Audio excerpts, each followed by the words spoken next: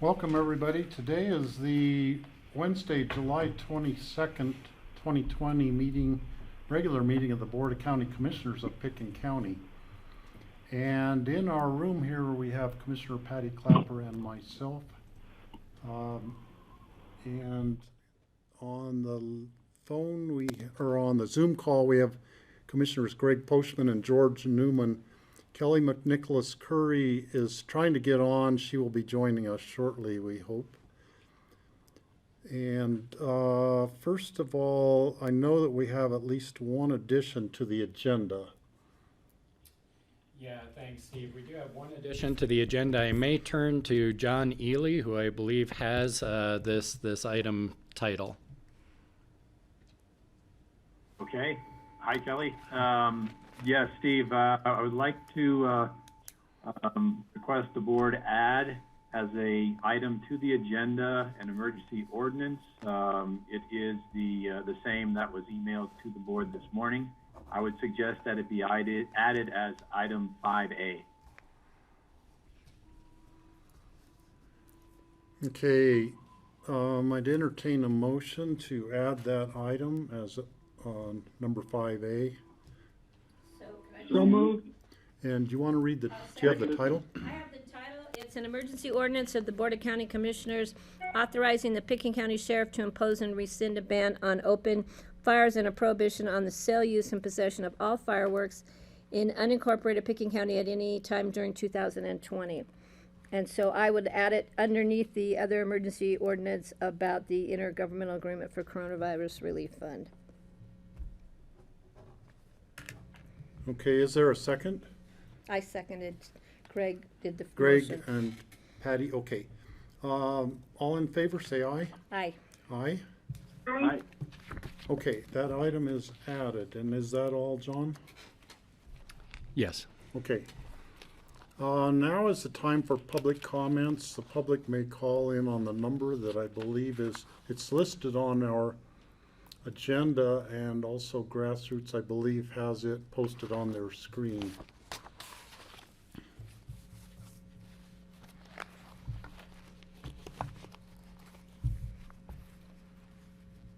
So we have, looks like right now, 2 phone numbers. The phone number ending in 3799.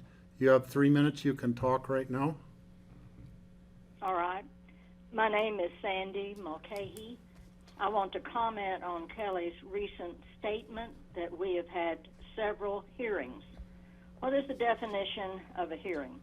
It is a public meeting where evidence is presented and opportunity is provided for politicians to ask questions and rebuttal is then offered.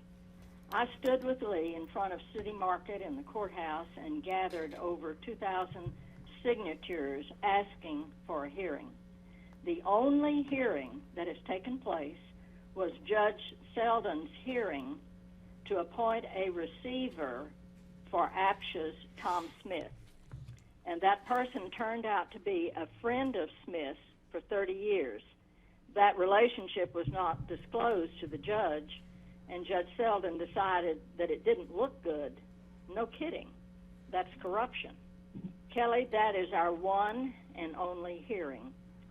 Why will APSHA not have a work session on our serious allegations that APSHA and the government broke the law multiple times? It appears there is fear of the truth. Thank you. Thank you, Sandy. Let's see here. The number ending in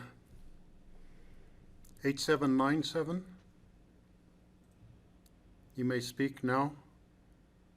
Hi, this is Sean Cox, and after I speak, Lee Mulcahy would like to speak. Okay, Sean. I first would like to read a letter to the Aspen Daily News dated July 20th, 2020.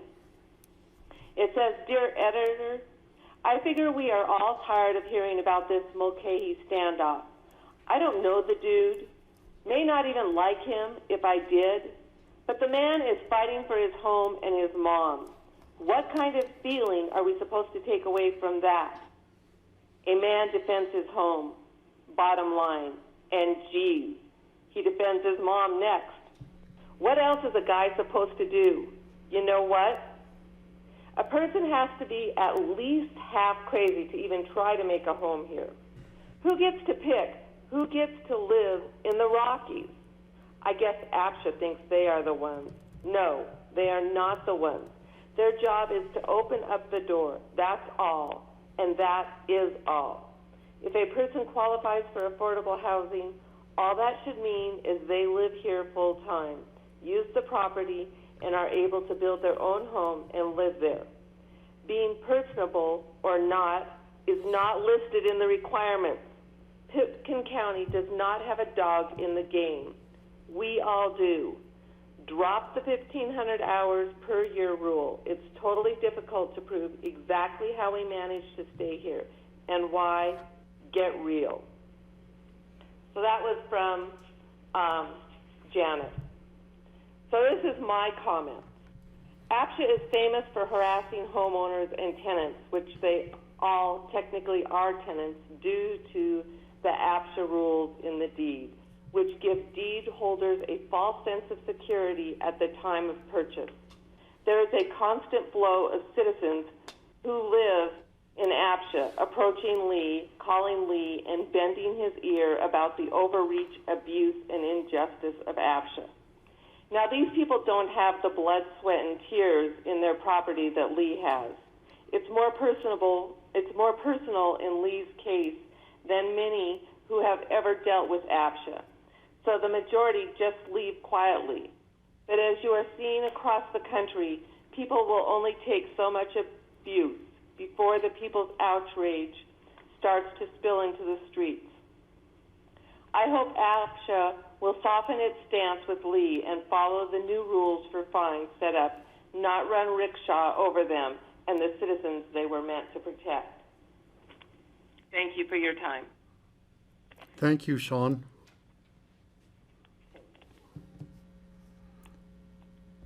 Lee, you can start anytime. Sorry. Okay, go ahead, Lee. Yes, sir. My name is Lee Mulcahy, and y'all know I'm grateful for many, many things, especially for having a pistol as a mom who gave me a backbone. Kelly said that it is laughable that I claim that the government, APSHA, and you guys address everything in executive session. And I don't claim that. Most things are addressed in executive session, and she never wants to discuss, or APSHA never wants to discuss, their lawyer doesn't want to discuss, the fact that Rick Head sits in on these executive sessions without recusing himself, and I've been in litigation with SCICO. I'm currently in litigation with SCICO. All of the times that Rick has sat in and not recused himself was times when he should have, as a conflict of interest. That's unfortunate, but it's typical of APSHA. Also, when Rick refuses to answer if he still remains employed by SCICO. The other thing Kelly said, she said it was because of the unstoppable slew of lawsuits. Now, I realize, Kelly, you're from New York City and worked at the United Nations. Good for you. But just hold on in New York second. You, the government, you ran unopposed, but Lee, excuse me for cutting in. Lee, excuse me for cutting in. Could you address your statement to the issues and not to one of the individual commissioners, please? Well, she made these statements and then didn't allow me to comment on them. So how do I do that? Well, you can talk about the comment, but it's bordering on just attacking Kelly instead of talking about the issue, and talk about the issues that she talked about. Lee, the public comment is set up to address the entire board, not individual commissioners. Yes, sir. Well, did I mention that I climbed in the spacesuit to spray insulation before APSHA, who Kelly represents, because George is leaving He didn't even attend the last meeting. Before you would approve the occupancy of my house, you know who held up the CO on the house? APSHA did. Now, I don't know why they have anything to do with the safety of the house, the community development. That was approved a long time before. And you know what Cindy told me? She said, we don't want to approve this CO because if we let you in, we will not get you out. That's exactly what the deputy director told me. Now, I'm glad Kelly brought up lawsuits, okay?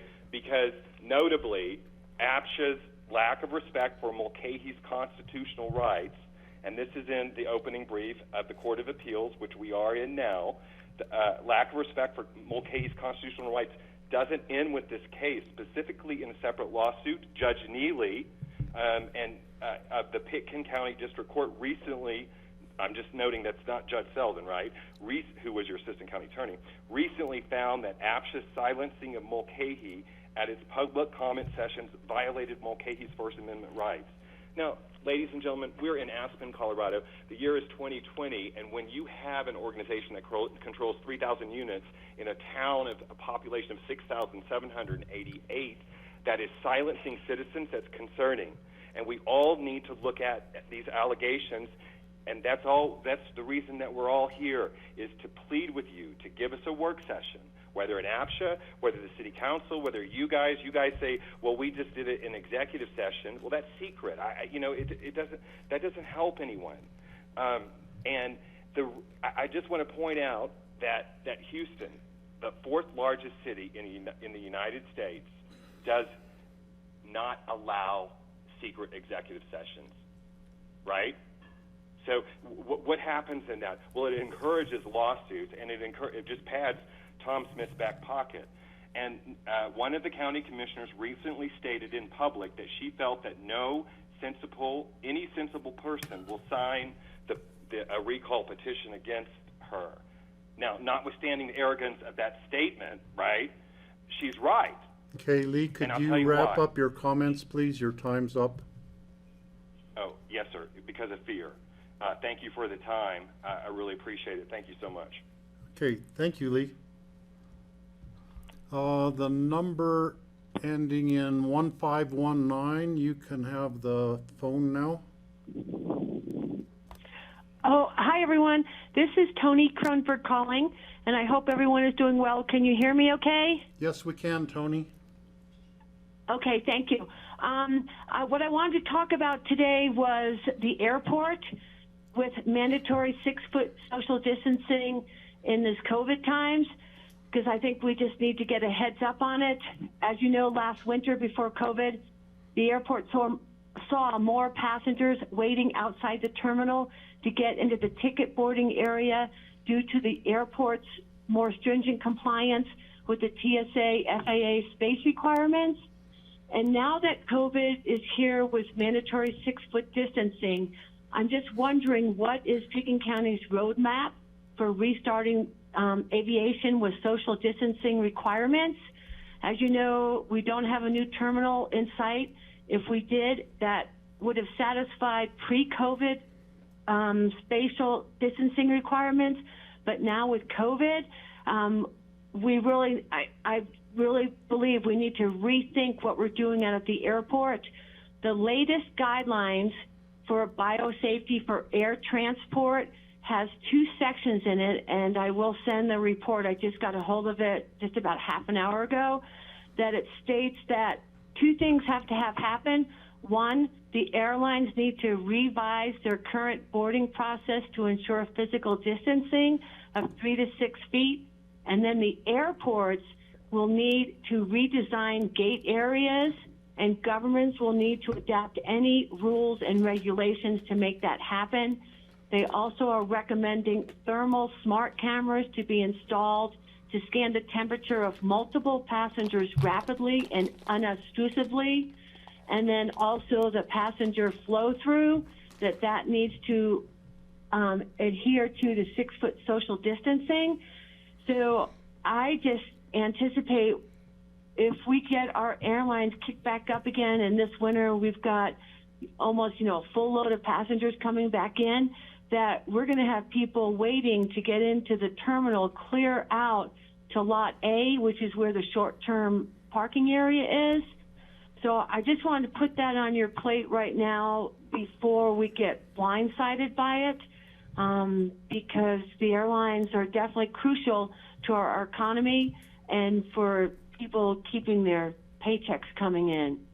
So I just wanted to put that on your plate, and maybe I might have about 30 seconds left, but I just wanted to tell you the difficulty that I had trying to access this meeting. When I called in, just as the meeting got started, it hung up, and then I had to call a different number, and then while I'm on the phone, there's a playback. I also was trying to watch it on TV and listen in my headphones, and you get like double conversations.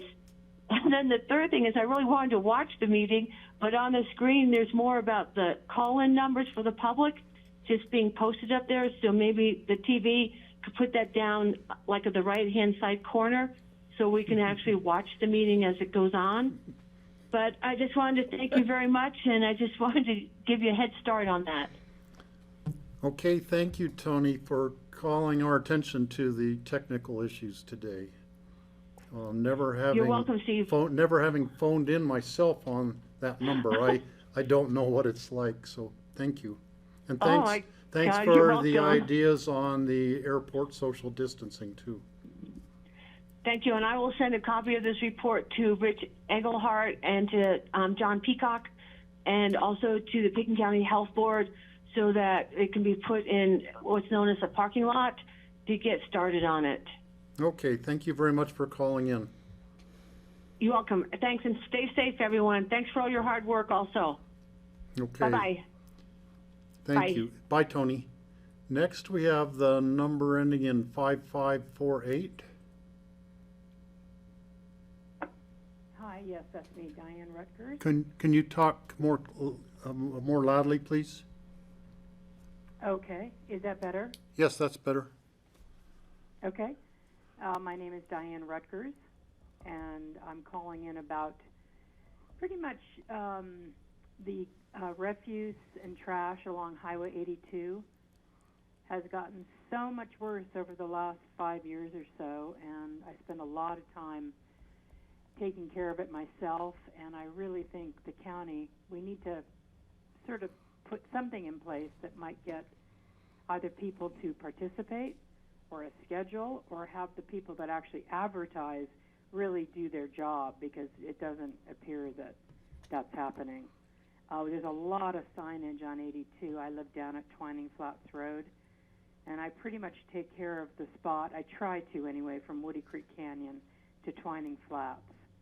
And I think a lot of it is from the contracted trash trucks and pickup delivery, pickup trash people, that they hit a very high speed between the Snowmass Light and the refuse center.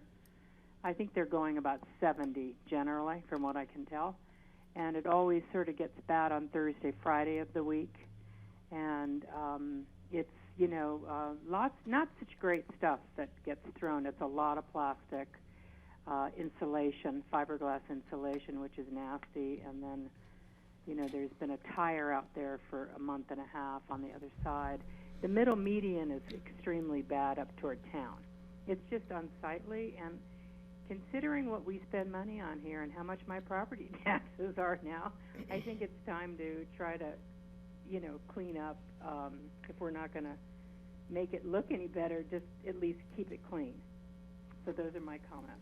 Okay, Diane, thank you for your comments. Also, thank you for your letter and photographs you sent. And we did begin discussing this yesterday at our work session, and we will be continuing the discussion. So thank you for bringing the issue up. I also thought that possibly, I don't know if you're going to get many people interested in being on the highway with the amount of traffic there is. It's not the safest thing, but it is doable. I don't know if there's a schedule that should be done.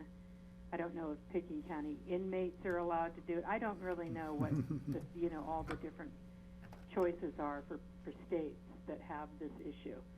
But I think everybody can agree that Aspen's trash on the highways has gotten, pretty bad.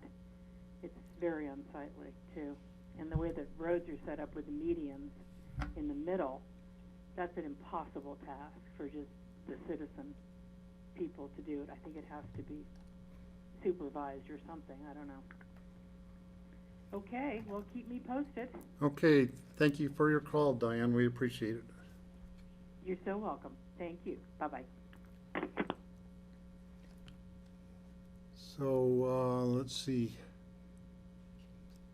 We had Butch. Now, I don't know who Butch is. Butch was on there first, I think. Butch, do you wish to make public comment?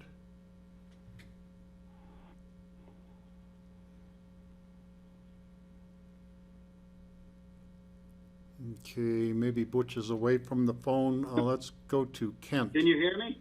Butch, is this Butch? Yeah. Okay, go ahead. This is Butch. Regarding, Could you give us your I'm full calling name, in Butch? regards- Yeah, Roger William Orban II. Thank you. AKA Butch. So, I live at 14 Eddy Lane. I'm not sure that we're on this conversation yet about Emma Fields. That's going to be later in the meeting. That will actually be our last thing on the agenda. So if you could, I don't know when it will be. We have a lot of other things on the agenda before we get to the Emma Fields issue. And if you could call back in, then I know that there will be a lot of people wishing to make comments on that. But I have a question on that. It's a first reading. Are we taking public comment on Emma Fields today? Butch, I asked you to call in for the Emma Fields, but I just realized it's our first reading, and we usually take public comment on second reading. So, Steve, it's up to you. You're Okay. chairing. Yeah, that's true. That's true, Patty. Butch, maybe you should just make your comments now, and I think it will be in a couple of weeks when we're actually doing the public hearing on the Emma Fields. Because Can we ask for clarification on that? Because there's also a resolution associated with that application that would ordinarily be a one read. I think the resolution will get. Steve, it is scheduled today for public hearing. scheduled for public hearing today. Yes, on the Okay. agenda. Okay, so Butch, if you could call in in a little while, or just stay on the line and listen to our meeting, you could do that too. Thank you. I can do that. Thank you. Well, now I have a question. Okay, So if the resolution is of one read, don't we have to continue that because the ordinance adopting the amendments to the code are a first read, except for second reading, public hearing? So I'm not sure, or can we pass the resolution without doing the second reading on the ordinance itself? I think we would have to pass the ordinance first. So we'd have to continue, we could hear the resolution granting special review approval, but continue that to second reading so we could pass the ordinance, right? That's right, but it is listed as a public hearing today, so I think if there are public comments today, we will take them today as well as at the continuation date. Okay, going to the number 0072, do you wish to make public comments? Could you talk louder? I think they're just having a discussion. Well, that's something else, a feedback thing, I think.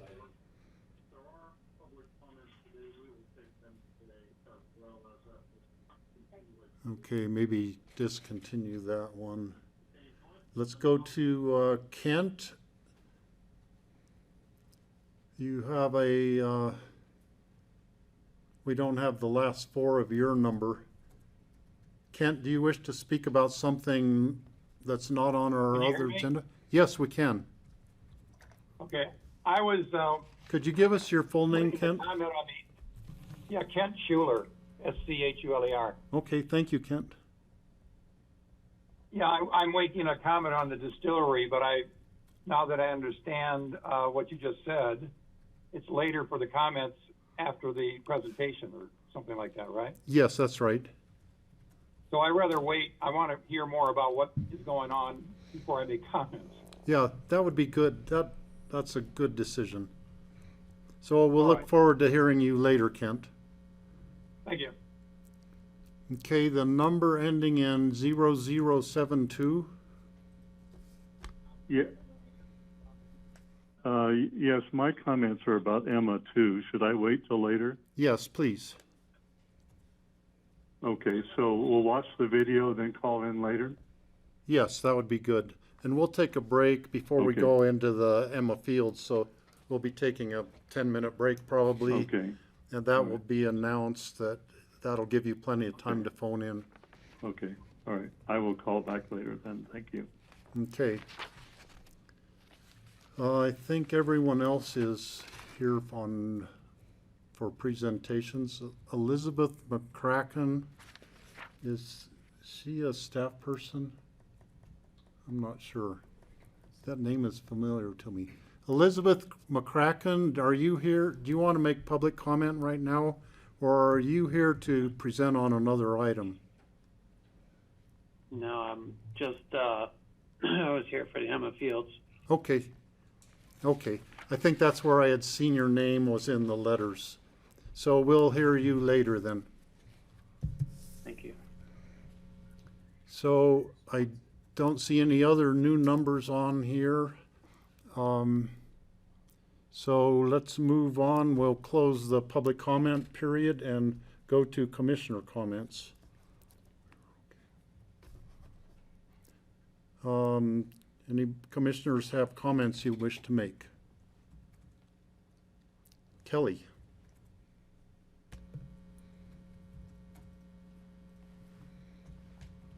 Thank you. It's nice to be flip-flopped in seats today, Steve.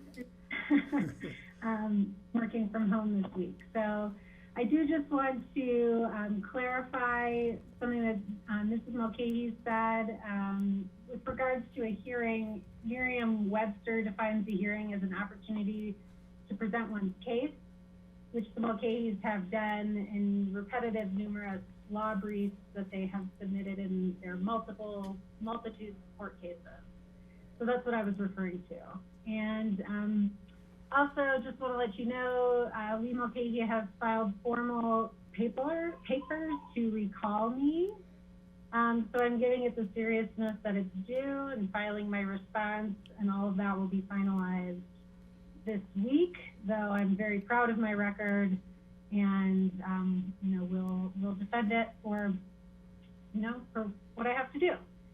So that's happening, and I wanted you to hear that all from me.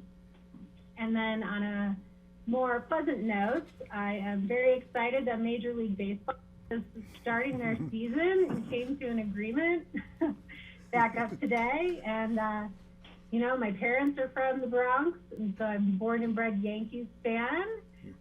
But I am from New Jersey, and I've lived in Colorado for the longest I've lived anywhere in my whole life. This is what I call home. But so good luck to the Bombers, and I'm swooning over Dr. Fauci throwing out the first pitch tomorrow. And also good luck to the Rockies, which are my newly adopted team, who are playing tonight against the Rangers in summer camp. Okay, thank you, Kelly. And I'm a Brooklyn Dodgers fan myself, so just so you know. Greg Postman. Hi, thank you. Good to see you all here. Everybody's smiling. This is good. I just wanted to highlight something I saw in the news. It was forwarded by one of our Board of Health members, Dr. Tom Kirk. And the AMA, Journal of American Medicine, published something that came through the New York Times. It says that researchers have conducted coronavirus antibody testing in 10 different cities and states in the U.S. And they've concluded that the number of people with coronavirus is anywhere from 2 to 13 times higher than the reported rates for those regions. The results suggest that large numbers of people who do not have symptoms or do not seek medical care may have kept the virus circulating in their communities. And this underscores the necessity of wearing masks.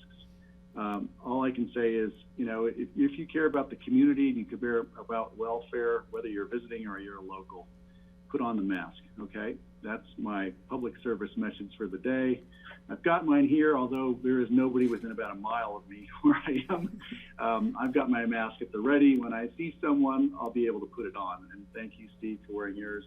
I know you're all safe there, but you know, it's time that masks just become part of our everyday life. And I'd rather go out without my pants than my mask at this point. And if I ever do that, there'll be photographs, and I'll be sure to share those too. Thanks. Okay, George, do you have any comments? Okay, Patty? Yeah, I'll keep it brief because we have a very long agenda before us. I just got back from a trip to California to visit my 95-year-old mother, and it was quite the experience flying. I have to tell people flying was great. I was impressed, both with our airport, DIA, Orange County, masks. People don't seem to understand what that means, but the planes were immaculate, and there was as much distance as you could imagine on the 2 long flights that I had. So that experience was much more pleasant than I thought it was going to be. But being in Southern California, people just don't get it. And masks are mandated. People don't wear them. They don't believe in social distancing. Their numbers, as we've seen, are really going up significantly throughout the state. But I just want to ask people, with what Greg said, you know, I know people don't feel they need to wear them at all times hiking and outdoors, but please have a mask at hand ready, so that if you do come into a circumstance where it might be a little tight or a few too many people or people who aren't wearing masks, it's easy for you to slip your mask on and then to slip it off. Keep it at ready, either hooked on your arm, around your neck. That's why the ones that you can keep around your neck are really handy. I think we'll see a significant drop in numbers if people abide by that. I think the last thing we want is to have to start shutting down like they're having to do in many places in California. It's really hurting their businesses, probably even more than the first time around, because now they don't have access to paycheck protection funds, unemployment. As of July 31st, the $600 allotment will no longer be provided, so unemployment compensation is going to be dropping back down. So we're going to see big economic hits if we have to start shutting down. So please, you know, I don't think it's too much to ask of people who live here, people who visit here. Just be respectful of others, protect yourself, your friends, your family, your neighbors, and respect this community. We've worked really hard to allow us to start to slowly reopen, and we just ask that people who are in our community respect that and stay safe. So on the other hand, enjoy it. It's already July. I can't believe it. It's beautiful outside. Get out as much as you can. Take advantage of the fresh air, whether it be behind your mask or not. Just stay safe. Thank you, Steve. Okay, thank you. And that reminds me, this weekend would have been Mountain Fair, which they're doing sort of a drive-through Mountain Fair in Carbondale. I will miss getting to serve on the green team, which I always do, and I won't get to do that this year, so I'm kind of sad about that. But I think they're going to have a drum circle with people drumming from their yards and different musicians driving around town on flatbeds. So there's some other events it'll be a Carbondale event of a new type this year. Also, I'd like to... You know, Steve? Yes? On that topic, there's also an event. There's a parade. I believe it's a naked bicycle parade down in Carbondale, is what I heard about. Are the bikes naked? I've asked them to wear masks. They should wear masks at the very least. I would second that. So, Greg, are we going to be looking for you there? And do we have pictures? So, and also I'd like to wish my Uncle Marty a happy 100th birthday, which is tomorrow. Now, Marty, he lives in Marin County. He was instrumental in the preservation of Bolinas Lagoon, parts of Point Reyes National Seashore, Tomales Bay, different parts of Marin County. He's a noted conservationist in the Bay Area. He was a student of Edgar Wayburn, who is Will Roush's grandfather, and they were both very notable in their doing as medical doctors and also doing conservation work on a pretty major scale. So tomorrow is his 100th birthday, and they're going to have a big Zoom meeting from the University of California in Berkeley Public Health Center, where he was a student, and so that's a pretty neat event. I will be on that Zoom call tomorrow. So we need to get on to our agenda. First item, minutes of the July 8th meeting, and that's our only consent item. I have a question. Motion to approve? Oh, sorry. Yeah, I have a question. I did not attend this meeting, but I did read the minutes, and on page 4, maybe somebody can clarify this. It's under the Emma Fields LLC, and it says Commissioner Postman moved to continue second reading of the ordinance and the resolution as written and set for second reading July 22nd. But on today's agenda, which is the 22nd, it's first reading. So it should say first reading instead of second So you reading. just continued the Emma caucus meeting from Right. the 8th of July, was it the 8th, to today? Good catch, Patty. Okay, Yeah, so yeah. this whole first reading on the Emma Fields has been confusing, so, all right, so we just need to clarify that in the minutes. Okay, so then Greg, would you amend your motion to include that amendment? I amend my motion to approve the minutes with the correction of the continuation of the first reading of Emma Fields. Okay. I'll second. Second, any discussion? All in favor, say aye. Aye. Aye. Aye. Aye. Okay. Next up, we have, these are individual consideration items, first readings set for public hearing.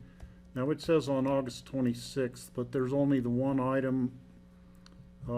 It's an ordinance accepting a conservation easement from the Aspen Consolidated Sanitation District. And Ryan Neely, you want to, I see you're on the screen there.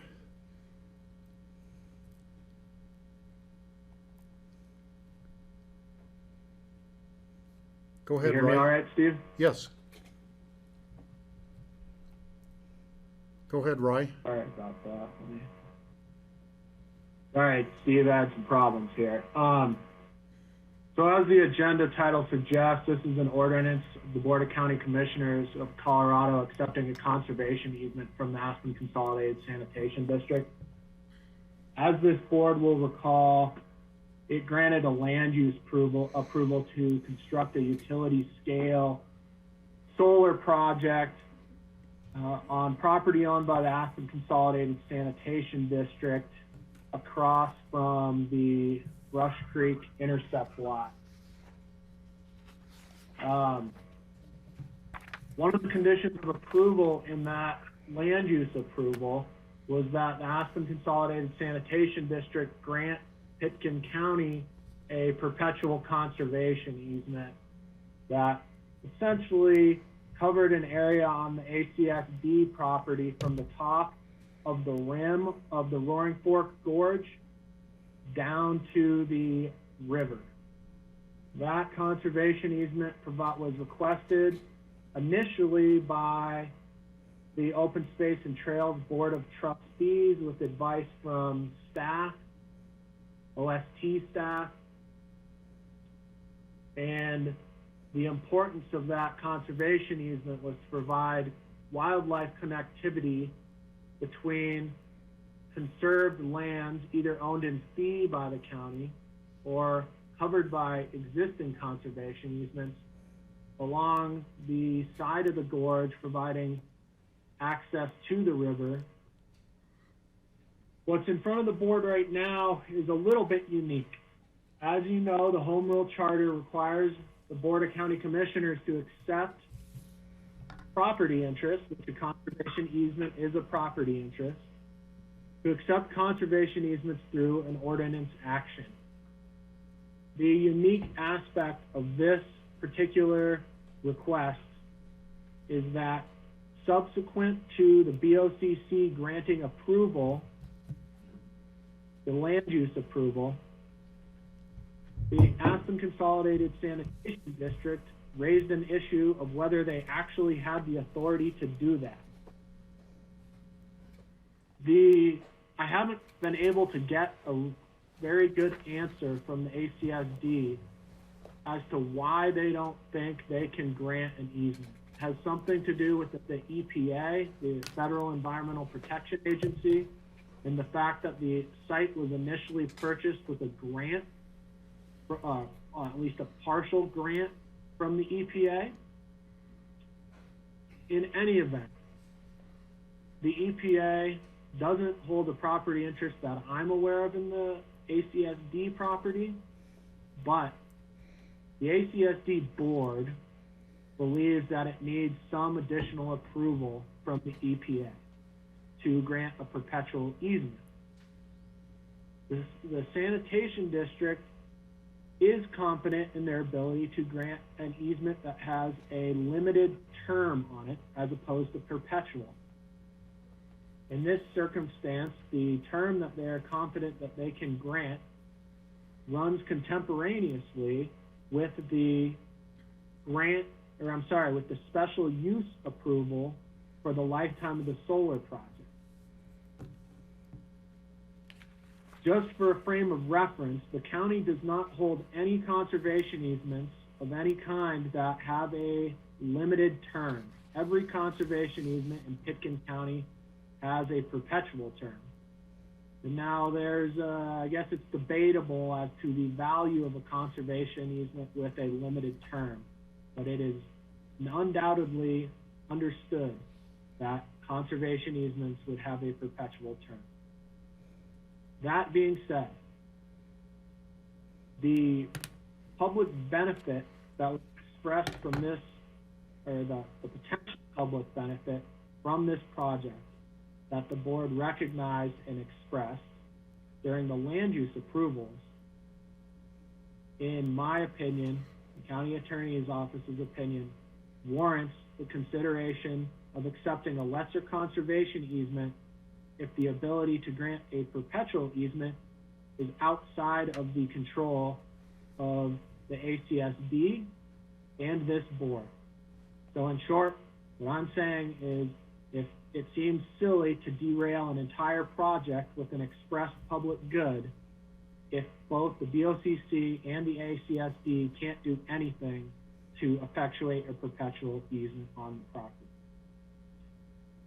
So, in order to grant the ordinance that is in front of you today, you will need to have the desire to accept a perpetual easement as committed to by ACSD, but also have a willingness to accept a lesser easement, an easement that runs contemporaneous with the special review approval for the solar project. And although that may be a less desirable outcome, that is the question that is in front of the board today. My recommendation is that the board approve this document on first reading, approve the ordinance on first reading, and set public hearing on this for August 26th. The reality of the circumstance is that a response from the EPA as to whether it is possible to grant a perpetual easement or not is likely many months down the road. To effectuate the condition of approval in the land use resolution granting special review to build the solar project, the parties, the BOCC and the ACSD, have agreed to enter into an escrow agreement by which a perpetual conservation easement form and a non-perpetual conservation easement form are being held in escrow pending a response from the Environmental Protection Agency. As I said, this is likely many months out. The escrow agreement By entering into the escrow agreement, it will allow the project to move forward to permitting and then even potentially to construction before getting a response from the EPA. So I just want it to be very clear that accepting this ordinance today, or approving this ordinance today, and what's in front of you will allow the project to move forward, even though it isn't in the most, the condition of approval hasn't been satisfied as completely written in the resolution. Does anybody have any questions? Okay, questions from the board? Patty? Yeah, first, and I think Steve's has the same question. Why are we, if this is to pass today, why would we be continuing it to the 26th and not to the 12th?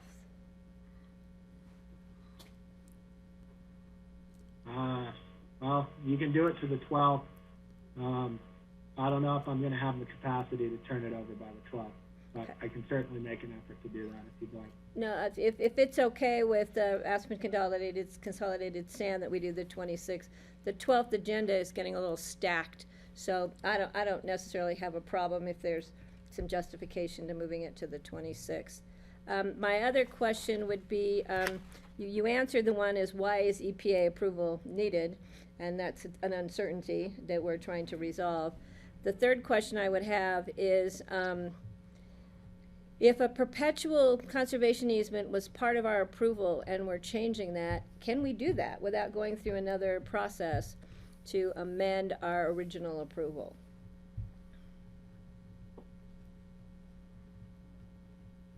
Yes. Yes, okay. That was a good answer. All right, thank you. Concise. We'll do Greg and then Kelly. Great, thanks. Good questions, Patty. And thanks for that quick answer, right? It's possible, okay. Now moving on, is there a precedent? Apparently there's no precedent in Pitkin County for doing this, but do we have evidence that it's possible with the EPA and that we're actually going to get somewhere? The only times I can think of any negotiations or activities with the EPA seem to have drug on for years and through lots of dollars. And so I'm just wondering, does the EPA have a mechanism for doing this that we can at least hold out some hope that this can be done? A good question, Greg. My understanding of how this works with the EPA and the land use application record includes a statement from the EPA whereby it granted support for the solar project itself. It was silent with respect to the conservation easement aspect of it. From my discussions with the ACSD and their representatives and their attorney, is they make the same type of request to the EPA that they did with respect to getting initial approval for the solar project itself, the infrastructure on the ground. As far as timing of that goes, it could be a long time. It could be a year, for sure. My understanding is that the approval for the the investment in the project is available now and may not be available in the future. I would also note that the Pitkin County Land Use Code requires special review approval. Requires the use associated with special review approval to commence within 1 year of the granting of the adoption of the resolution granting the special review approval. So under the land use code, unless the applicant were to come back in before the resolution expired, and it's hard to believe that we're coming up on that date, but that was a 2019 resolution. I can't remember the exact date, but it was late in 2019, maybe October or November. Essentially, if they don't start get their permits and start construction this year, they're going to be back in for an entire new special review permitting process. The mechanism that has been set up right now is designed to address the uncertainty of whether they'll be able to grant an easement in perpetuity, but at the same time allow them to move the project forward. The decision to accept or what kind of easement interest the board is willing to accept falls entirely within your function as the stewards and proprietary role of accepting easements on behalf of the county. So to some level, you can separate that from the land use approval as long as you're satisfied with the property interest that you're getting.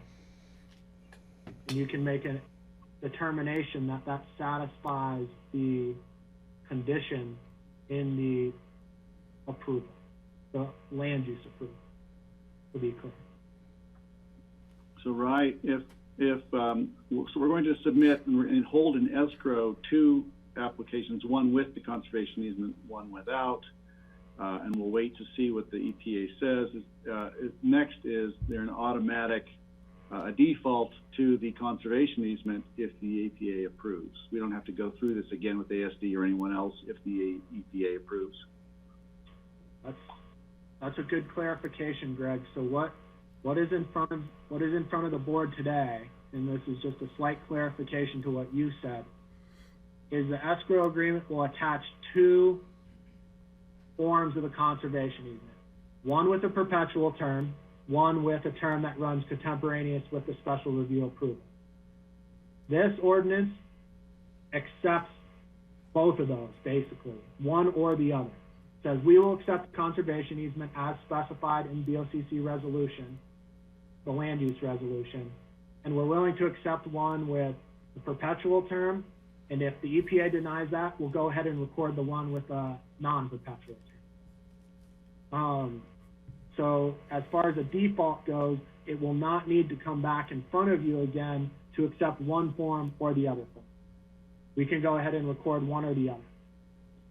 30 years from now, when the special review approval is running out for the solar project, there would potentially be an opportunity to revisit a request for an extension of that special review approval and revisit additional consideration or grants from ACSD for that special review use or extension of that use. Does that answer your question? Okay. Kelly, go ahead.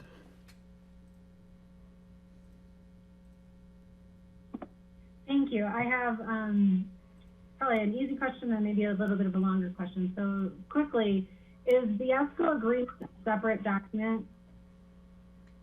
And do we have to approve that at all? Well, I have the form of the agreement, Kelly. It's set out for a signature from the BOCC chair.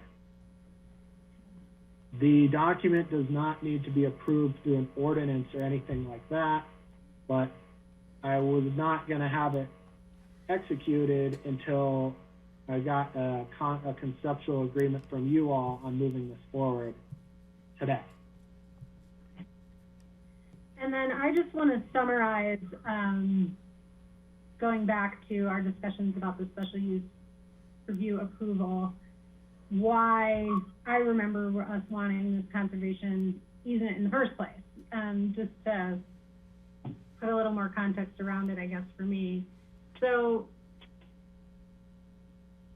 okay, so even though we've agreed that we want this solar farm use on the property, we've also identified conservation values associated with the property that we don't want to be undermined in any associated use with the solar farm or additional future use for this of the consolidated sanitation district.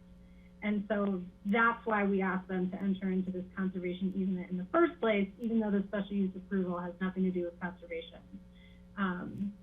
Is that a correct summary for the purpose of this request? That is my recollection, Kelly. The project itself is of a scale that essentially blocks the ability of wildlife to cross the property. There's a large fence around it to protect the installation. But being from my recollection of the OST board and then this board, and this was supported by Jonathan Losky, their wildlife biologist, was that in that particular area, the steep hillsides where that go down to the river provided corridors for wildlife to move back and forth from the upper area up by the Moore property and stuff like that down to the river into the gorge, particularly at times when it's a low water year or in the winter when they're down in there. That was my recollection about why the board felt it was important to preserve that particular area of the property, even though it is a very difficult area of the property to develop, no doubt. With steep hills, things like that. The practicality of placing development on that portion of the property is pretty low, but you know, it could happen. So that was the concept behind it that I recall.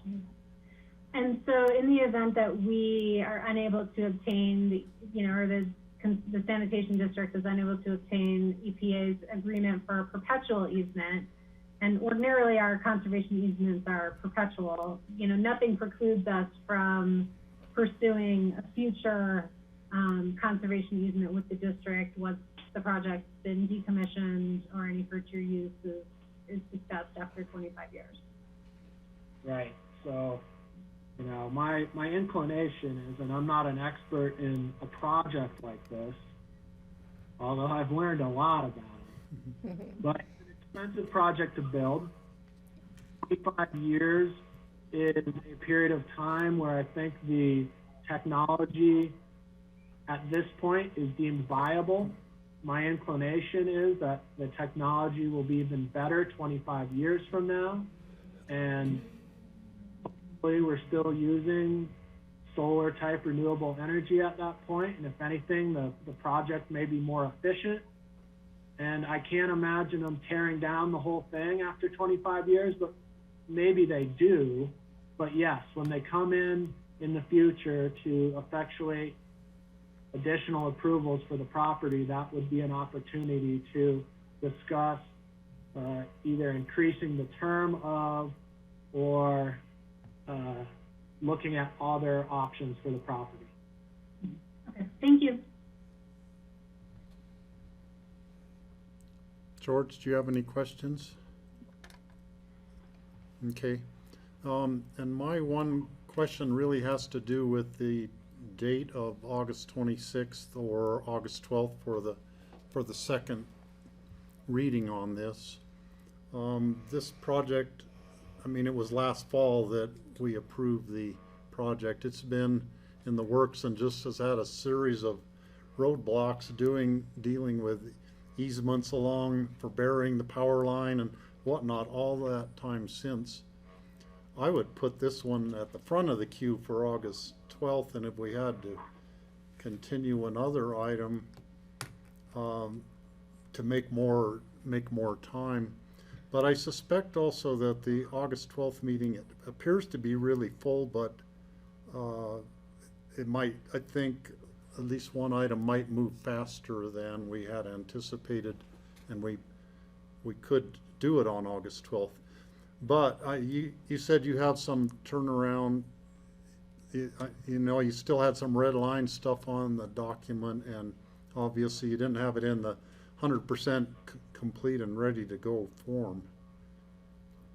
Yeah, I think one thing that's important to understand, Steve, and maybe I didn't make this clear enough, is that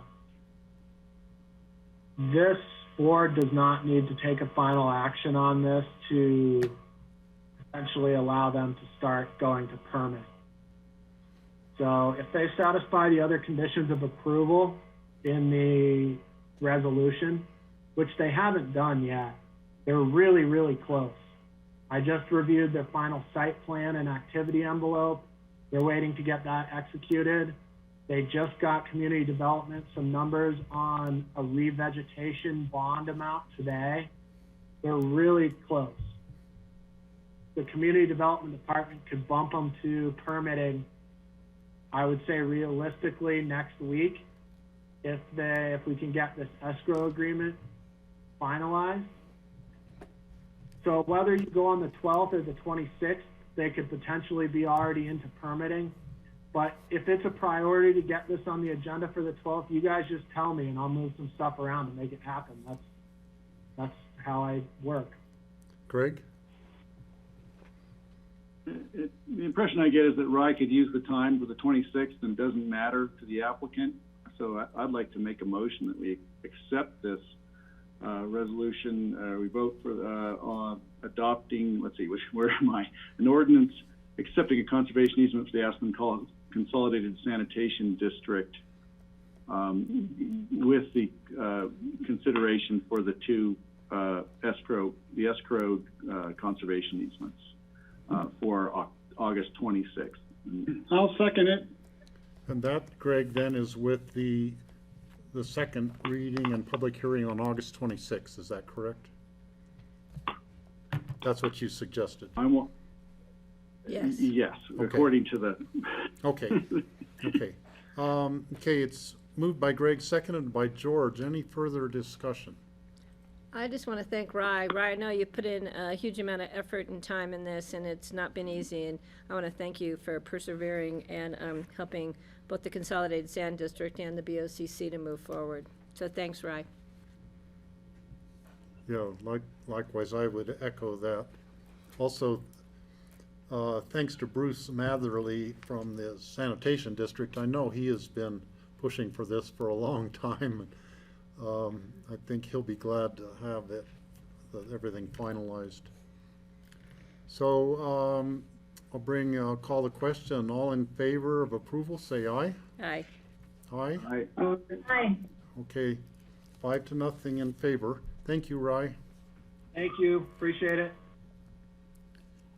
Okay, moving on to individual consideration item, second reading. This is a public hearing. A resolution of the board adopting the 2020 Elected Officials Transportation Committee Strategic Plan. And we have David Pesnichak here in the room, and he will present this. Hi, David. Hi, thank you. Yeah, I'm Dave Pesnichak, Regional Transportation Administrator. As you may recall, on July 7th, the Board of County Commissioners reviewed the Elected Officials Transportation Committee strategic plan, and that was adopted on first reading at that special meeting unanimously. Also, the Town of Snowmass Village Town Council also unanimously adopted it on July 6th, and the City of Aspen City Council adopted it on July 13th. Both of those councils will be adopting it by resolution in a similar fashion. So the request here today is to complete the process of approving it by resolution. Just so you know, at the July 16th EOTC meeting, the Comprehensive Valley Transportation Plan was also unanimously adopted. That will be coming before you for first reading on August 12th and second reading on August 26th. In your packets, there is a short memo. There's a copy of the final version of the strategic plan, and there's also the resolution of approval. George? Oh, thanks. Dave, was there any changes at the ELTC meeting from our approval? On the strategic plan, there was not. So the City of Aspen and the Town of Snowmass Village both adopted it as a part of their preparation meeting. So there was no further discussion at the EOTC meeting on July 16th on the strategic plan. Great, thank you.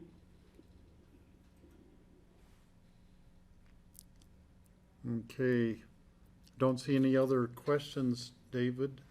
So I would entertain a motion of approval for this item. It's a public hearing. This is a public hearing. Thank you, Patty, for reminding me. I had it in orange on here. Uh-oh. So this is a public hearing, and I was just looking on the phone, and there is the number, let's see, Those three numbers, Butch and 8771, was that? He's waiting, I think, for the Emma Fields, Oh, okay, that's, I think. yeah, that's for the Emma Fields also. Okay, so anyhow, if anyone wants to comment on this, you can call in right now, and we will wait a minute and see if there's anyone who wishes to make a public comment about the approval of the strategic plan for the EOTC.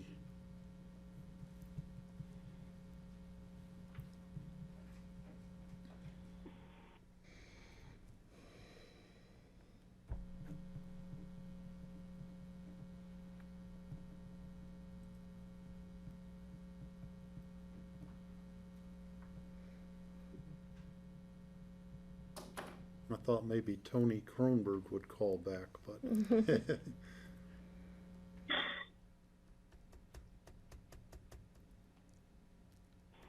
Okay, we're not seeing any new phone numbers showing up, so I'll close the public hearing on this and bring it back to the commissioners.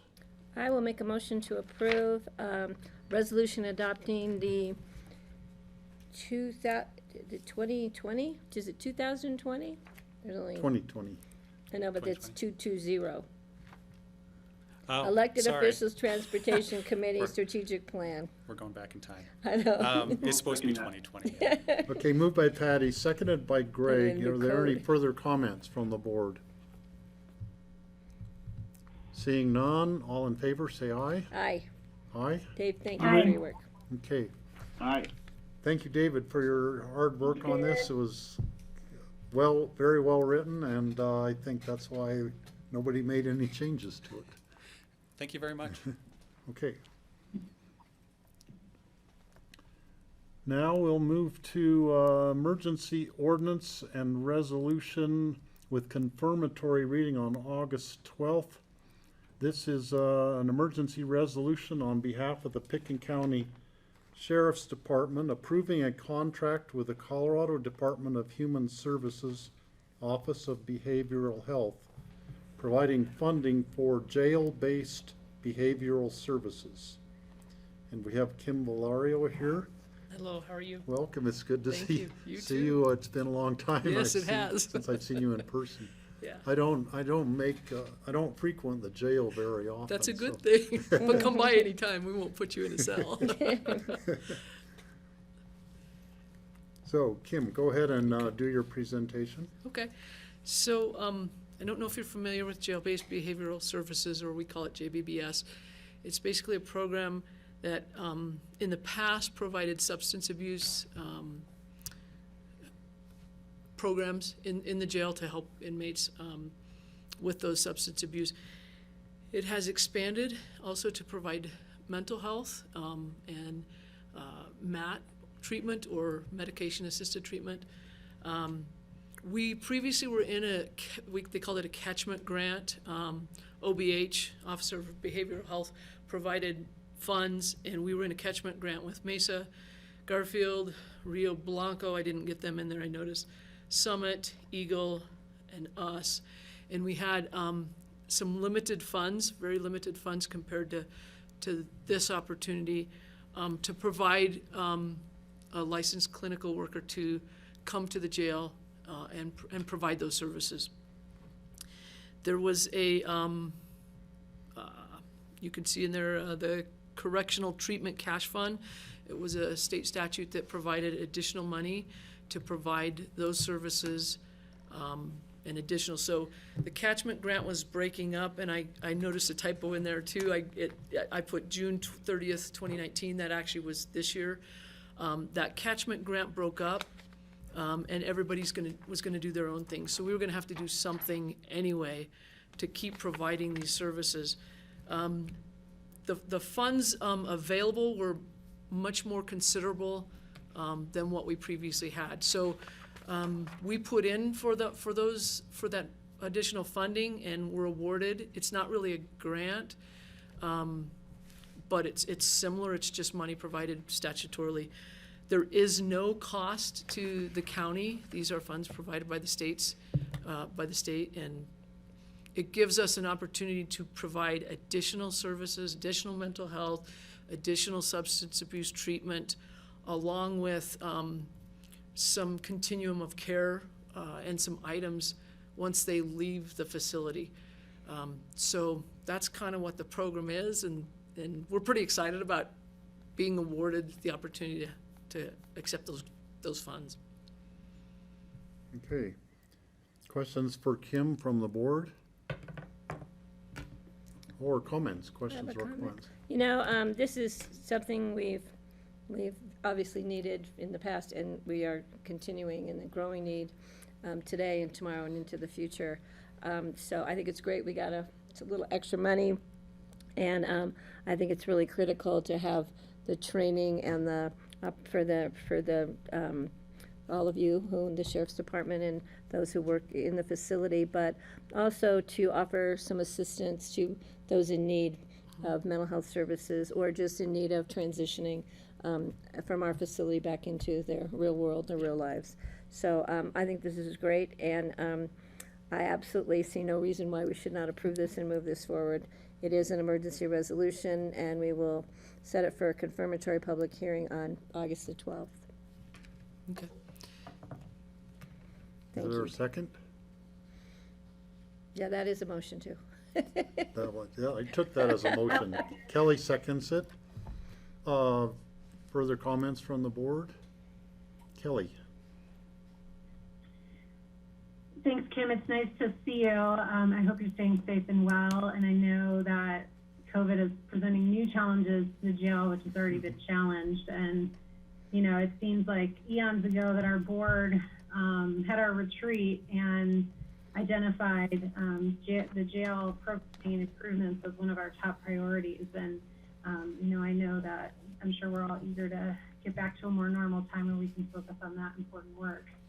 I just want to say on a personal note, you know, these programs have a very important place for me kind of personally because I have in a different part of the country very close family members who have dealt with substance abuse and have been in and out of jail related to substance abuse and mental health needs, and you know have seen real benefits at her access to this type of programming in that part of the world. And so I just fully am behind and support being able to offer this type of programming so that it can give folks who really are just struggling with these illnesses and just major difficulties to try and set them up for success in their lives moving forward once their terms are finished. So thank you for encouraging this type of program in our jail and in our community. Yeah, I'm fully behind it. Thank you. Greg? Yeah, thank you. Thanks for this. I support this also. I just wanted to ask regarding the sourcing the practitioners who will come in and work with inmates and recovering people there. Where do they come from? Are these is this outsourced to? I'm concerned about a doctor who's far away and isn't really connected. How do you think this is going to work? That's a great question. So what our plan is, and I've been working with procurement, when we first went into got the medical contract with a medical company, they had actually I don't know the correct terminology, but as an alternative had bid mental health, the companies that had bid on that contract. So they had bid for that as well. So where we're going with it is to contract with them to provide that mental health and JBBS, and then they will find the providers. They may be hopefully within this community or in the valley, and that's our plan, is to And it also provides us some continuity of care just with our medical and our psychiatric and substance abuse and all that. So it's actually will be a great working system. So that's where we're going, I think, if we get this approved. Okay, yeah. Does I think that- just to follow up, I think that the concern is that it's not outsourced to a contracting company, a big national company that really doesn't have our particular interest at heart, and maybe they're looking at the bottom line rather than the quality of care. And you hear about that, and I'm not suggesting it happens here, but I think it's something to be vigilant about. That the quality of care is very, very important, and actual responsiveness of the provider. I'm sure you've run up against that already and before, but just it was just in the front of my mind when I hear about telemedicine and faraway doctors or mental health practitioners. It's sure would be good to know who we're working with. Thanks. You bet. Thank you. I agree with you. We want to make sure that we provide the utmost care that we can. Okay, and I remember, I think it was the Boulder sheriff or somebody in Boulder had made the comment that they ran the largest mental health institution in Boulder, and that was the county jail, I believe. Sadly, that's what happens. There's so many behavioral problems and substance abuse problems where the people end up in jail. So I think it's absolutely terrific that we have this money available and that we're able to access it. So congratulations on that. Thank you. Appreciate it. So let's see, we need to, We have a motion and a second. we have a motion and a second, we haven't voted yet, so there are no further comments. All in favor, say aye. Aye. Aye? Thanks, Kim. Aye. Aye. Okay. Thanks, Kim. You bet. Thank you. So next, item number 5 is an emergency resolution approving an intergovernmental agreement for coronavirus relief fund local government distribution in Picken County. And John Peacock, you're on the hot seat now. Great, thank you, Steve. And this is an item that the board has discussed before in work session.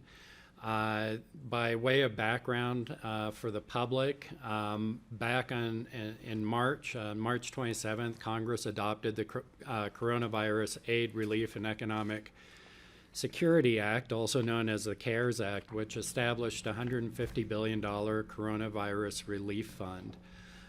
Colorado received $1.6 billion in that funding.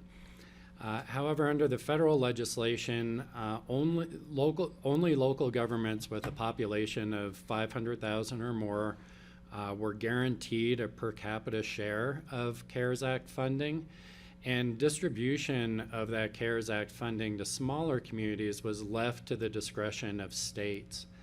Back in May, Governor Polis issued an executive order directing expenditure of CARES Act funding, which included $275 million, be made available to local governments with populations under 500,000.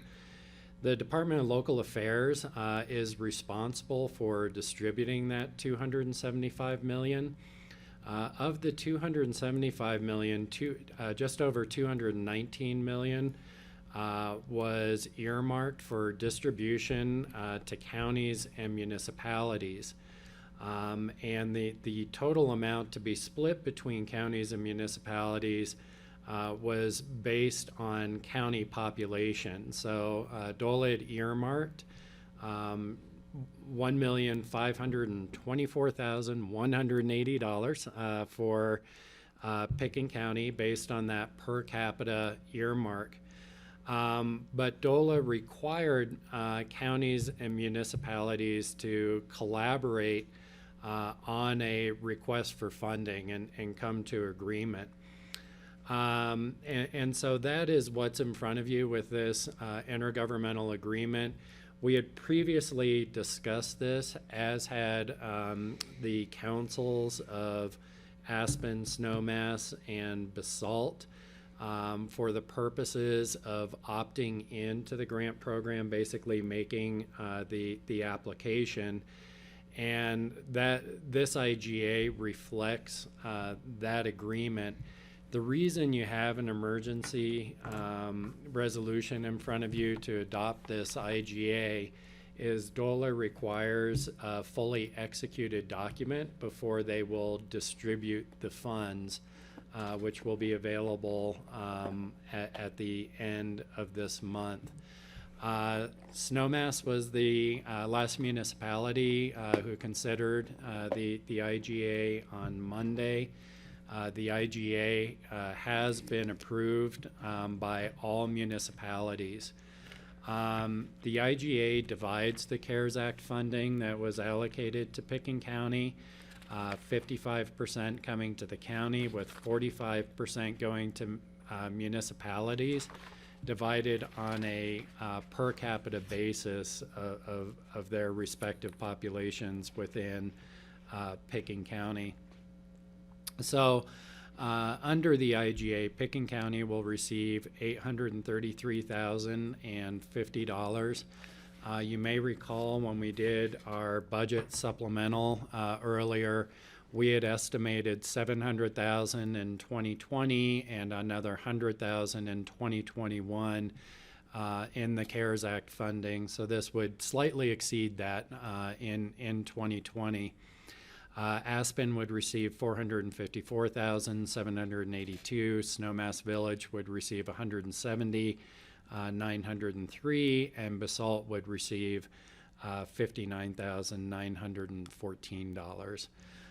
The CARES Act funding is restricted in terms of what it can be spent on. It does need to be related to necessary expenditures incurred due to the COVID-19 public health emergency.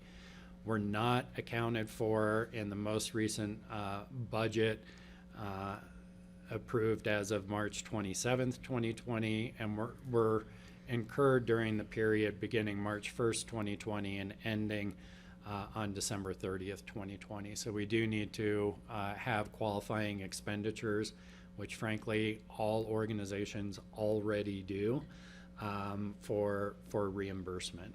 And so this IGA will formalize the agreement that we submitted earlier as part of our CARES Act application, and will allow us to start drawing down those funds. Patty? Yeah, I just have a question. I think this is great, John. Thank you for your efforts. I knew you could prove me wrong, and we did get this money, so I'm happy to say that. The question I have is, because Snowmass will be getting part of the money, Basalt and City of Aspen, but we're still the responsible entity because it's kind of coming through Picken County. How do we oversee this and make sure that those funds are, because there's lots of lists of how the funds need to be used. I don't want to get us into trouble. So is there going to just be an overall, like an audit or a oversight? Yeah, so the IGA includes provisions where requiring the municipalities to cooperate and audit and provide documentation of the expenditures, and if there is a refund because a municipality received a reimbursement in error or improperly, that it would come from the responsible party. Frankly, we're at very, very low risk of this because, like I said, I think all entities have already made qualifying expenditures for reimbursement. But in reading that provision that's in the IGA, I just want to make sure that, so it'll come back either through our finance department just to see, Yes. so that, I just want to make sure that we have a view, we get to see it as it comes through, so. Yeah, we'll be submitting the reimbursements. Perfect, great, thank you. Kelly, go ahead.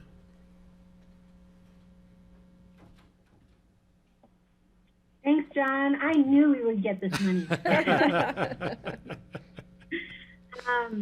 I do have a question. Was this IGA a DOLA form or internally devised?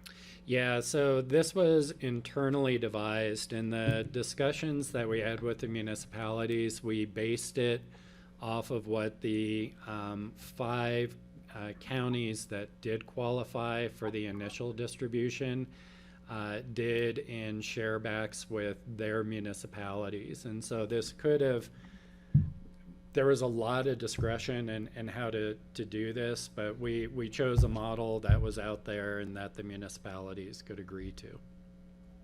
Okay. I guess the only concern I have is there's a statement about any commitment to return monies to the U.S. Treasury, and I'm wondering if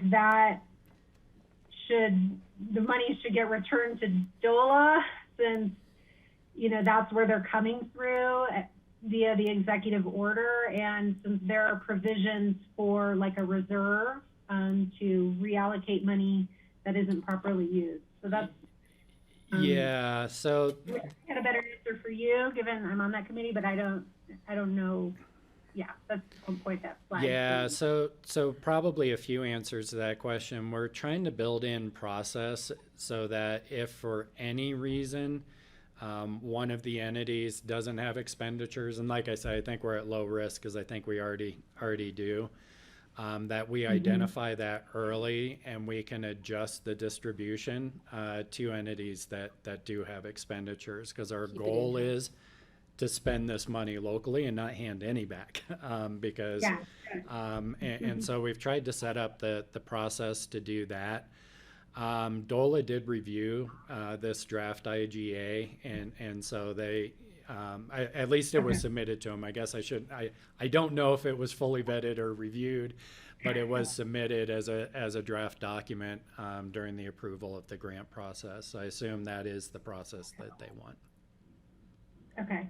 And then I just have a little sidebar. I know I mentioned yesterday about the Aspen Valley Hospital trying to come in for the special district portion of that fund, but I also wondered if the Consolidated Sanitation District was doing any sampling for COVID in wastewater, or if that is a program that they would be interested in pursuing and then, you know, get going not towards our pot, but towards the remaining pot of money at the state. Yeah, so just real quick, there are two other pots for the board to be aware of. So there's just over 27 million set aside for special districts, which is the pot that Kelly's referring to. There's also a reserve of an additional 27 million for highly impacted communities. So there's another opportunity for local governments to put in additional requests for CARES Act funding. So I have reached out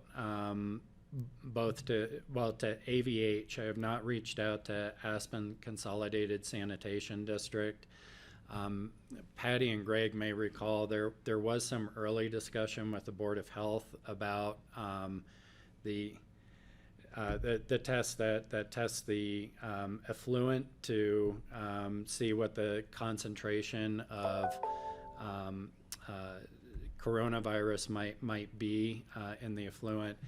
I think in those early discussions, Kelly, the concern was one of whether there was enough flow or sample within our smaller community. I'm sorry, my computer keeps talking to me here. For those tests to be effective, and I know public health staff was talking to has been in discussions with the sanitation district and the health board, but the last I had heard was that there wasn't the volumes that they thought would be necessary for that test to be effective. Patty, is that what? Yeah. So we can keep following up on that.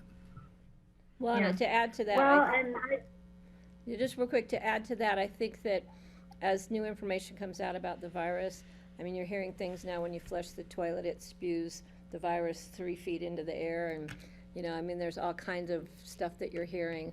So I'm sure that Kurt Dahl and Brian are keeping track of how those things are evolving with water effluents. Now, I will say. Oh, I'm sorry. I mentioned, because standing up any program, you know, the CARES Act funding is for expenditures through December 30th, so that's months away, not years, you know, that's not that far away to stand up any program. And I'm happy to hustle for any pennies to our community. And on that note, I just wanted to let the board know that I'll forward a letter that CCAT sent out yesterday to our delegation asking for additional federal funds for direct payment to counties and local communities in COVID response. So another round of funding that would hopefully include some budget backfill too. And I will say that I do think there's going to be some conversation. For example, Snowmass Village has expressed potentially partnering with their share in the county on enhanced consumer protection programming. So that may come back to us in some fashion with a commitment to work more closely or be sure that Snowmass Village has those resources, but that there's economies of scale with the county. As you're aware, the city of Aspen has been building its own consumer protection kind of programming within its environmental health. And BOCC has been doing quite a bit of programming, is receiving funding. I think similar kind of ratios from Eagle County and Pickens County. So I think we're going to have some more conversations coming up, and this is not the last CARES Act funding that we'll be looking to tap. Okay. George, do you have any questions? Okay.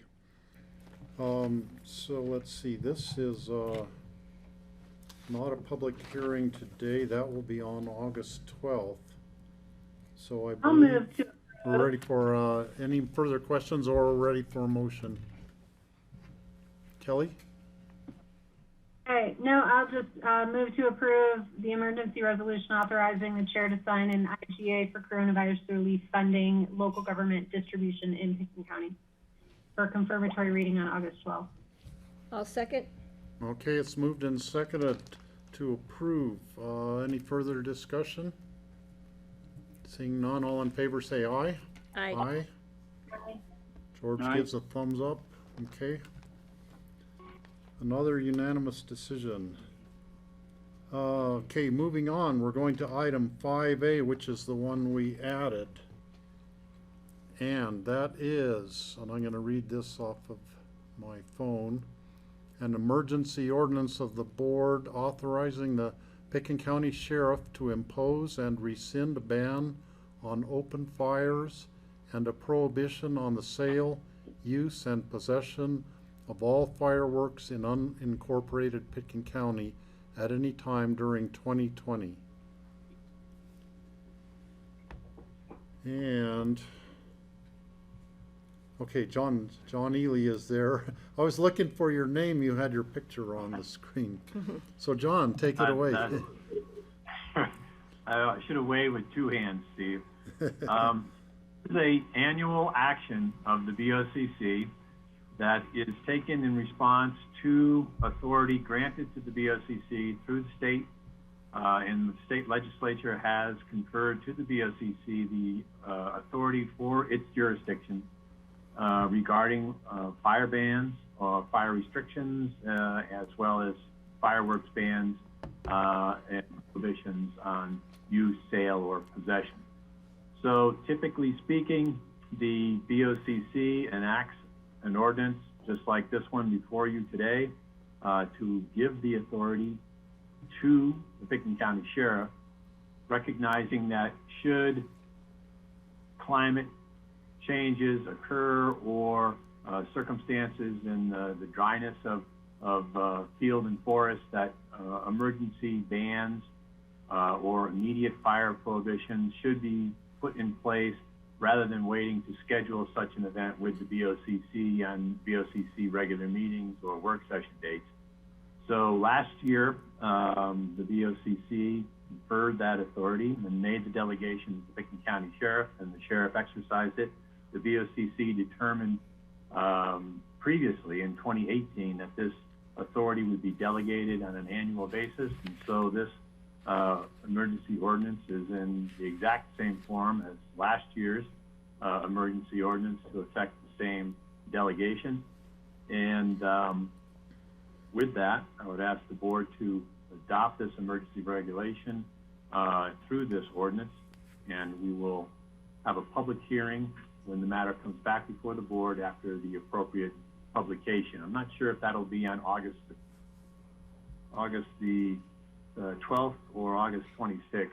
That'll be consistent with whatever the publication dates in the paper will be. Okay. Do we have to specify whether it's the 12th or the 26th today? No, that'll be taken care of in the public notice. Okay. So questions for John? I'll make a motion to approve emergency ordinance of the Board of County Commissioners of Pickens County authorizing the Pickens County Sheriff to impose and rescind a ban on open fires and a prohibition on the sale, use, and possession of all fireworks in unincorporated Pickens County at any time during 2020. Okay. I'll second that. It's moved and seconded. Is there any further discussion? Seeing none, all in favor, say aye. Aye. Aye. Aye. All right, thank you. George gives a thumbs up. Okay, we're all in favor of that. Thank you, John, for bringing that forward. Next, we have an individual consideration item, emergency ordinance, and this is a confirmatory reading. Emergency ordinance authorizing the board to amend the communications site use lease and road access permit with the U.S. Forest Service for the Rudai Communications site. And we have Drew Peterson on the line. Drew, take it away with your presentation. Hey, how's it going? Sorry, it might be kind of loud. We're at a site right now. This is just an ordinance to approve signing the site lease for our upcoming Rudai build. West end of Rudai Shores, or west end of Rudai Reservoir, sorry. Top of the mountain, 8-foot tower, 2 equipment shelters. And it's to get the board to agree to sign the special use permit to rebuild the site as well as for use and reconstruction of the road to the site. In a nutshell. Okay. That's about all I really got. So, questions from the board? I have a comment. George? No, I'm fine. Oh, okay. Patty? Yeah, Drew, thank you, and I want to thank Kara too, because I know that she has been working on getting this through the Forest Service for years, I think, and it's nice to see the letter from Scott Fitzwilliam moving this forward, because we know we've been ready to go, just kind of hung up on waiting for the Forest Service to allow us to. So I'm glad we're moving ahead on it, and I want to thank you and your whole department and Kara for your effort. And I would like to make a motion to approve. This is a confirmatory reading, though it is a public hearing. Okay, we have a motion. Is there a second? And then we'll open the Second. public. Okay, so I will open the public hearing on this. Are there any members of the public who would wish to make a comment about the lease on the Rudai communications site, just above the dam at Rudai Reservoir? Where is he? Let's see, Darcy would be for the Emma Farms. Michael Kopp, do you wish to comment on this or on the Emma Farms? Emma Fields. Emma Thank Fields. you for checking. I'm here for the Emma Fields. Okay. Okay, we'll give a minute and see if anyone comes online. You can get the number on the grassroots screen or on our printed agenda. Meanwhile, can we figure out where Drew is That's right what now? I was just trying to I was figure out. trying to figure out the background. Now, should we have this be a contest or just have Drew tell us? Because it's beautiful wherever he is. I don't know where he is. Where are you, Drew? Don't want any chance to guess? So We're at Elephant. Elephant. Yep. At Elephant Hill? See the helicopter in the background. Oh. That's up toward Redstone, I think. I can't see my screen very well outside. Well, it's Chair Mountain up there. Okay. Yeah. You be careful Shrouded getting by down. fog. It looks like windy Yeah. weather for a helicopter ride. rain's coming quick here, so we Yeah, gotta get out of there. moving soon. Okay, I've never seen the view from up there. I never had the privilege of hiking up there. I want that helicopter ride. Okay. Nice one. So Pick me. we haven't had anybody call in on this item, so I'll close the public hearing and bring it back to the board. Is there any further discussion or questions or comments? I'll just comment to thank you, Drew, for your work on this, and I know that the people up in the Meredith, Thomasville area will really appreciate this because they'll be getting better service. Also, I believe this is also one of the communication sites for the state system, isn't it?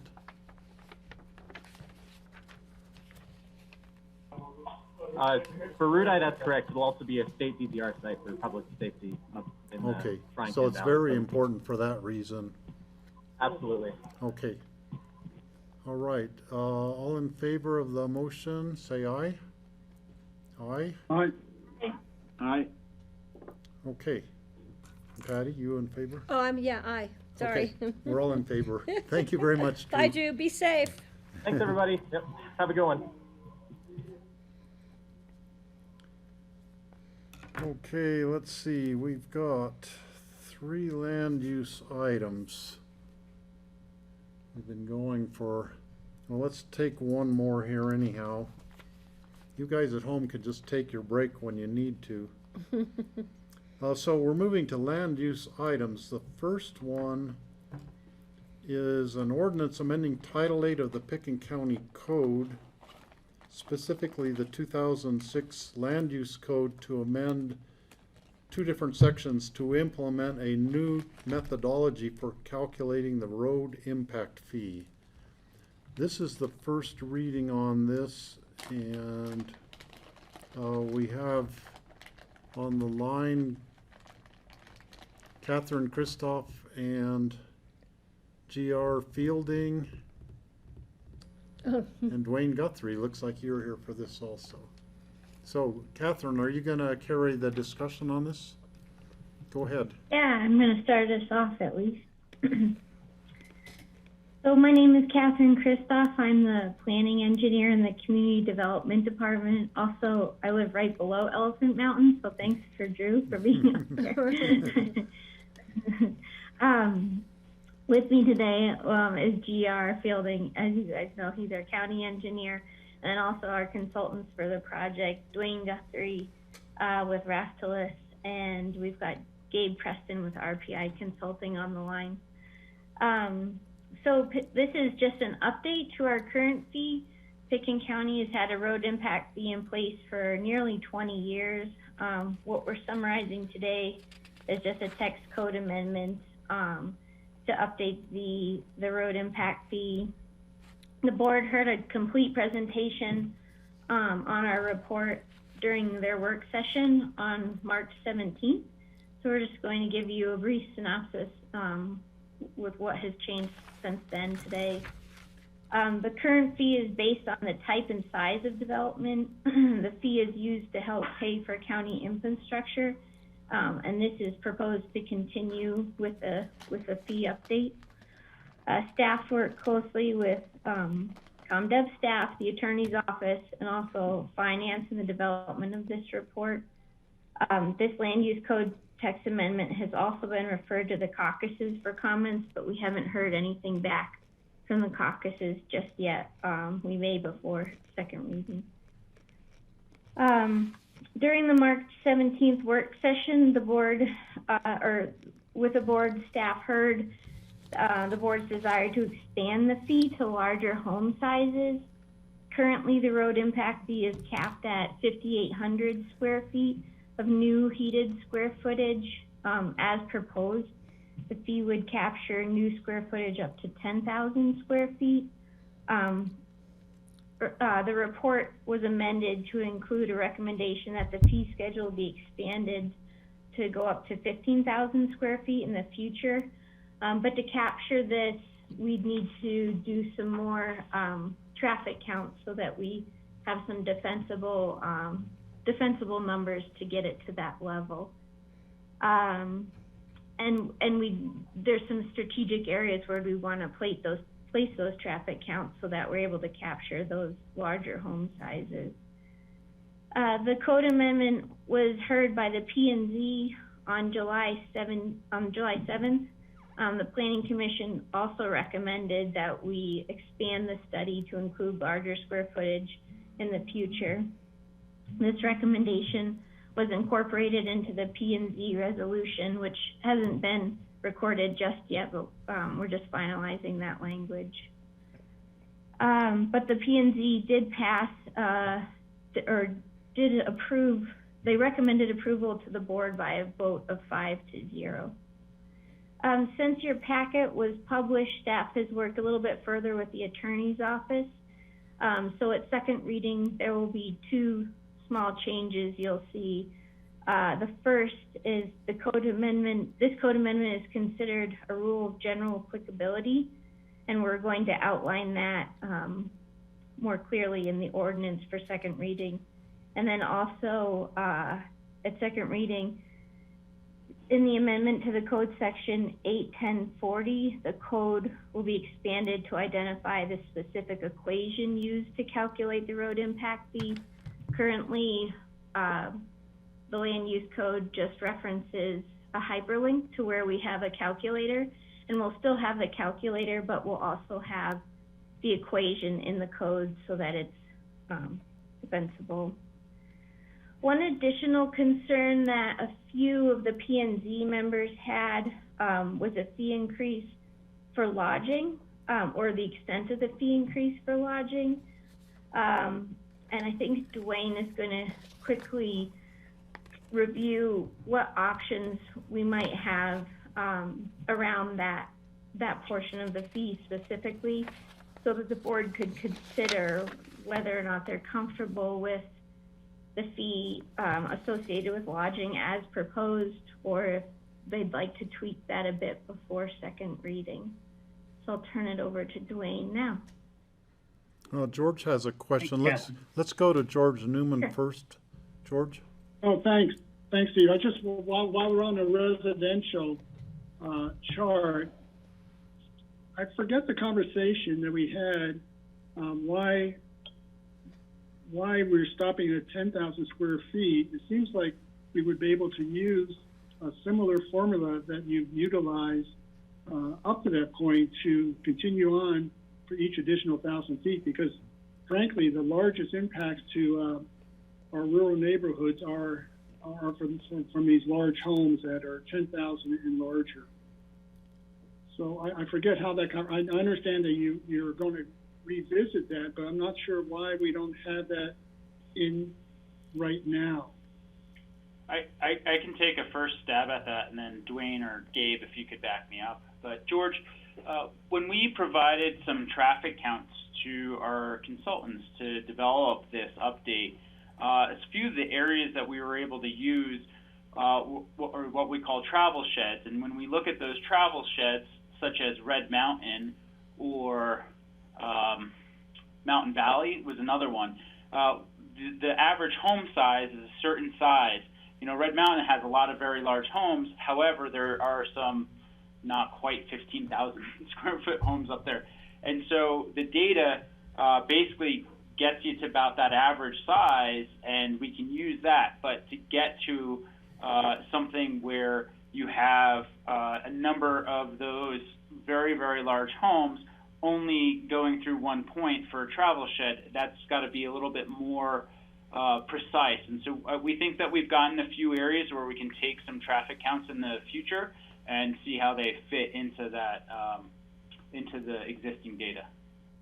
Yeah, but I still, thanks for that. But I still, it seems like if you have a formula that you're using, similar to the formula that we've come up with for our housing mitigation fee, can go all the way up to 15,000 right now without having to try to figure out traffic counts, because those houses are dispersed throughout the county, and certainly from West Cypress Creek to Snowmass to Woody Creek. And these neighborhoods and these, as you know, the impact of West Soapers Creek years ago was tremendous. It was 3 years of heavy hauling traffic going up and down that road that certainly deteriorated that road. So it just seems like if we have a formula that's in place, we should be able to utilize it right now and then make adjustments later if we need to. Okay, I don't know And I don't know if how the rest of the Dwayne, board think about that. so Dwayne, did you want to respond to that, or Catherine at all at this point? I'd like to share my screen if possible. Go ahead. Okay. The report had the data points that we were provided by staff, and we can you see my slide now that says average daily trips per unit by dwelling size? Yes, we can. Okay, the top right box, the table there, are the actual places where we counted cars and we had count housing units, and you can see the actual data points then plotted on that graph below. And it's a scatter plot so that you have square feet of living area across the bottom, the x-axis, and then the vehicle trips going up the y-axis. And you can see that, it's a nice linear regression fit, very well, good regression at R-squared value of 93, or 0.93. So it's logical that you can extend that on up past 10,000 square feet. Our recommendation is really a conservative one that although it looks like it will be supported and that we don't expect any major change in the data, we just don't actually know what's beyond 10,000 square feet. So as a consultant, we only want to defend what we're actually certain of. It is definitely logical and will probably likely get the same results, like JR and Catherine pointed out. Really don't have the data to support it beyond 10,000 square feet, so we'd rather not go there until we have those. Greg? Well, Go ahead, George. Follow up. Yeah, I can appreciate as a consultant you want to be conservative, but I've been hammering to have these road impact fees increase probably for the last 10 years. GR probably knows that. So here's an opportunity to actually get this done in one clean swoop, and I would suggest that we use this chart and just continue it up to 15,000 for right now. I was just going to say that I agree with George. I think the consultants have done a good job here. They've given us accurate data based on the information they have. I think it's up to us to extrapolate, do the extrapolation. I know they're looking at statistically significant numbers, and if they can't have that here for obvious reasons, that's okay. But I think we can do the extrapolation, and I'm with George. I think that this is our opportunity to expand that, and if it needs to be corrected, we can correct it as we go. But this is the time to do it. Okay, Patty? Yeah, it's not that I agree or disagree. I just would like legal input as to the defensibility. I think that's an issue. And I heard that word come up in Catherine's presentation. The last thing I would want us to do is something that may cost us more money out of pocket at the end of the day rather than wait. I do think we need to address houses greater than 10,000, but I want to make sure it's defensible just in case. So if there's legal that could give us some advice here, that would be terrific. Thanks, Patty. I was going to mention that as well, and thank you for catching it. So, John Ely? The fundamental question to ask the consultant team while everybody is here on the call, on the meeting, is to basically explain whether or not the calculated results of impacts for the data that you have can be extrapolated out to a larger home size. In other words, is this a straight line extrapolation that can be completed and therefore defended, or does the data not support it? Any one of you guys. Dave, you want to chime in, go ahead, but I think it's safe to say that the trend would likely lead to the same results, that you have a good correlation all throughout the range from that we have data for from 1,000 square feet of heated space up to 10,000 square feet. I think the county also has a good process involved that if we go ahead and run that formula up to 15,000 square feet and somebody feels like they don't fit that line and want to do an independent study and provide their own data, that's still an option for the larger houses or for anybody that feels like their particular development doesn't fit our analysis. So that is there, but I think it is supportable, it is logical. Gabe actually got down into the weeds and doing the GIS and the property appraiser analysis. So if he wants to chime in, give opinion. Yeah, I mean, the only question I would raise about it, or concern, I guess, is that, you know, is that formula y equals, you know, 0.0017x, et cetera, descriptive, or is it, you know, are we talking about causation? To me, we have these data points, and going into it, I thought, you know, that really what we're doing is we're describing the scatter plot with that equation. You know, that's essentially what that equation does. It describes the relationship between vehicle trip-ins and square footage given the scatter plot that's in front of you. So in my mind, it doesn't do much more than that from, you know, sort of a math major perspective, but I think I think the way that Dwayne put it is the right way to put it, is that it's likely that if, you know, we continue to get more data points in that, it's likely that they would fit this same, they would fit the same line, that the formula would still apply, but we don't know for sure. So I'm anticipating the data points, Gabe and Dwayne, I'm anticipating, and Catherine and GR as well, I'm anticipating the data points won't expand on the square footage simply because we're limited to certain areas where we can get accurate traffic counts. Is that correct? We think we found, and you know, GR can weigh in on this as well, but we made some recommendations in the report about where certain travel sheds, they're small travel sheds, right? You know, Trentaz Drive and these kinds of places where you have concentrations in big homes. So they're, you know, up in near Buttermilk and that kind of thing. So there are some places where we think there are homes that are big enough to get some additional data points. But, you know, the counts have got to be done to be consistent sort of during peak season and that sort of thing. So,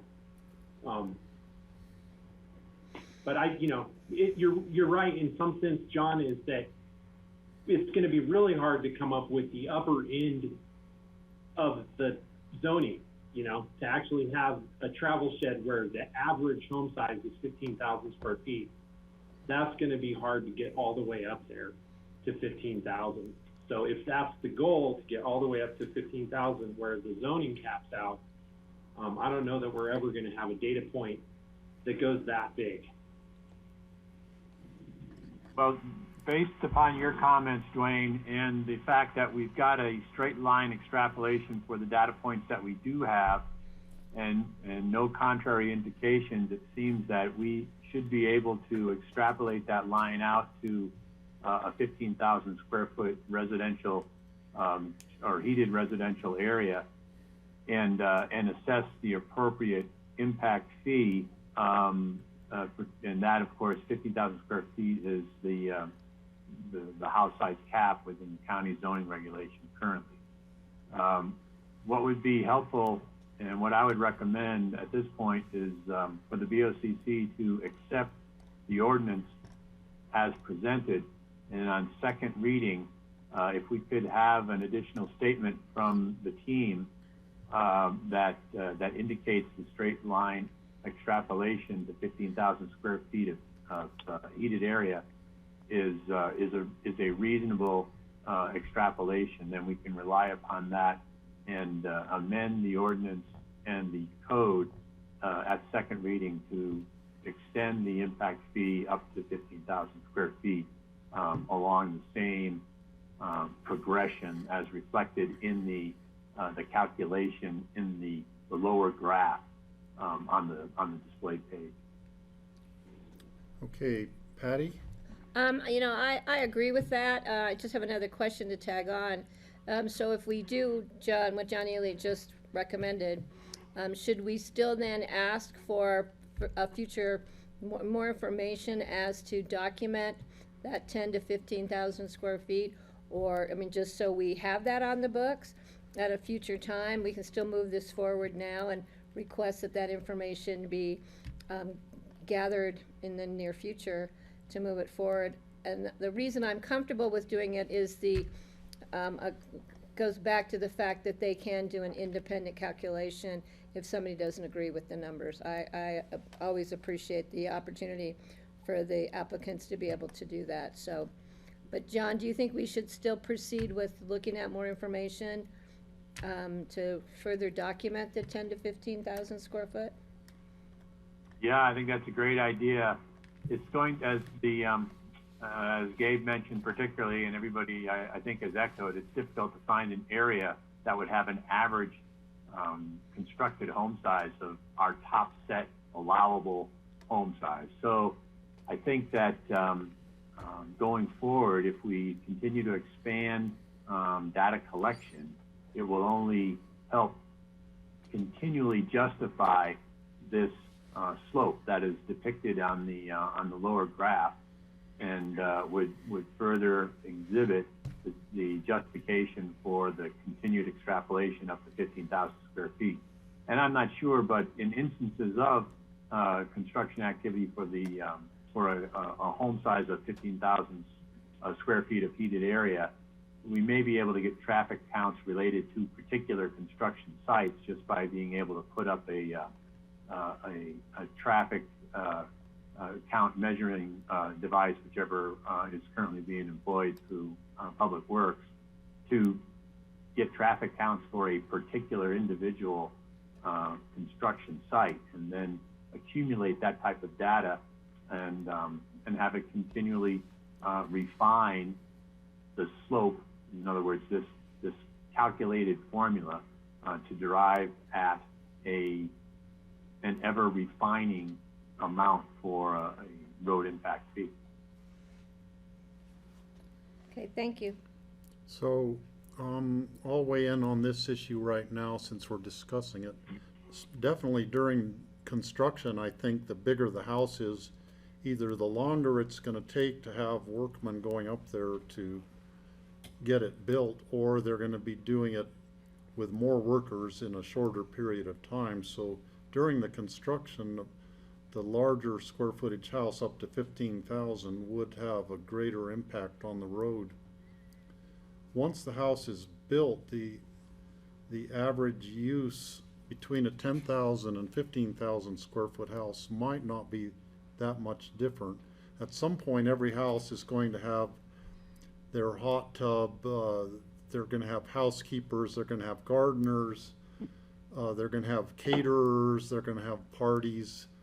And I don't know at what point, you know, what difference between a 10,000 and 15,000 square foot house maybe isn't that great of a difference in terms of the service people who are going to go to that house, as well as the average trips the people are taking running up and down the road to get to town, or to go skiing, or to go out to dinner, and all those things are probably pretty similar with that size of a house. But we don't know without, you know, doing a measurement on it. So just though in terms of the beating up the roads during the construction, I would say the bigger houses are definitely beating up the road more. 15,000 is going to beat up the road more than a 10,000 square foot house. So I personally would be comfortable with extrapolating that out at this point. I think that it might be wise if we had a good accounting system to keep track of the fees that are paid by people, and then in the future, if we actually find out that the curve isn't a straight line extrapolation, maybe it drops off to a more level thing, we may be, it'd be good to know that. We might even be in the position of having to refund some people's extra fees that they paid if we find that it's a substantial difference. So want to put those ideas out there.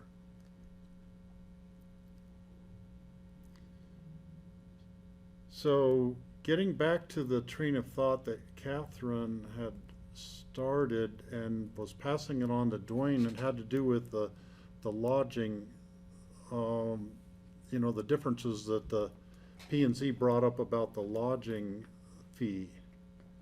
And Dwayne, do you want to address that issue? Yes, so we, If you could, non-residential. please include page numbers. I'm trying to follow in the packet, and I'm really enjoying what I'm reading here, but I'm trying to follow you.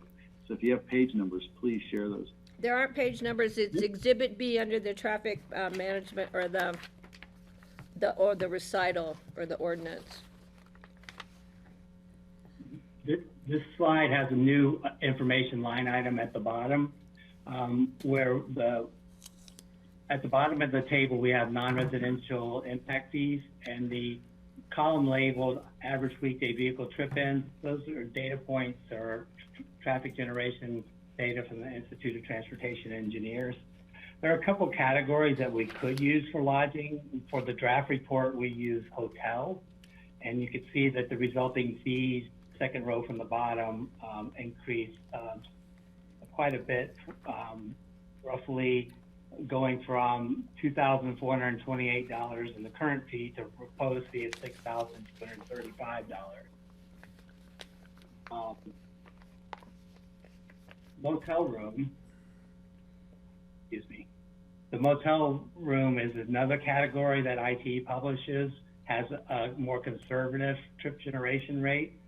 If you look at the descriptions of in the IT traffic generation manual, or it's actually published all online now, it's electronic, but I think hotel is a better fit for Pitkin County, but motel will certainly be an option, and it would result in a more conservative fee that would be more in line with what you have today.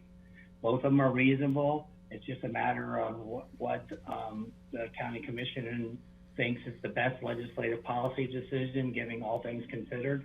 It's not just a technical decision. It also has to do with, economic development goals and strategic, what's best kind of considerations for the county, given that you're a tourist destination site and you're very concerned about costs for lodging and things like that. That might be the better option to use the hotel trip generation rate rather than hotel. I put those options out there and be glad to answer any questions about the difference or pros and cons. Okay. George? Yeah, so we're talking about unincorporated Pitkin County, and the opportunity to build a hotel or motels are really limited geographically. I can think of up in Redstone, there may be a scrape and replace type of motel versus a hotel. So it's really a limited number. It's not like we're looking at the municipalities. So I would probably go with a motel per room at this point. Me too. Do we have the opportunity, if there was a larger structure similar to our previous discussion, went from a motel to I can't imagine a large hotel being built in unincorporated Pitkin County, though. Right, and one thing to remember is that this is about the net increase in rooms, one, and two, that each applicant will have an opportunity to propose their own fee based on their own trip generation rate that they think that they'll have. Greg? I was just thinking that, as George points out, there's not a lot of opportunity to build a big hotel in unincorporated Pitkin County.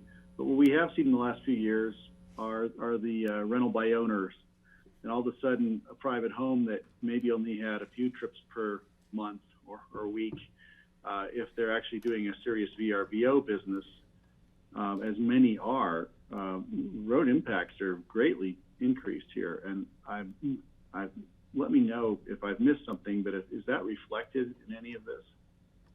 I don't think we have a way to capture it. Specifically, specifically that's fairly difficult. But you have to remember all the data that we collected to try to back this up is a yes and.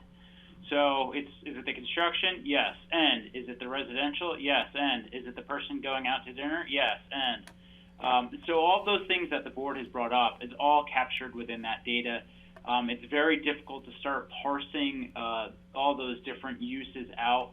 I haven't looked. I don't know if ITE has any sort of guidance on, VRBOs and Airbnbs, the short-term rentals. I haven't seen anything like that yet, but that could be something that we look at or look towards that professional community to develop soon. I'm just thinking to follow up on that, the modern way of doing it versus the old in your packet here with best practices and the new way of assessing impact fees. It seems like it's about people rather than rooms in this case, and maybe that's something to think about going forward. Okay, Kelly? Can you help me understand the ID description of hotel and motel a little bit better as to how their trip generation numbers come out differently? Sure.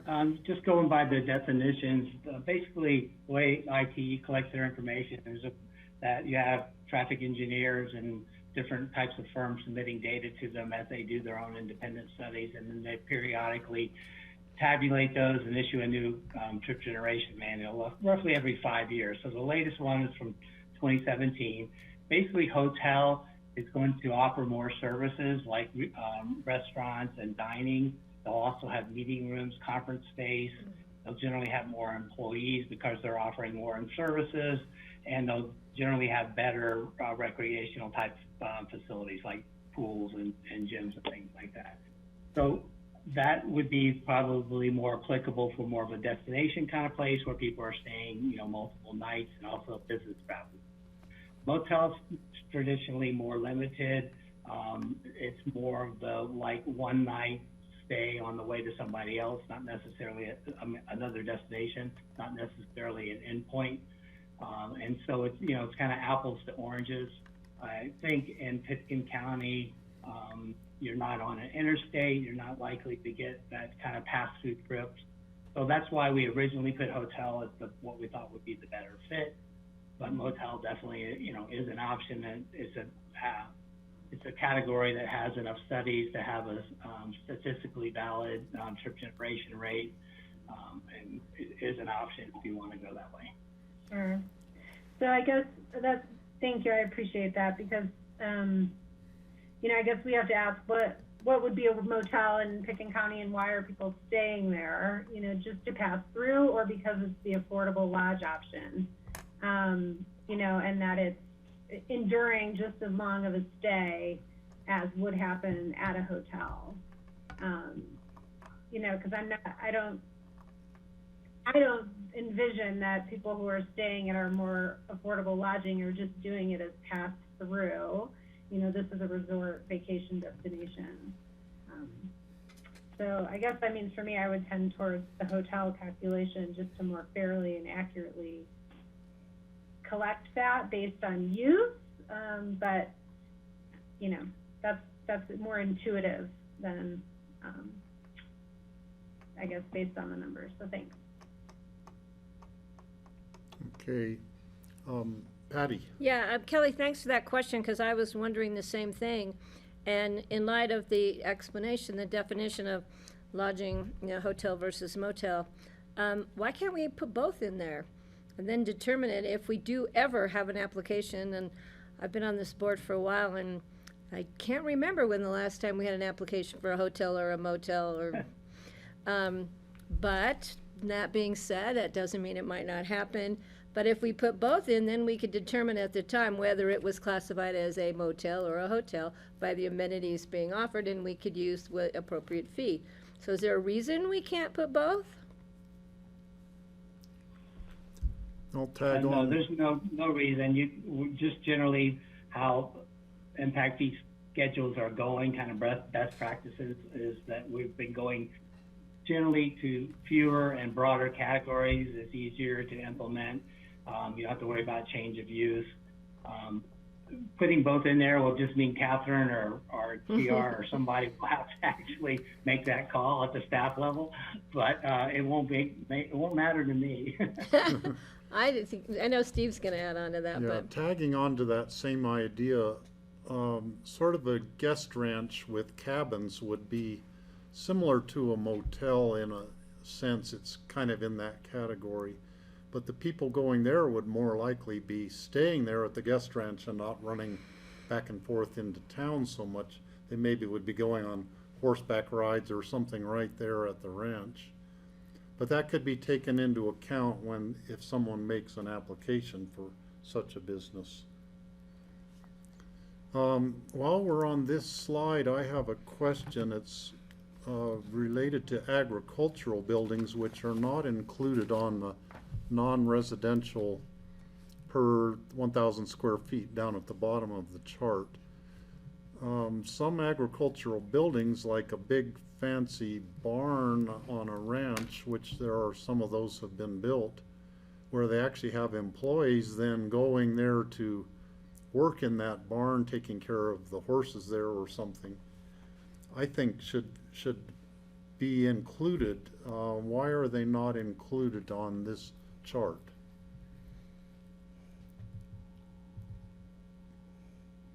Staff want to take a stab at that first and kind of lay out the how it's done today, and I have an idea of what you could do or what other communities have done. Yeah, one thing is that it's not just square footage, but it's heated square footage. Maybe that should be expanded on. So a lot of those ag structures, if they are truly ag, usually aren't heated. And so really the fee is just being applied to the residential use of the structure. And I guess I'll just add one point of clarification generally, is the fee applies to the new square footage. So relating back to the going up to the 15,000 square feet, what we're really just capturing is the new. So if someone were to tear down an existing large home, we're only able to capture the fees going forward on any expansion. So just keep that in mind as we're going through this. But yeah, for the agricultural operations, the fee is just being applied to a heated square footage. Okay, understand that, Catherine. Okay, let's see, we've been asking questions kind of as we go along, but Catherine, did you have any more presentation to give? No, that was the extent of it today. I guess I'd appreciate a little more clarity on how you're feeling going towards hotel or motel. And then otherwise, I think we could capture your other comments before second reading, and we'll bring those forward to you again. Okay, George? Yeah, I mean, I like Patty's idea, just include the both. I mean, the chance that we'll see a hotel being built is pretty slim. Although I also like Greg's comments in terms of VRBO, and I think we should be perhaps looking at trying to add a category in that as well, because we are seeing a substantial increase in that type of usage. Can I respond to the RBO? Go ahead, Gabe. One of the issues, one of the complexities with RBOs is that, they're homes, and one can list them and delist them at a whim. So that makes it really difficult. Like when a home is being approved, it's being approved as a dwelling unit. And then right now with the way things are under the current regulations, one can rent their home out as a vacation rental on a part-time basis. They might only rent it out, during the holidays. They might rent it out during the summer. They might rent it out during the winter. They may rent it out for a while and then decide they never want to do it again. Or they may never, they may build a house and never think they're going to do that, and then they do end up doing it. So there's a real confusion there about it. And I know that the county is looking into this in terms of trying to track down how many RBOs there are. But I just would like to suggest that that is, to a large degree, sort of a land use, regulatory, and zoning issue as much as it is anything else. I did learn that Teton County, Wyoming, it's a different state, right? So there's a whole different set of laws and all that, but they just call it lodging, and it's not allowed. In most, in the ag and residential districts, they're just not allowed because they consider it to be commercial lodging. And not many counties do that, but I thought that was pretty clear cut. Like, that's lodging, you can't do it out here.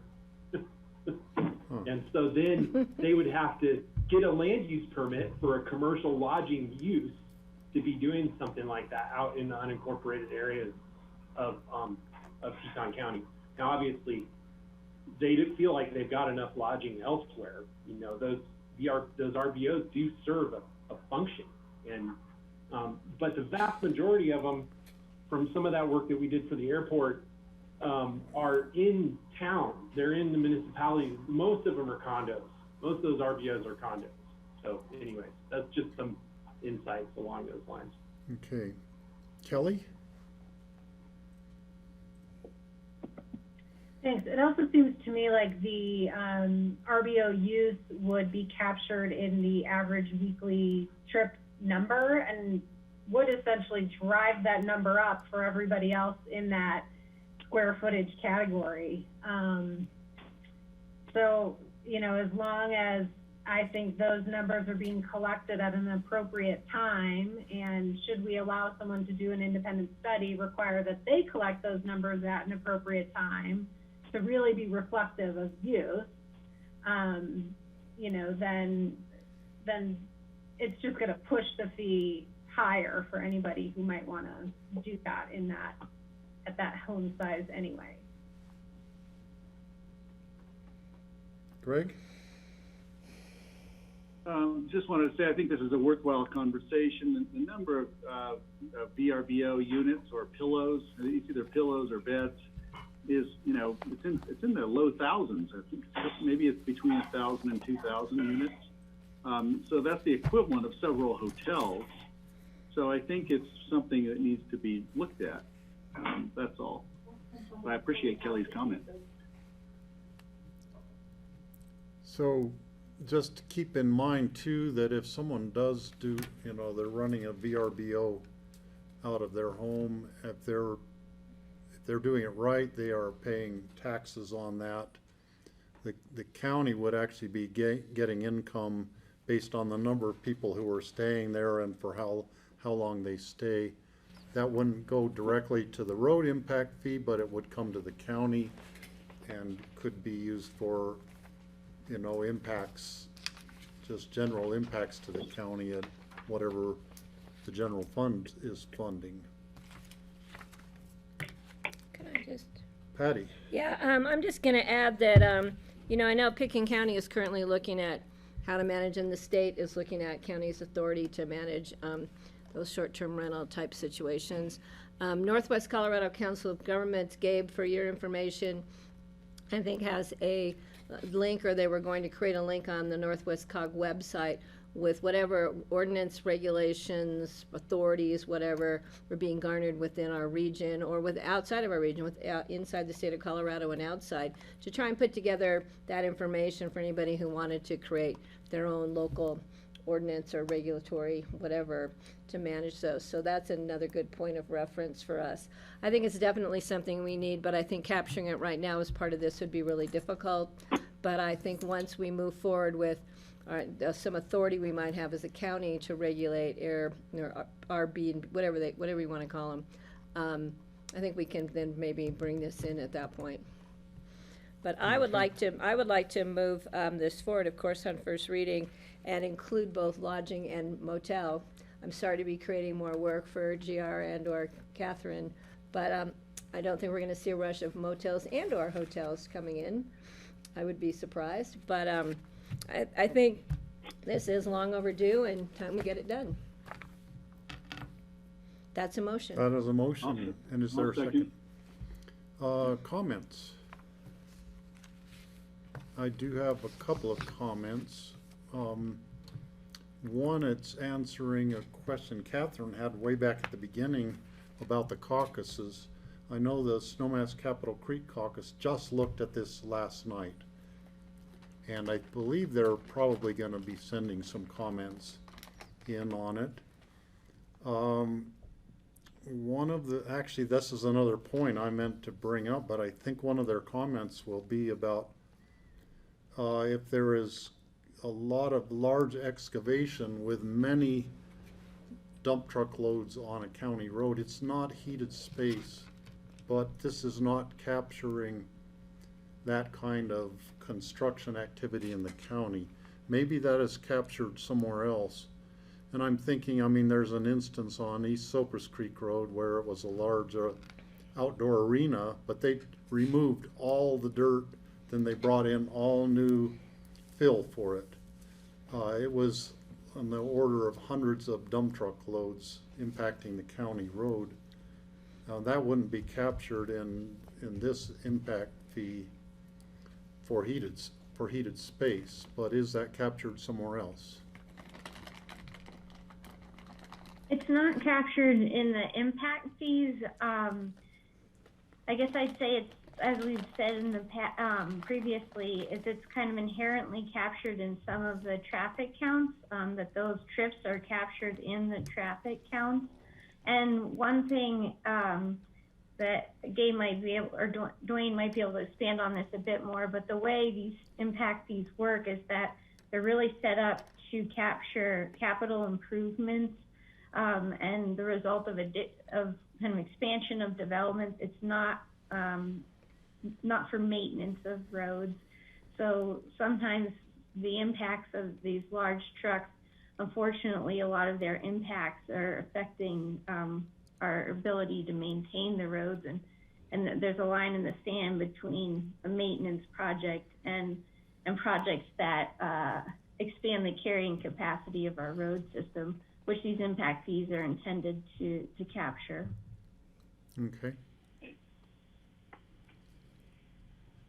So, any further comments? Seeing none, all in favor of approving on first reading? Aye. Say aye. Aye. Aye.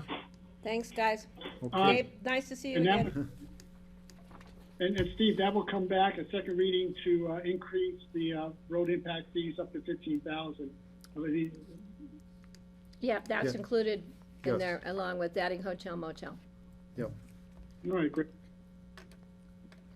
Okay. Thank you, Catherine, GR, Thank you. Dwayne, and Gabe for being with us here today. Gabe's getting to be a regular. Yeah, two times in a row. All right, well, we'll see you tomorrow, I guess, right? Yeah. Only if you're on the Board of Health. Okay, bye-bye. Bye. So, Can we just do this one on the Elam and yep, then? I think we'll do the Elam one. I know that Jim Duty has been on the line for a long time, so let's do the Elam. This is a land use public hearing. So this is the resolution granting annual review approval to Elam gravel permit, special review permit. And Tammy Cochin is on. Hi, Tammy. And then Jim Duty from Elam Gravel. So take it away, Tammy. All right, so it's hard to believe, but another year has passed, and it's time again for the BOCC to consider the Wagner gravel pit annual review. As you just mentioned, Jim Judy is on the line. He's representing the owner of the parcel, who is UM Construction Incorporated. And I'm guessing everyone's pretty familiar with where the pit is located, but I'll share my screen just to give you guys some site context here.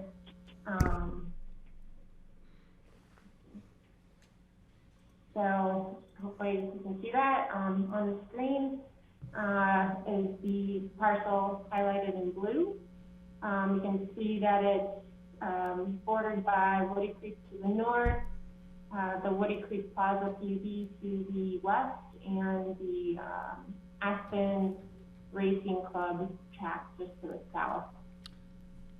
From what I can gather, UM has operated a sand and gravel operation at the Wagner pit since around 1971. They've continued to have permits from the county since 1974. In 2009, the BOCC approved Resolution 52/2009, which approved the UM special use permit, which notably approved phase 2 and a 20-year extension to operate. It also included the condition that required the annual public hearing be held each year to review the activities of the previous year. This annual review is done for several reasons. One is to give the operator an opportunity to demonstrate that they have maintained compliance with the conditions of the permit. The next is to provide the county the opportunity to require corrective measures or to impose new conditions. And lastly, it's to provide an opportunity for citizen comment on the operation. The major activities that occurred during this past season include extraction of gravel deposits, crushing and processing of gravel, stockpiling gravel, intermittent operation of an asphalt plant, the operation of the United Company's concrete batch plant, the scale and office facility, and recycling of asphalt pavement. UM also holds a 5-year special review permit from the county for a commercial snow dump that was issued in 2006. So that'll be up for expiration in this next coming year. However, that scope of work is kind of separate from this review right now. Also notable is last November, the BOCC approved the request to extend the dates of operation to December 20th to allow 3 more weeks of production time to compensate for the time lost due to several mechanical failures. The applicant has stated, though, unfortunately, that a majority of that time was not utilized because they had the ongoing mechanical failures. So, like I just said, this year's review for the 2019 operating season. The criteria for review is based on compliance with the standards set in Resolution 52/2009 and the resolution that was approved just last year. Within the memorandum, I've gone through each of the conditions specifically and addressed how they comply with those conditions. So I won't go through them now and read them, but I'll just run through the general prominent conditions. So the first major condition is the requirement that the applicant submit various reports for soil, water, noise, and septic monitoring. The applicant submitted the reports for each of these areas, and staff has reviewed the results and has confirmed that the results are in general compliance with the adopted thresholds and monitoring standards. As in years past, the noise test did have readings that slightly exceeded the 55 decibel threshold. Those noise tests are taken monthly along various points along the Elam property. This year there were 3 readings that slightly exceeded that limit. However, anomalies are to be expected and can be attributed to things such as like a plane flying overhead. The OWTS inspection was completed last summer as well, and there were no major issues raised in that report. As well as the soil and water reports had no, or had results that were all within the accepted threshold standards. The second major component of the conditions is regarding where the mining activities can occur and the direction of progress of the mining, which needs to occur basically from the south to the north and moving from west to east. So I'll add to my screen here. So this is just a photo taken from staff site visit on June 4th, showing the mining activities that were occurring on that day. This photo is taken from the southeast side of the pit looking north. So per the 2019 BOCC resolution, prior to any mining past a 1,000-foot setback line, the 700-foot setback line from the residence to the north of this property is required to be surveyed and staked and marked.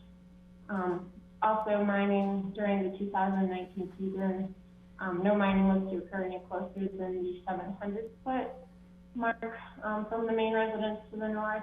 And the purpose of these conditions is to allow time for required vegetation to grow and just to phase the mining activities in a phased manner. At staff site visit in June, the mining had progressed into the 1,000-foot setback line. The stakes were present, and the applicant has stated that they do not anticipate to progress near the 700-foot setback line this 2020 operating season.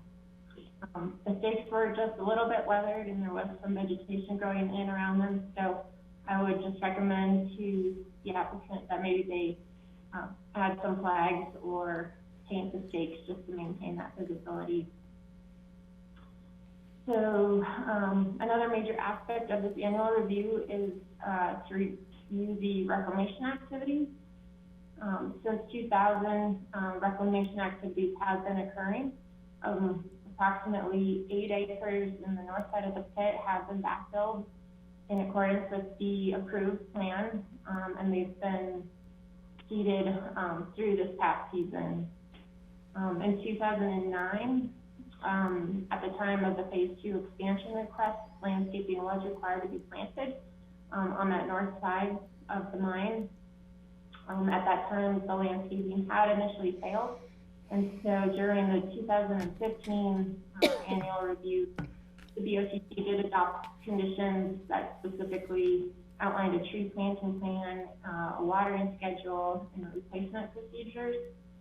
The county also took a $35,000 deposit to ensure that there would be funds available in the chance that landscaping needed to be replanted.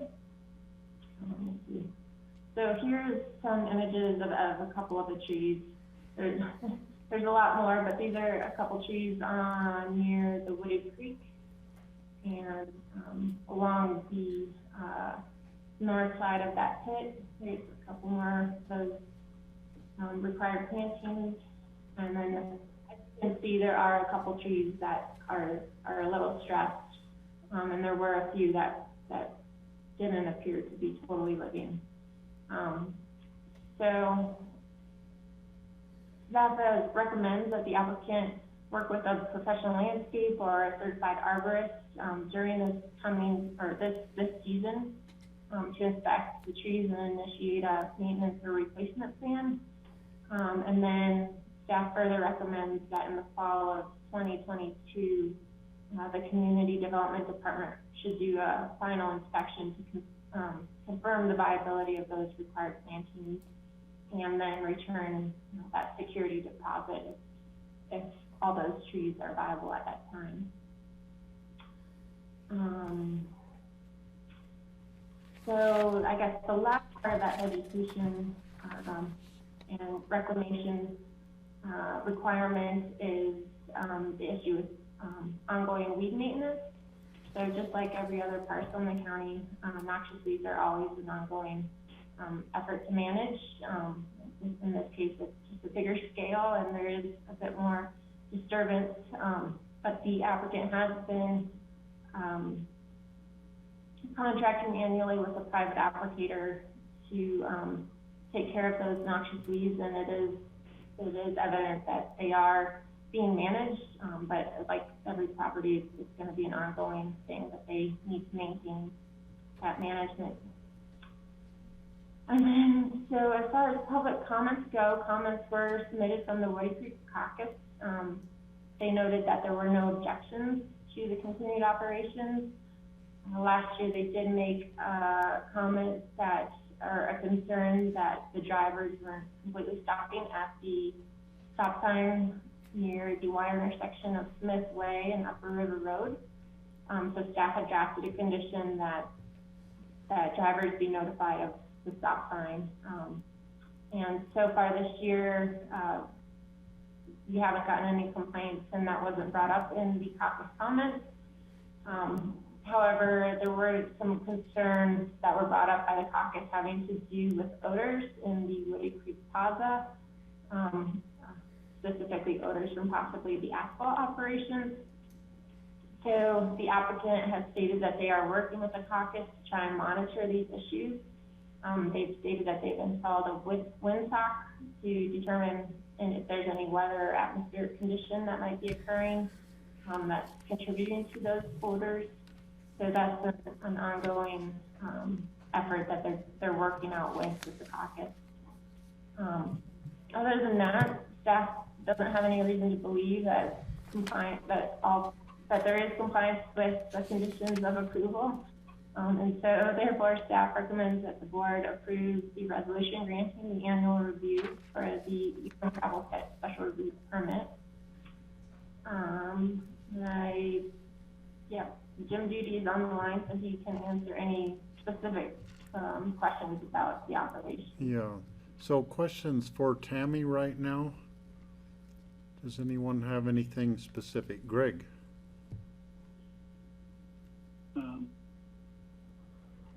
Hi, Tammy. Good to see you, and thanks for being here, Jim. The only thing I've heard on this was one constituent said that there are occasional dust issues, and I'm just wondering if you've had any.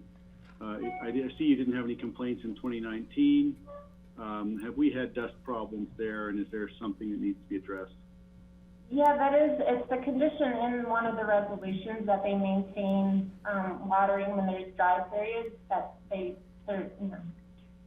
control that dust. I did just speak with Kurt Dahl, who said he did hear something of the same tune.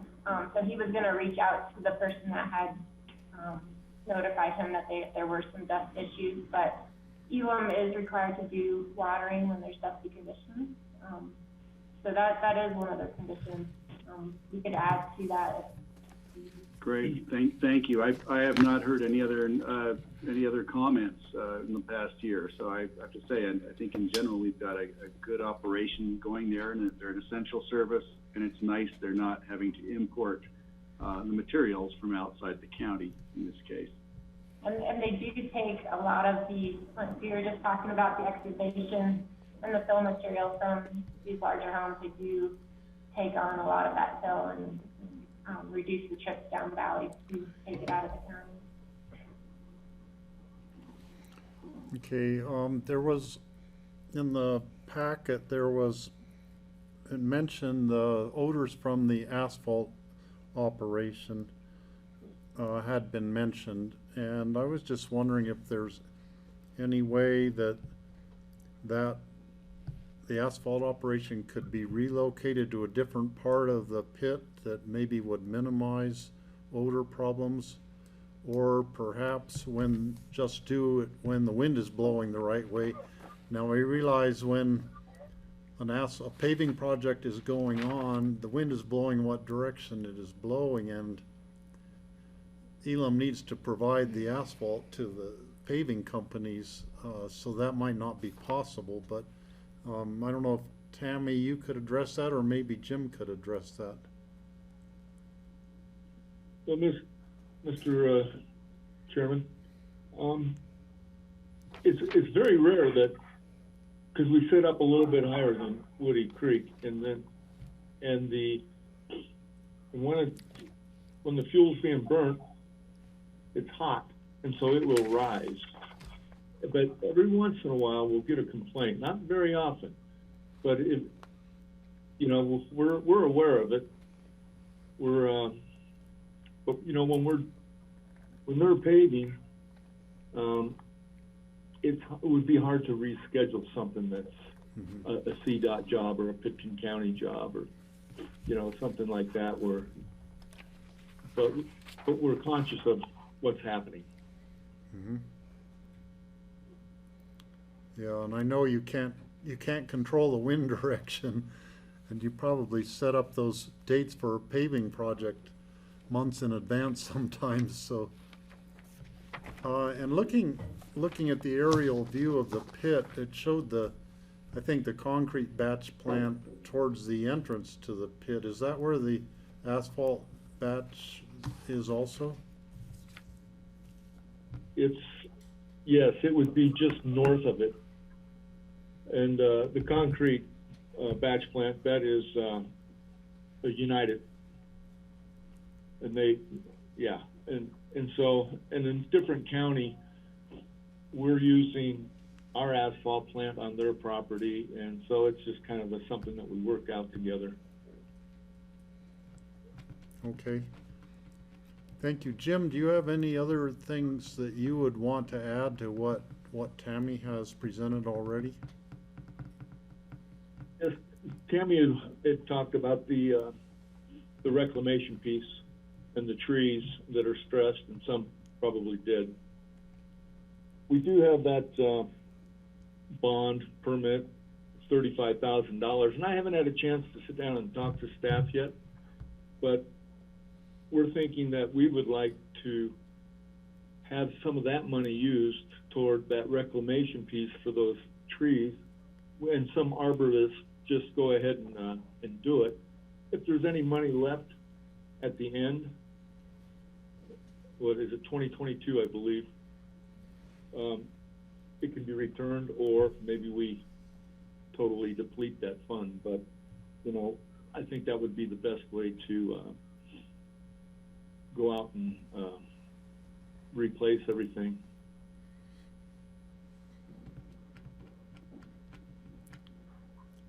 Okay. I think that was one of the options, if I read my notes right.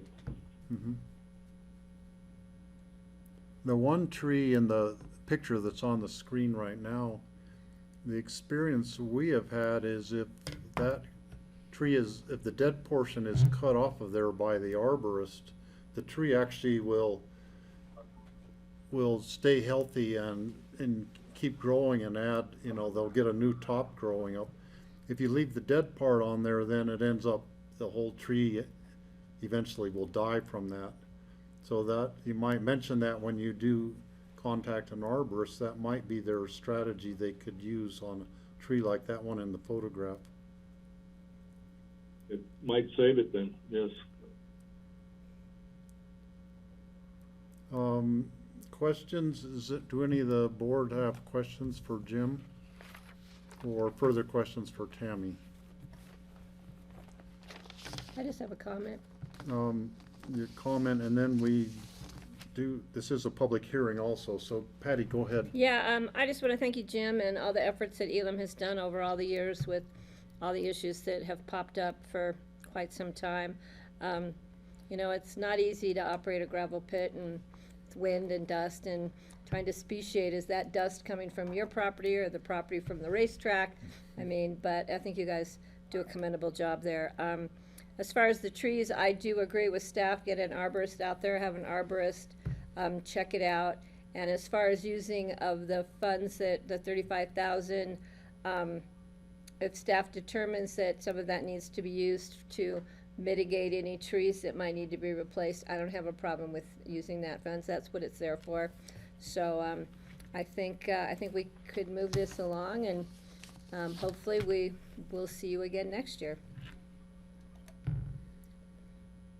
Thank you, and we appreciate putting the packet together for you. We try to get it to you by January 31st of every year, and it's a great opportunity, a great partnership with Pitkin County. The extension, we appreciate being able to at least come to you and say, hey, we're not going to have any product in the spring. Can you help us out? And we really appreciated your vote last November. Great, thank you. Okay, Greg? Yeah, Jim, I want to echo our gratitude for you for being here and running this operation in a county full of people who are paying attention and are concerned about public lands and about what goes on in the neighbor's yard. I did want to know if you measure when you get a complaint or a call, what's the response time?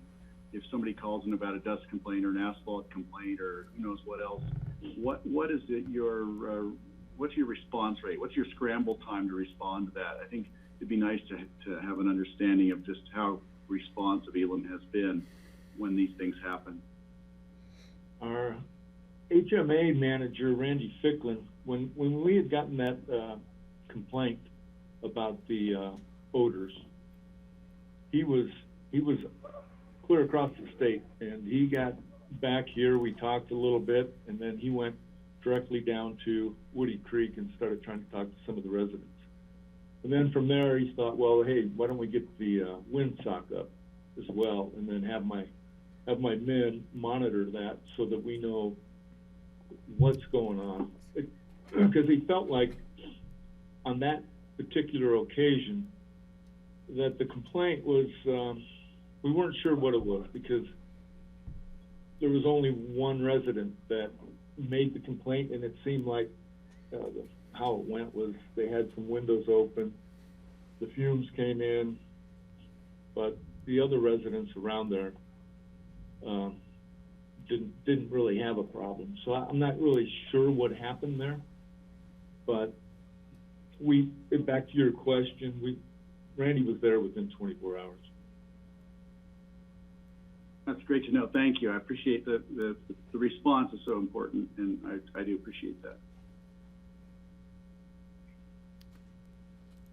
Okay, this is a public hearing. I'm going to open the public hearing now.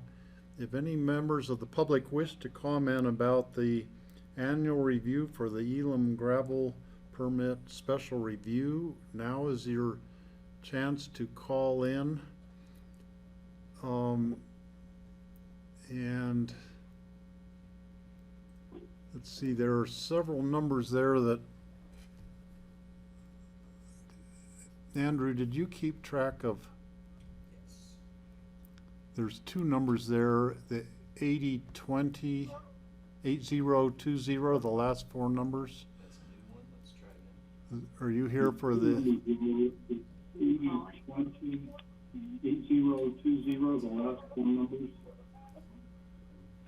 Are you here for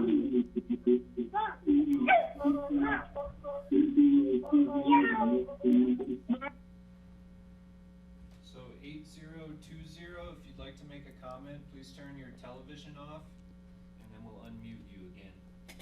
Yeah, we were getting a lot of feedback on there, so we had a hard time understanding you. Yeah, we were getting a lot of feedback on there.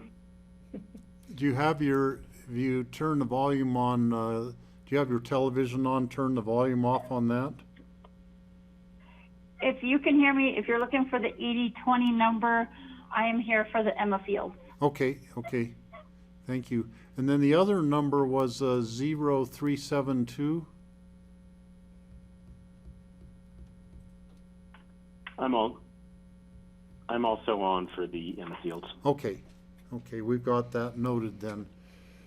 And I think all the other names on there are everybody wanting to weigh in on the Emma Fields, I believe.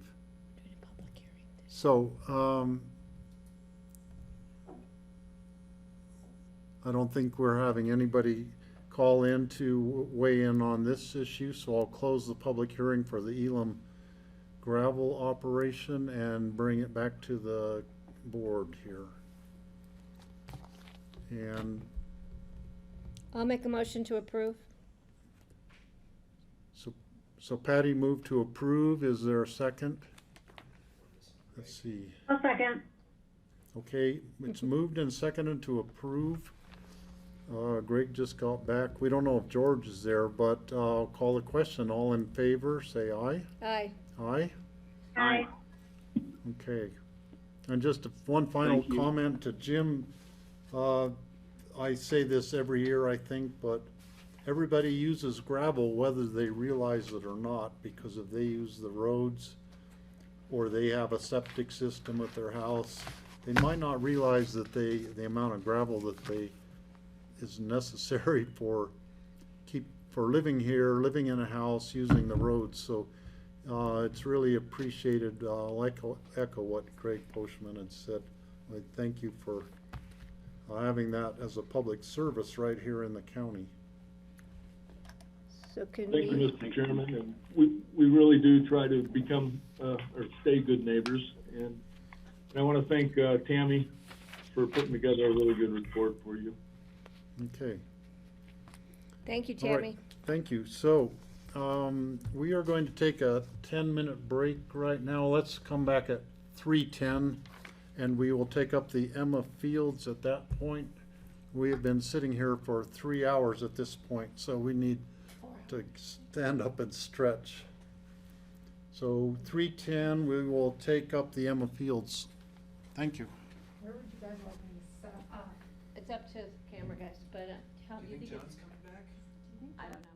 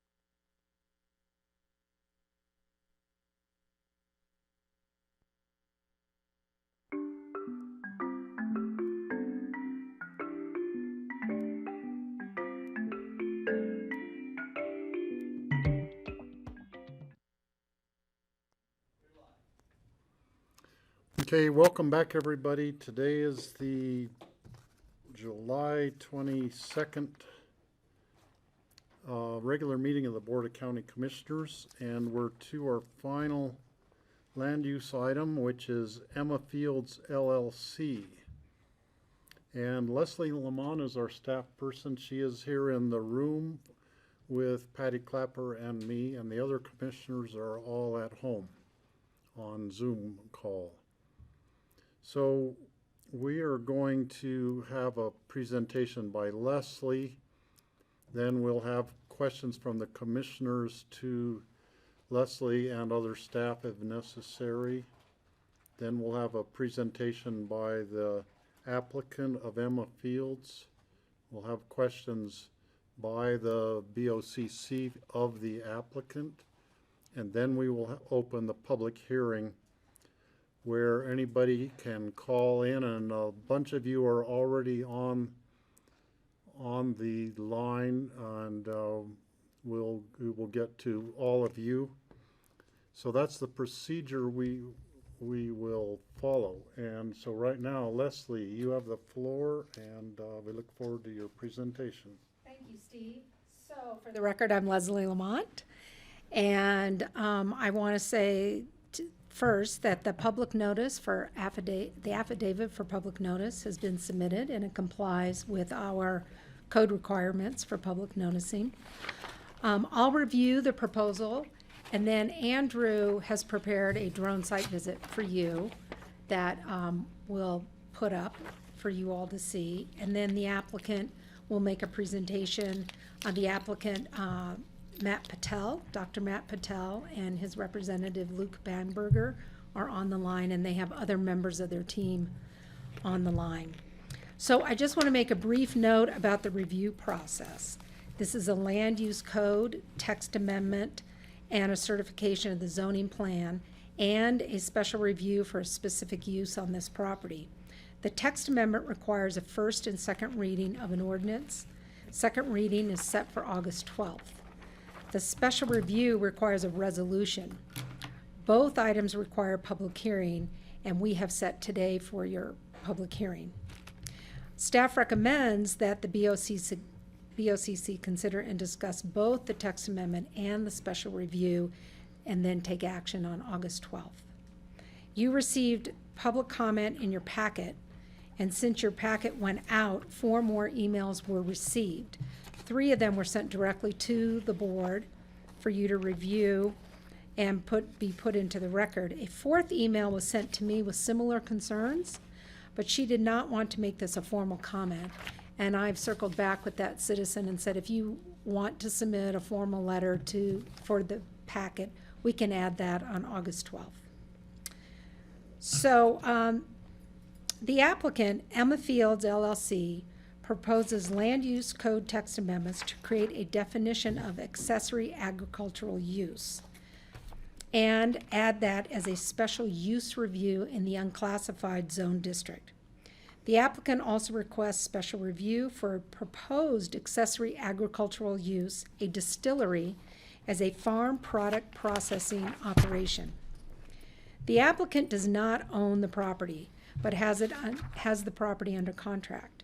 If this concept of an accessory agricultural use is supported, as well as the special review, then he will pursue purchase of the property, start cleaning it up, and start to site plan the property. So for today, for this application and this review, site plan review is not part of your consideration today. Site plan review will be required as the property redevelops.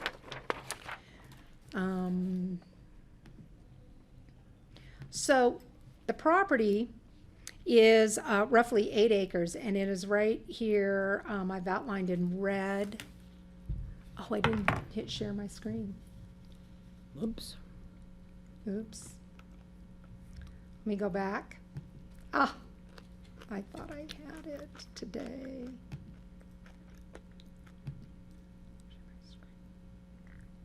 Here we go.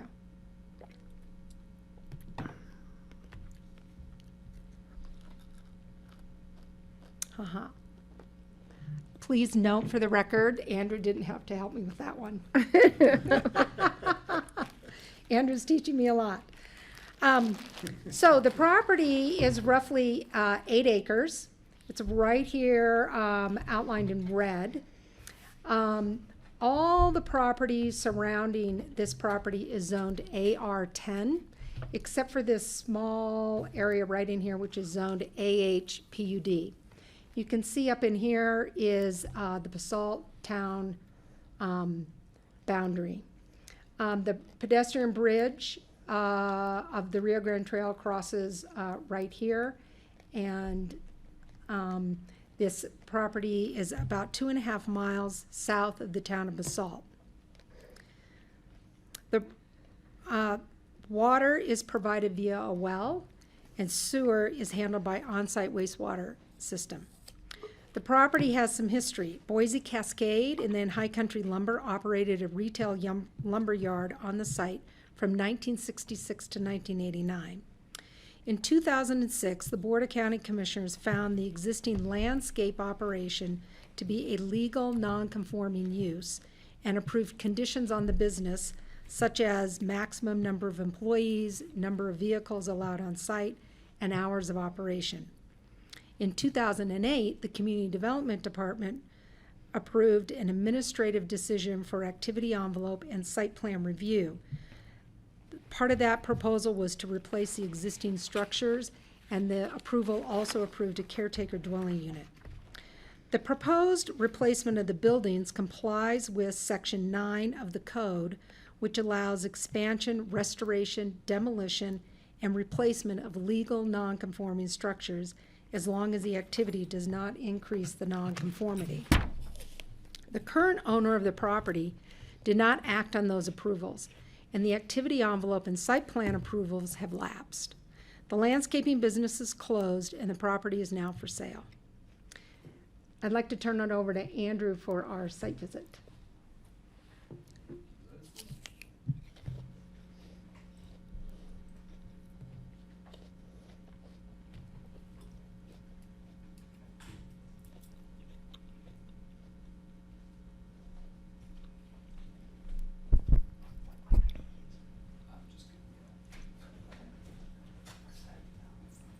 Thanks, Leslie.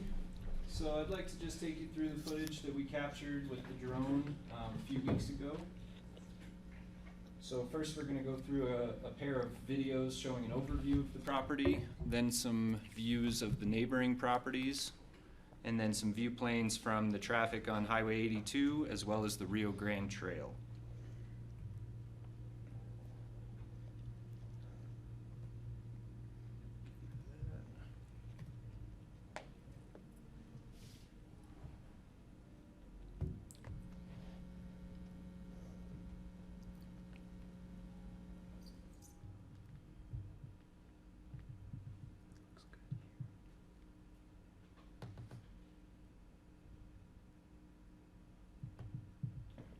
So you can see the existing buildings on the south end of the property, and then there's Highway 82, and looking back to the vacant lot on the other side.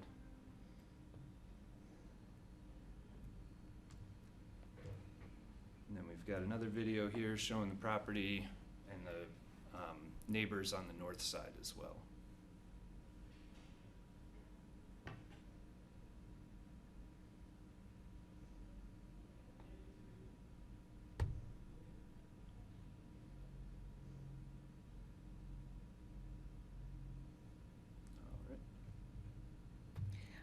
I just want to say one thing. There's looks like a office trailer there, the green and white office trailer. That was put on the property by the previous tenants. It was recently, a couple months ago, moved outside of, it was put in the setback. It was moved out of the setback, and it's not one of the structures there that has been part of the process. It will be removed, yeah. So now we'll go through some photos of the neighboring properties. Here's a little zoomed in version of the map that Leslie just shared with us.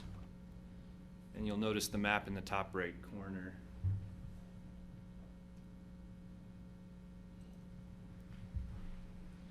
So here we can see the existing structures. We're viewing to the north right now.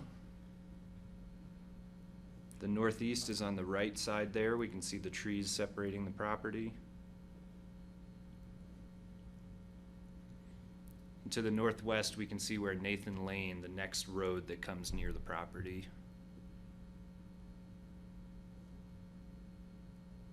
To the southwest, we have Highway 82.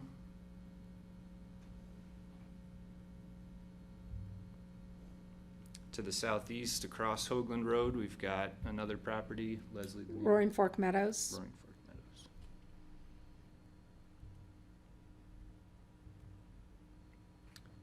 So views from nearby, we wanted to highlight the Rio Grande Trail, which crosses Highway 82 right next to this property.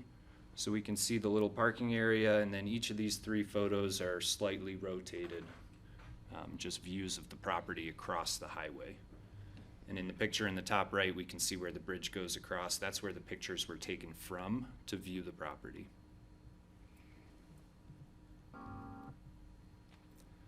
So along Highway 82, there is a berm on that side of the property.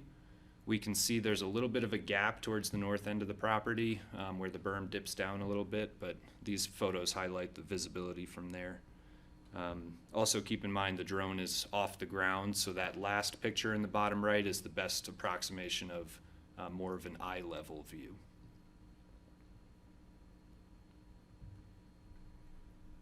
And that's about it. Thanks a lot, Leslie. Thank you, Andrew. I didn't even get airsick. Do I have to do share my screen again? Yes. Okay. And if you'd like, I can share that presentation or those videos with you if you want to review them. I'm very familiar with this property. I noticed your name on a couple of Yeah. documents. Oh, you did? 2006 or Yeah. something. Okay. So, the applicant proposes, this is with regard to the text amendments. The applicant proposes to cultivate approximately 3 acres of the property for products to be used in an on-site distillery. Creating the term accessory agricultural use in the land use code allows cultivation of a farm product and processing that product on the same property. I provided in my memo text from the application that explained the trend in small agricultural farm operations. Per staff's interpretation, there was not a definition in the code that supported this type of farm operation. And the allowed/prohibited and special review uses in the unclassified zone district did not support this proposal either. So this is the definition that the applicant is proposing to be added to the land use code. The P&Z adopted a minor edit to the definition of accessory agricultural use, and that is in red, grown on the property. And this is an attempt to link the cultivation on the land to the production of farm products on the same parcel. This should be, I really want to emphasize this because one of staff's findings is that this type of small farm operation with cultivation on site is consistent with the goals of the Down Valley Comprehensive Plan, which is to incentivize property owners to preserve agricultural use on their property. In addition, allowing accessory agricultural use as a special review use in the unclassified zone district enabled staff and the community to evaluate the proposal to ensure that the proposed special use is appropriate and compatible with the neighborhood.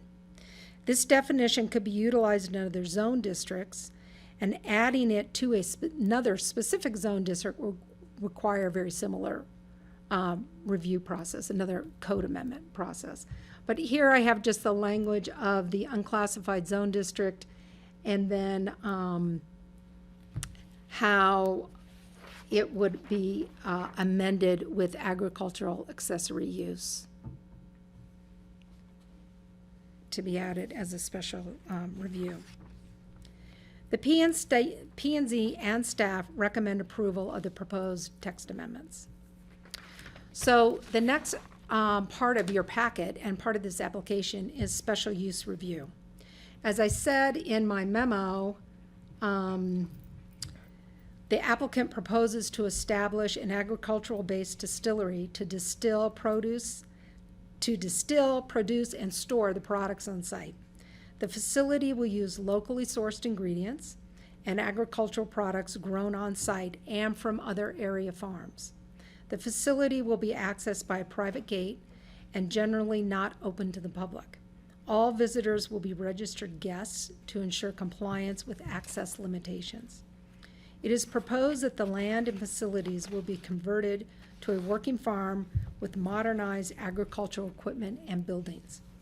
The applicant is not seeking an expansion of the historical commercial use. The applicant is seeking a new special review use for a business enterprise engaging in farm product processing for the purpose of operating a distillery. The applicant proposes to utilize the existing activity zones that are defined in the 2006 BOCC approval. So these zones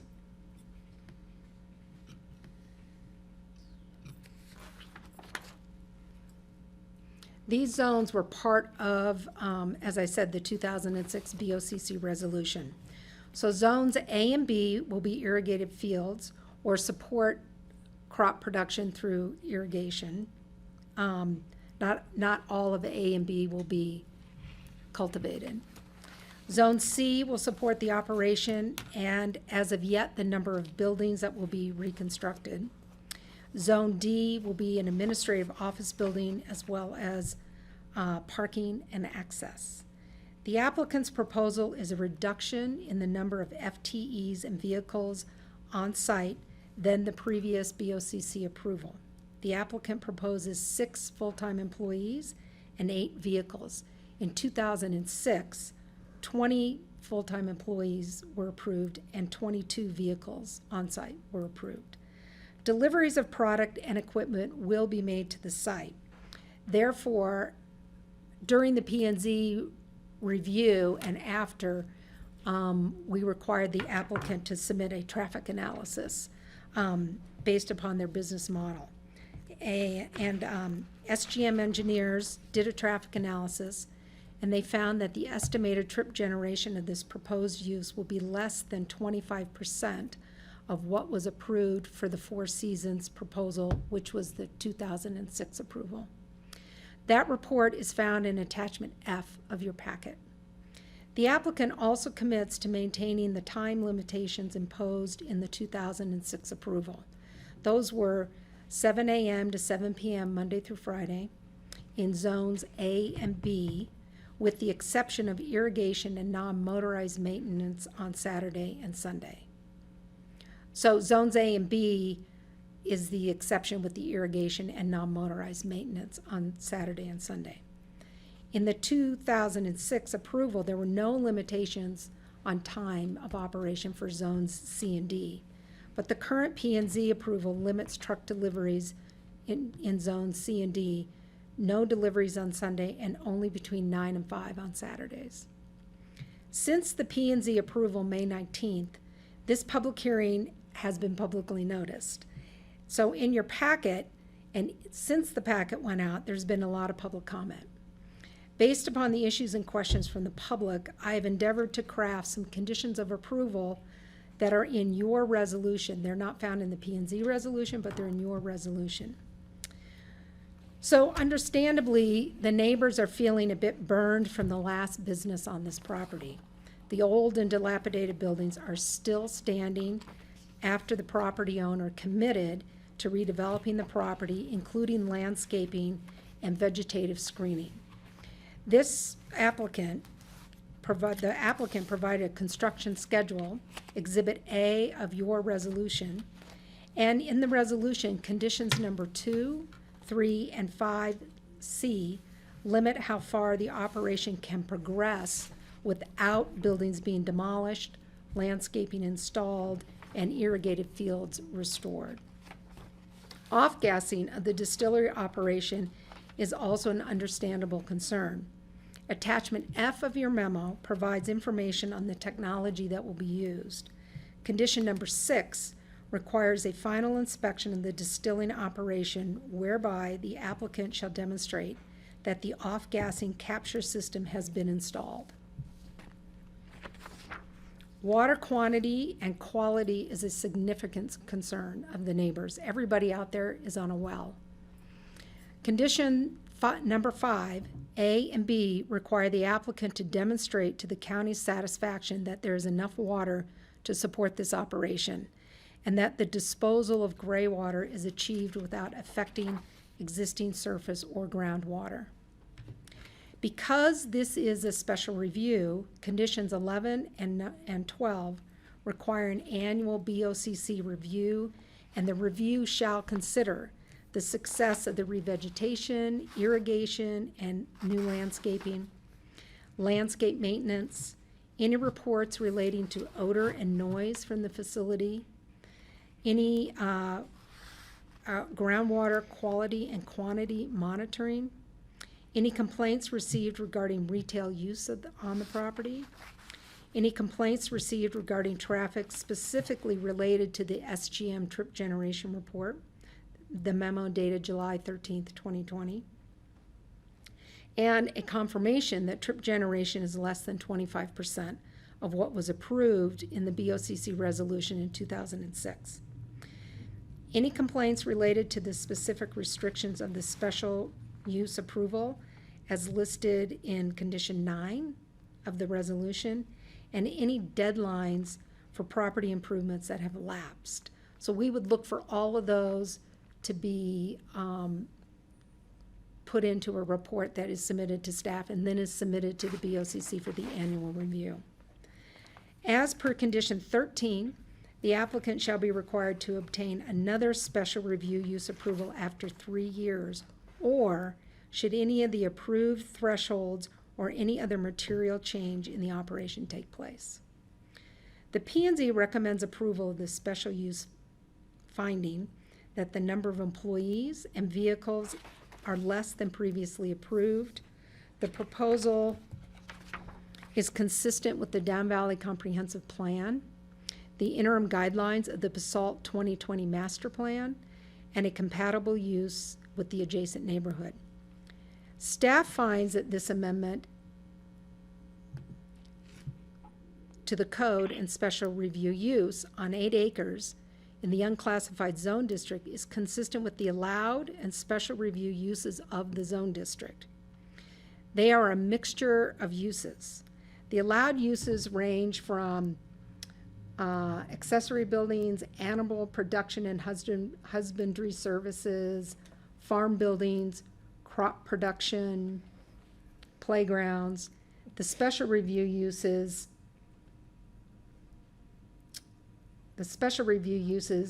have items in here like commercial firewood splitting, storage and sales, logging, mineral exploration, mining, concrete batch plants.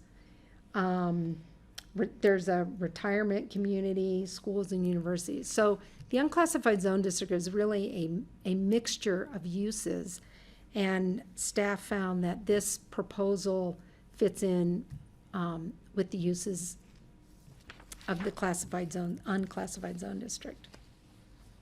I'm done with my presentation.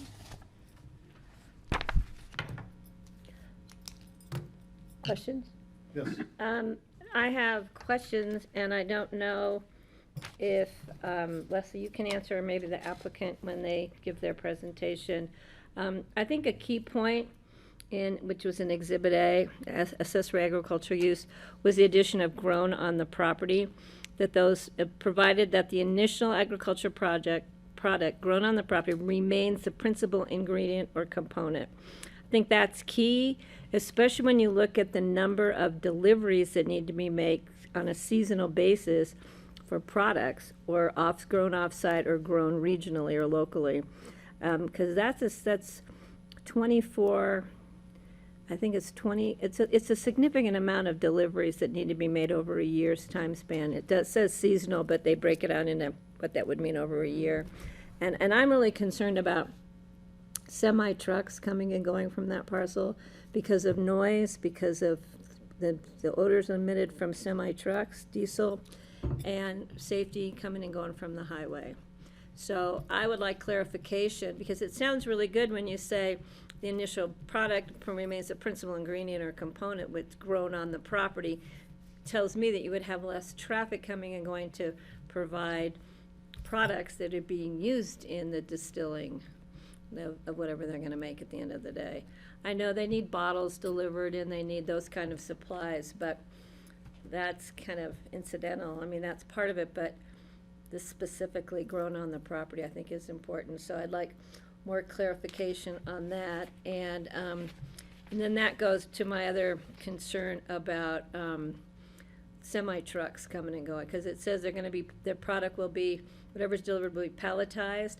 So it usually means you need to have a forklift to take it off, and it's usually coming out of a larger truck. And in some cases, those are semis. And that's of concern to me. I mean, smaller trucks, maybe more deliveries in smaller trucks is better than, you know, fewer deliveries in semis when you're talking public safety and impacts to the neighborhood.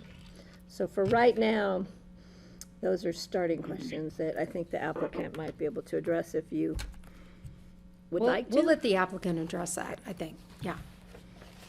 And thank Okay. you. George? Yeah, thanks.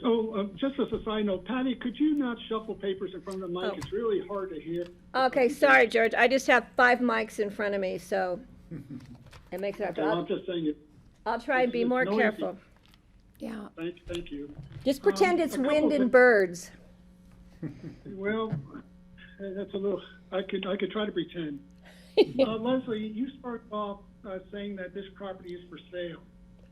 So the current applicants are sort of testing the waters and seeing if this is going to pass, and if so, they have a contract to purchase, or that's, the applicant can address that. I'm a little confused about that. Are we approving something that the property is going to be sold to someone else? You talked about, and we've gotten letters about the water quantity and quality. One of our concerns that actually was noted in the master plan was that staff does not look at quality of the water. They may be able to look at quantity in terms of how much a well is producing, but they don't take into account quality. And we know certain parts of the county, the quality of the water is really poor. And as you're starting to draw down on more water, that quality could actually deteriorate further. So that's a concern of mine, and it always has been, even with the EMA master plan. The special review uses on an unconformed, on a UC zoning, we've dealt with this in the past, and even though there's a lengthy list of possible uses, we're able to actually edit that down to what we feel it would be appropriate uses for any particular property. An example of that was how we did the approval process with the Redstone Castle in terms of limiting the actual uses. So just because all these uses are listed, doesn't mean that that's appropriate for any particular property. You note that the 2006 approval process that looked at number of employees, number of vehicles, looked at transportation studies. Well, that's 15 years ago, and there's a lot that has changed in this Mid-Valley area, as well as the entire valley. So I don't believe that we should be actually looking or considering what was approved in 2006. That era has changed. And in fact, as you know, Leslie, staff is actually looking at revising the entire new Down Valley Master Plan, specifically for this area in conjunction with the town of BOCC, which may have a whole new light on terms of usages in this area. So those are concerns of mine in terms of this entire application at this point.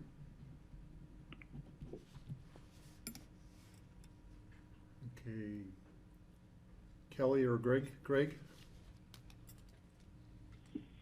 Thank you. I was going to actually bring up what Patty had mentioned, just looking at the accessory agricultural use. I think it's an interesting and worthwhile text amendment. Realizing I'm not entirely sure what the principal ingredient will be here, or what the secondary deliverable ingredients are, and how much water will be required. But that's specific to what the use is on this particular piece of property. I do have questions about that. I'm concerned about water. I'm concerned about access, the way Patty and George have described. So I want to hear more. The one thing I wanted to ask is that it sounds as if the restrictions on the actual growing zone of the property, are those reasonable for somebody who's actually doing something agriculturally, that you can only show up on the property at 7 a.m. and work until 7 p.m.? Is that reasonable for a rancher, a farmer or rancher in the summer working in this part of the state? I'm worried it's too stringent. If they need to get out there and do something at midnight because the irrigation's overflowing, are they going to be in violation of the rules? So I was wondering if that isn't a reasonable or unreasonable regulation on the piece of property. I am concerned about the activity on the property, and knowing that this applicant just it sounds like they have a contract to buy it, and if it doesn't go their way, maybe they'll walk on the contract. So they could get this approval and sell it to the next guy who may want to grow and distill something entirely different, as far as I know. So I'm a little nervous about it, and I'm not sure how to proceed. Although I appreciate the effort that they're making here, and I'm hoping we can answer these questions. Kelly? Thank you. I think I have one question for Leslie, and then my other questions the applicant can try to address in their presentation. Leslie, I'm wondering, was it discussed with the applicant just rezoning this to one of our, standard zone districts, AR10, rather than maintaining this unclassified zone that sort of seems, I don't know, like it's just tangential right now, or just a leftover remnant from past zoning decisions? I can answer that question with regard to the kind of queries we got when this property went on the market.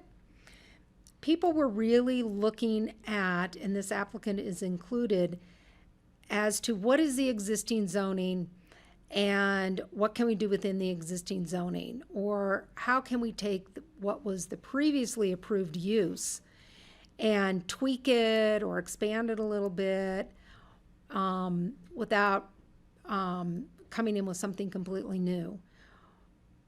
Staff took a lot of inquiries on this property when the property went on the market, and at the time BOCC had started their master plan update, and Pickens County was involved in this area. The stretch of the highway was originally part of that update, and then Pickens County decided to pull that out, and as George mentioned, start another land use process of this section, basically from Old Snowmass, Conoco, down to the Basalt town boundary.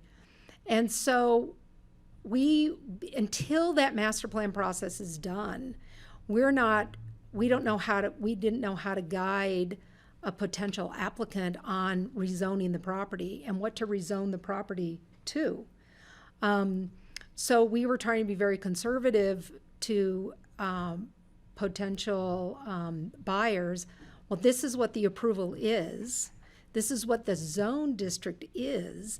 You can do what you want within the zone district, but until we have this master plan completed, rezoning or completely changing the zone district, even the unclassified zone district, didn't make sense to us. So this applicant felt that they were within kind of what the zone district allowed: crop production, ag buildings, farm uses, and then adding the accessory agricultural use to the code made more sense to them. And I will say, we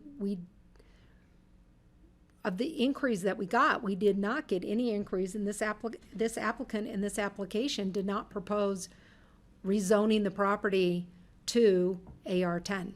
which is what the surrounding zone district is, or AHPUD even.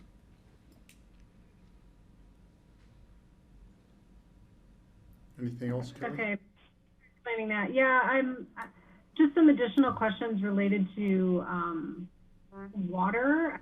I'm a little confused by what I read about whether they're taking water from the ditch or taking water from the well, or if they're planning to take water from both and for what different purposes. And so I'd like to understand that a little bit better. I also note with regards to water in the referral letter from the Roaring Fork Fire Rescue that they additionally need to have a permanent hydrant. And I'd like to just understand what that requirement is a bit better and if that's been agreed to yet and confirmed. And then finally, with regards to the on-site water treatment system, is this area within the service area of the Salt Sanitation District? And does that option exist for discharge? Thanks. The option for running a sewer line to this property does not exist. It's too far out of the district. It's too far out of the district, and Suzanne or Cindy could probably weigh in on this with the facilities at Lazy Glen as well. It's a long discussion. Okay, Greg again? Just getting back to water, thanks for that, Kelly. I think one of the concerns I have is certainly an operation that's depleting or endangering the water supply for the neighbors. Clearly, they're concerned about it, as we see in their correspondence. Is this a situation where water might need to be trucked in order to maintain? I know that the grow facility down the road, I believe, is trucking water. Maybe they still are, and that's just part of their operation. And I'm thinking, if they're distilling some product here that really requires a taste and a flavor and something unique, it's possible that trucking water in is part of their plan and would be necessary. Just, pure spring water, something like that they're not going to get on site. I'm just wondering if they can address that when the time comes. Steve? We'll let them address that. George and then Patty. Yeah, thanks. Just reminded me of another question. You talked about that the distillery would not be open to the public, although guests would be allowed. So I'm a little confused about that. Are we in the application or your recommendations, are you specifically removing the ability to have any commercial retail operation, tasting operation? Yes, that's the intent. Okay. Yeah, George, that was one of my questions too. I needed further information on that. There's no tours. I think that if it's closed to the public, it's closed to the public. Because either that or we need a more defined plan for, we're gonna have one tour a month on a Tuesday, kind of like we did with the Redstone Castle. We really limited because of traffic issues and disturbance to the neighborhood. So that's one thing. And another thing, when it comes to the odor, we had a very strict requirement across the street. And it's not a matter of it should not have odors. It will not have odors emitted from either the distilling or the growing or et cetera, the wastewater, the reprocessing and making fertilizer, which I think is a great idea, but those things may be accompanied by odors. That neighborhood was already impacted from highway odors, just from traveling traffic, and I don't want to add anything more to it. So it will not emit odors from any part of the distilling process. There was also a concern raised by a neighbor about, reaping the grain, if they're going to be growing grain there, and the dust created from that when you harvest and grains, and that wasn't really clarified. What are they actually, like Greg was saying, what are they actually growing? What crop part of this are they growing on site? We don't know what the end result is, what kind of product they're distilling. I mean, potatoes are beautiful when they're in bloom and they don't create dust, but I don't know if they're we don't know what process, what end result is. And I know there might be some proprietary or something issues there, but we need to have more information on that if we're gonna protect and recognize the concerns of the neighbors. Okay, and I have a series of questions for Leslie, or issues. Some of them are gonna require some research to bring back at the next hearing. The first is, there are 2 driveways proposed. The one driveway was shut down, I think, in 2007, the one closest to Highway 82. They're proposing to use that. It seems to me that it's too close to Highway 82 for safety, that there could be it could potentially create a bottleneck of the traffic coming off of Highway 82 getting backed up clear to the highway. And so I would propose that they only be allowed one driveway, the one being farther up the road, to access the administrative building, the distillery, the deliveries and all that in one driveway further away from the highway. But I want to know if there's any rules about how close the driveway off of Hoagland is in relation to where it's coming off of Highway 82. Seems like there's safety concerns there.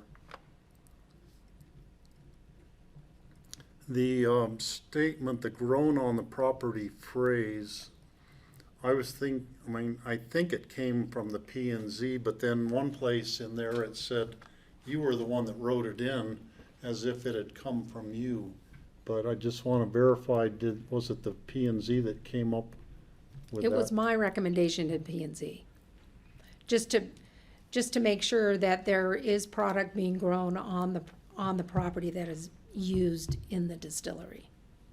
Okay, just wanted to clarify Yeah. that. But the P&Z adopted it. Okay. I want to know why all the other land around there was rezoned, but this one little parcel was not rezoned. And is this the only parcel in the whole county that is, I mean, that's what it states in the Yes. packet, that is unclassified? Yes. And I'm curious, why was it not rezoned when other parcels were, all in the immediate neighborhood?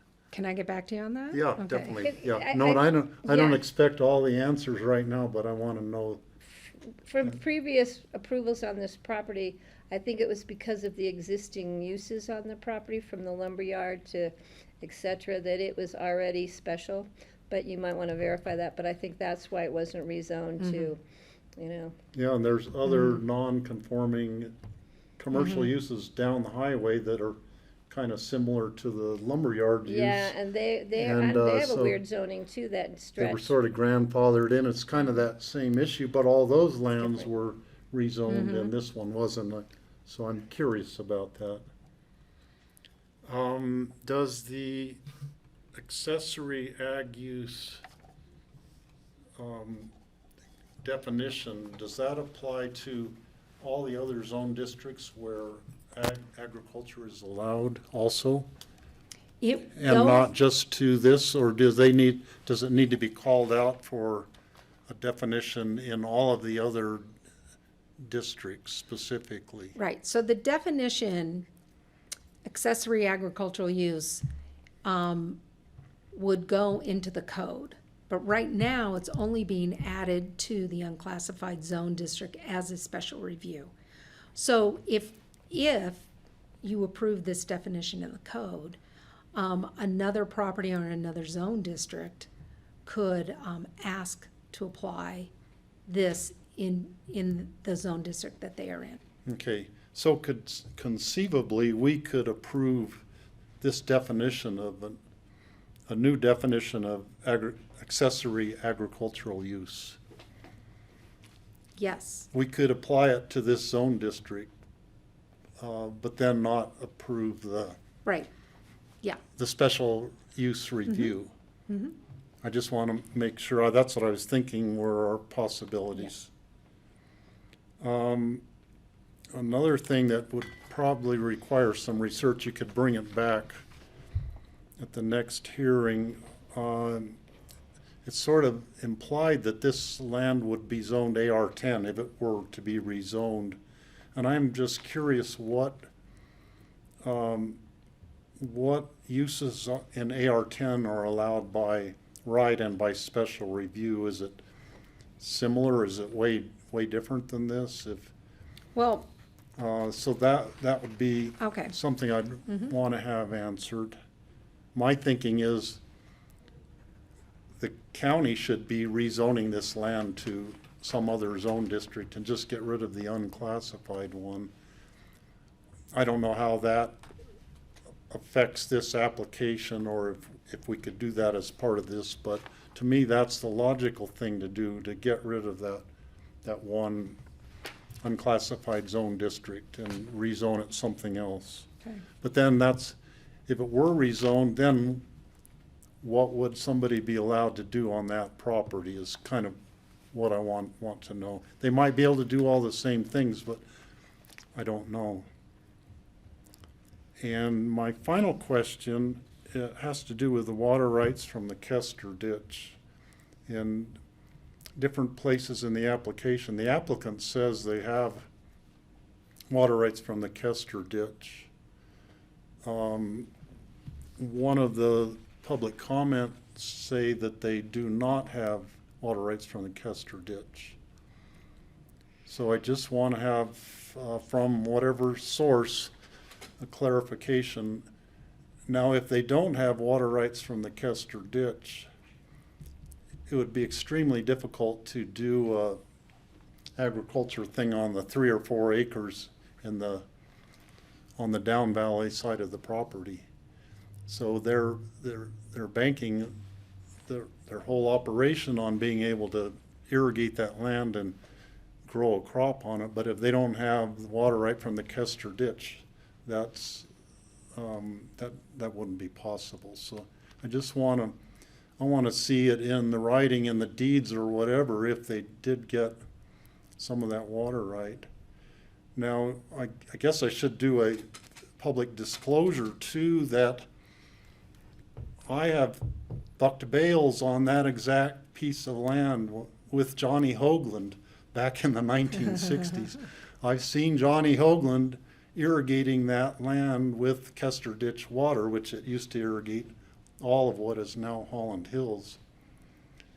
So, and I've cleaned ditch through the Kester ditch, going through that whole property there in the past. So I'm really, very familiar with the land and its past history, going back before Johnny Hoagland sold it and the lumberyard went in. So I missed that in my history. Yeah, that goes back we don't know even if Johnny Hoagland had ditch farther rights. than putting in the lumberyard for the use of the land. It used to be used for something totally different. Well, So- I know that the applicant does have their water attorney online today to answer a lot of these water rights questions for you. And the reason, just to note, the reason why water's being trucked into the grow site across the street is because of federal issues related to marijuana crops and the ability to use those water rights that are granted by the federal government. That hasn't been cleared up because marijuana is illegal at the federal level. That's why they have to truck in water to the grow site. Mm-hmm. So that's all my questions for you. Any other questions for Leslie before we move on from the board? And we can ask questions later, obviously. So seeing none, thank you, Leslie, and we'll move on to the applicant's presentation. And I see Luke Bomberger on there, and I Yes, presume you'll correct. be doing the Can presentation. you hear me? Yes, we can. All right.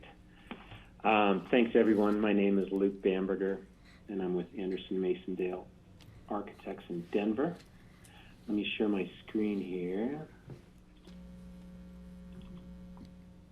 Let's see.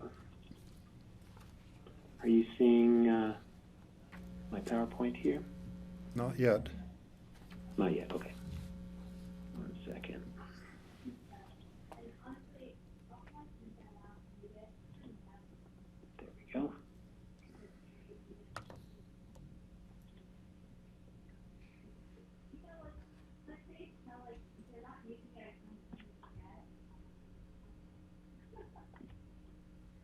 Okay, can you hear it now? Yes, and we see the, Well, we see it starting. well, the screen All right. is split now. We, we don't see anything on it yet. Okay.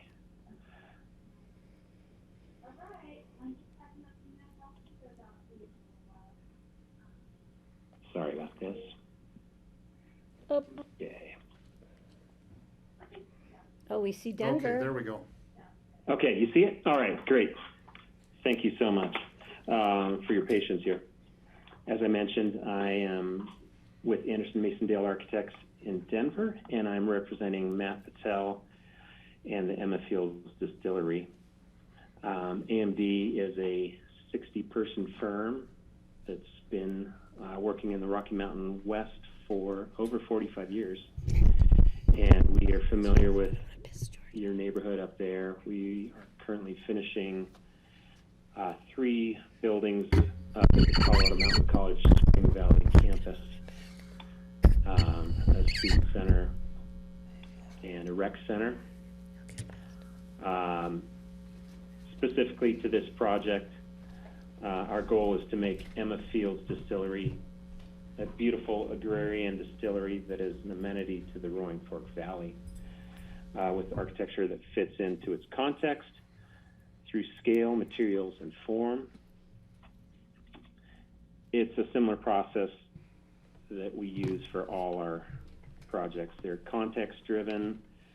They want to fit in with their surroundings, their neighbors, both from a scale and material perspective.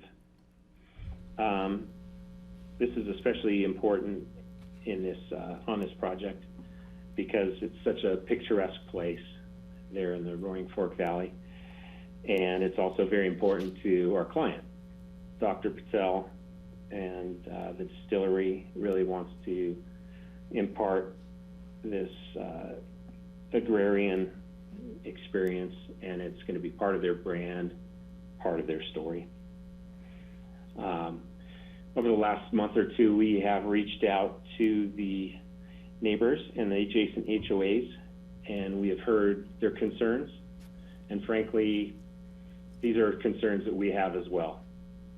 Obviously, we rely on water for our product, so the water needs to be clean. We don't want to disturb the groundwater with what we do. We don't want to deplete the groundwater through our use of the well.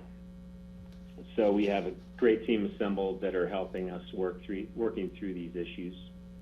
Obviously, we want to address the concerns about traffic generation, light pollution, noise pollution, any sort of odors that are coming off the distilling process. And we can touch on some of those issues here further into the presentation. I think Matt might want to touch on those after we talk to the water engineer and the water attorney. But with that in mind, obviously we are looking at this in a very sustainable manner. While we're on the slide, I will just touch on the entrance to the site. We have slightly updated our conceptual master plan of the site based on some input from the planning and zoning folks. And we have just the one driveway up at the end of the site further from Highway 82. This is included in your packet. These are some conceptual massings just to give us an idea of kind of the size scale and the disbursement of the buildings on the property. Leslie has touched on the breakdown between zones A, B, C, and D, so we don't need to go into that too much here. But as I mentioned, we have very high sustainability goals for this project. We are going to pursue LEED Silver certification, which is going to set us up as a distillery in a pretty unique fashion. There's probably only a half dozen or so distilleries in the country that are LEED certified. And this will hold us accountable not only during construction, but also during operations to make sure that we are very sustainable in our approach to the project. This is in the packet too. We're looking at a similar system to this that actually captures the off-gassing, odors, everything, and we can then take the CO2 that comes off this fermentation process and sell it to other industries. And just to kind of reiterate our sustainability approach, you know, it's a big part of the story of the distillery itself, but we also feel it's very important just from the perspective of being good neighbors, not only in the valley, but in the state and, you know, in the world we share. With that, I'm going to introduce a couple of our team members. Alan Leak is an engineer from Respec in Denver, and he is looking at our water quality and quantity issues. And then also Mary Elizabeth Geiger, who is our water attorney out of Garfield and Heck in Glenda Springs. So I'll hand it over now to Alan. Good afternoon, Mr. Chairman, members of the board. My name is Alan Leak. I'm a professional engineer with the company of Respec in Denver, Colorado. I've been doing water resources, water and wastewater, and water rights work for over 38 years within Colorado. Also, one of my colleagues in our office recently joined us, and she worked for Metro Wastewater for 8 years, handling their biosolids operation. And really specifically what I want to address is the water supply concerns. You know, as Luke mentioned, you know, a key aspect of this project is environmental stewardship and water conservation. So we definitely want to minimize how much water we have to pump, minimize how much we consume, and then minimize the wastewater that's generated from the facility itself. On the screen, it shows the existing well that's proposed to be used for the water supply. You know, this well's been tested up to 20 gallons per minute, but based on the proposed water demands for the facility, the average well pumping from that well would be about 4 gallons per minute. And at that rate, I believe there's little risk impact to adjacent wells due to several factors. First of all, the well is 80 foot deep, has a water table of about 40 foot deep, and it's located near the Roaring Fork River, and the water level in the well is pretty close to what the water level is in the Roaring Fork River. And thus, most likely the supply for water coming to that well when it's pumped is from the Roaring Fork through the alluvium itself. The well itself is located almost 600 feet from any adjacent well itself, with the closest being the 540 feet to the northeast and uphill of the subject wells. And the groundwater in this area flows basically from the south and southeast to the west and northwest. So draining from where that closest well is, draining to the northwest. That well is 160 foot deep, has a static water level of about 70 feet. And when it was originally pumped, it pumped over 27 gallons per minute and only dropped the water table about 5 feet. So based on that, it would appear that there is sufficient groundwater in that entire area to support this operation. Of course, that well itself is located downstream of the Kessler Ditch and likely has benefited from seepage losses from the ditch itself. One note regarding the 600 foot, you know, the state engineer uses that as a distance at which well interference is presumed not to occur.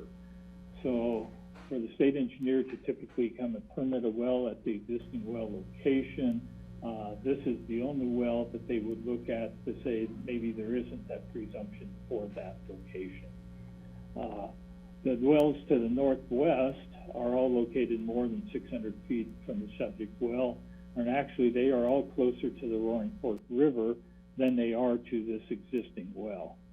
So looking at that information, looking at the geologic logs from the wells, it's my professional opinion that the proposed use of the existing well for this facility at the rates proposed will not significantly impact the water wells in the vicinity of the well itself. Regarding water quality, the proposed facilities will include an on-site wastewater treatment facility, treat the wastewater from the distilling process, and after internal recycling, it will discharge water quality concentrations that are below the limits that are going to be required by the Colorado Water Quality Control Commission regulations for reuse of treated effluent for irrigation purposes. The intent of those regulations are specifically in place to protect the beneficial uses of groundwater and protect groundwater quality. Irrigation use from that wastewater stream is going to be supplemental to the irrigation use of the water from the Kessler ditch for the agricultural purposes. An on-site wastewater treatment system, as you might think of a septic system, in this place would be designed not to impact the quality of groundwater, as this is the very groundwater that the operation is going to be using to produce its distilled products. So, this project, they definitely don't want to contaminate the groundwater, which is the source of their water for the facility. Last, in order to minimize the impact of the distillery on the environment, the Class A biosolids generated from this facility are planned to be used as amendment in the agricultural fields. The application of these biosolids is regulated by the state and will be applied as agronomic rates and in compliance with the state's regulations for use of biosolids. The application of Class A biosolids have been found in many other places to be protective of groundwater and a very good environmental use of that waste product. For my part of the presentation, in closing, the goal of this project is to be environmentally protective, friendly, and through water conservation, water reuse, and beneficial application of waste products that promotes the preservation of agricultural uses while minimizing any impact to the environment and the adjacent residential and other uses.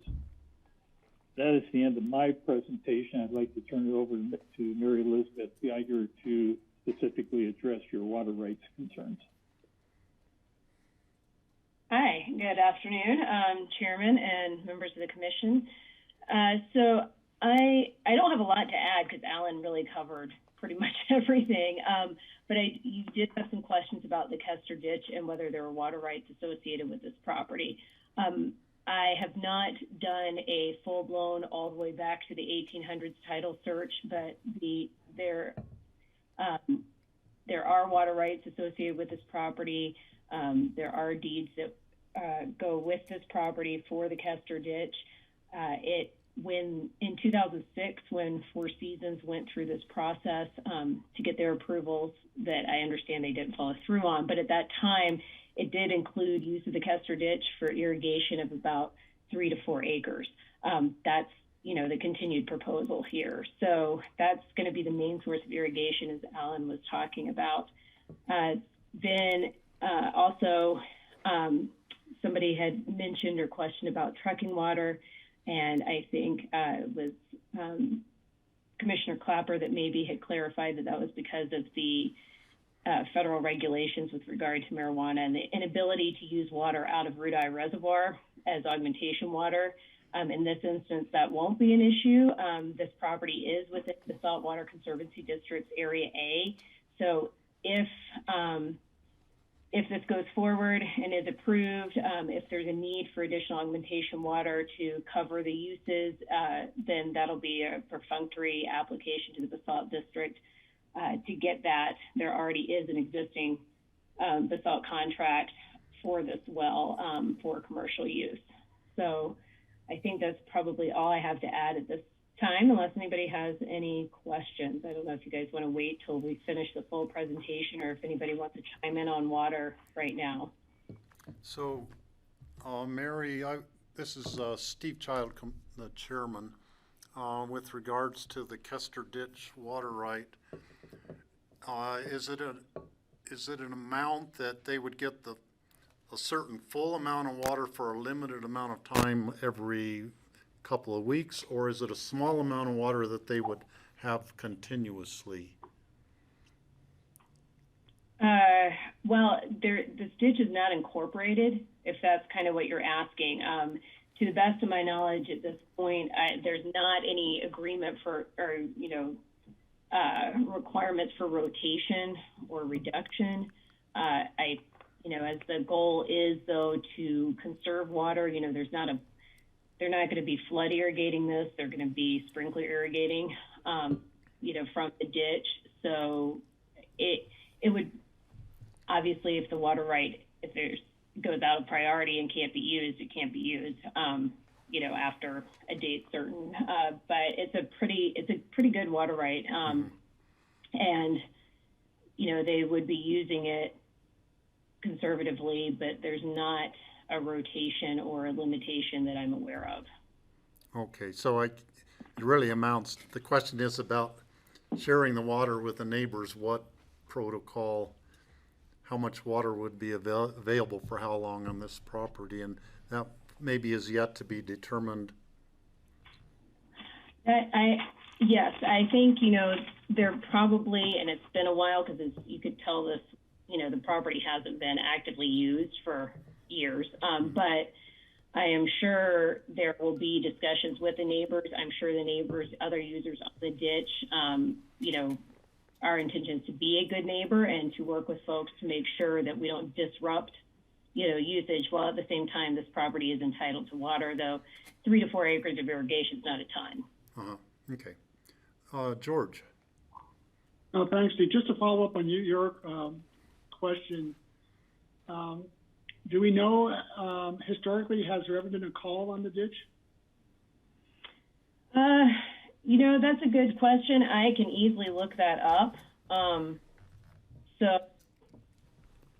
I can probably do that while we're finishing up this and circle back with you, George, if you want me to do that. I'm happy to. Yeah, that'd be great. And George, Sure. To my knowledge, never has. It's a really good senior water right out of the Roaring Fork. It is. Kelly. Thanks. My apologies if I'm missing something, but I think before second reading, I would really like to actually see the water engineering studies and how recent those are for this well, as well as the information about, the water right associated with this. And I couldn't even glean from the application, like how much water is proposed to being used. And I think all of that is, sounds like it's available for our review and documentation. It fights over half a CFS of water. I mean, we take the use and every drop pretty seriously. So I know for me, I'm going to really want to look at that more thoroughly between now and second reading. So I would just ask that you please forward that on to Leslie for our review. Oh, absolutely. We can do that. Patty? So this is kind of far-fetched thinking, but I'm thinking far-fetched right now. The mention of the well and the water table, and it draws technically from the Roaring Fork. As we well know, because of our in-stream water, our RISA that we have, that's a section of the river that tends to get very dry from about Holland Hills, from the bridge, the pedestrian bridge, the old train track, down to the confluence of the Frying Pan. So I don't know if there's an issue if they actively start taking water from, I know there's 2 wells on this site, if we're going to see any rebound to water levels in the Roaring Fork, if it's drawing from that water table. Kind of far-fetched, but we have been really working hard to protect that stretch of the river. And I don't want to see us approving something that might possibly create another impact that we're going to have to be addressing further down river from there.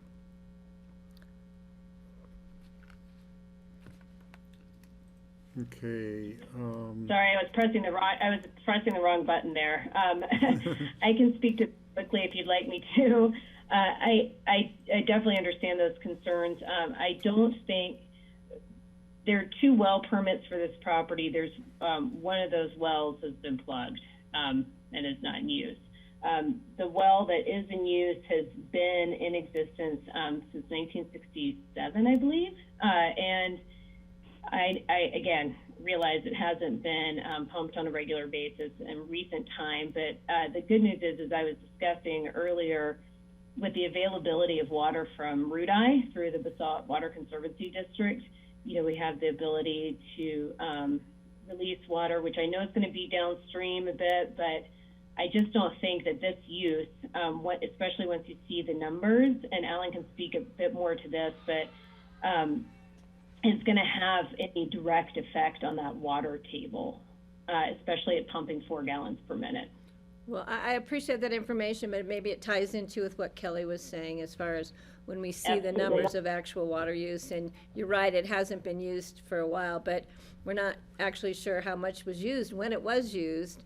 And we understand the augmentation issues out of Rudai, but you're absolutely right again. It comes after the fact of when we need it, which is above the confluence. So just information that can come back to us at second reading, just to clear that concern. Okay. Send it back to you, I think, Luke, at this time. What was she saying? You're somehow muted. You're not coming through. He's connecting. On the screen it says connecting to a ... I don't know what that audio means. ...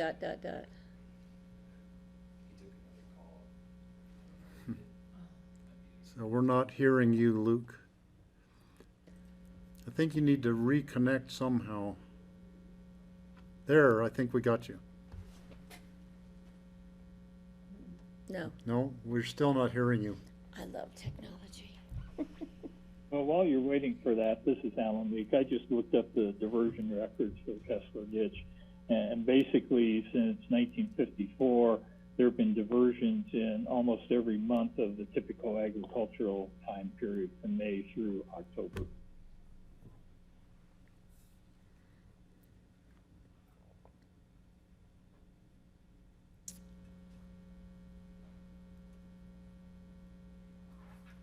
So we don't know why we can't get Luke. Try talking now, Luke. Can you hear me now? Yes, we can. Yay. Okay, good. I was on my phone for a while, and now it wants me to go through the computer. So just looking through my notes, I think there were a couple questions regarding the access by trucks. Included in your packet of information is the memo from SGM. And what we provided to them was some information from a distillery of a comparable size, and that it fits with the business model that Matt has put together, and they base their numbers off of that. So in terms of delivery of products, yes, you're correct. There will be grain and other distilling products coming from neighboring farms. I would say that at this point, I'm not sure that they'll be coming in on semis. I think they would be better suited to be coming in on box trucks, that type of thing, on pallets. We've visited other distilleries kind of in preparation for the work on this site, and that's how they do it. I didn't see anything coming in on semis. It seems pretty easy to bring in. They call them super sacks. They're just sacks of grain that is processed off-site. It comes on a pallet, pull it off with a pallet jack. It's pretty straightforward. And you do warehouse this product and bring it out when you need it. And I think the numbers that we put in were deliveries every 2 weeks or so on this type of product. Just looking through my notes here for other questions. lot of the water issues have been talked about, and we will come back with more information for the second reading on a lot of those. I think your comments about public use are very appropriate. We're not seeking public use of the property, but I know Matt has explored the idea of having private tours on occasion. So please let us know your thoughts on that, and if you feel like there might need to be restrictions on that. It's a public tasting room, and a commercial sales room is not part of Matt's business plan for this property. I know that much. He would like to have folks be able to come in and do some tastings on occasion, just strictly by invitation only. Let's see.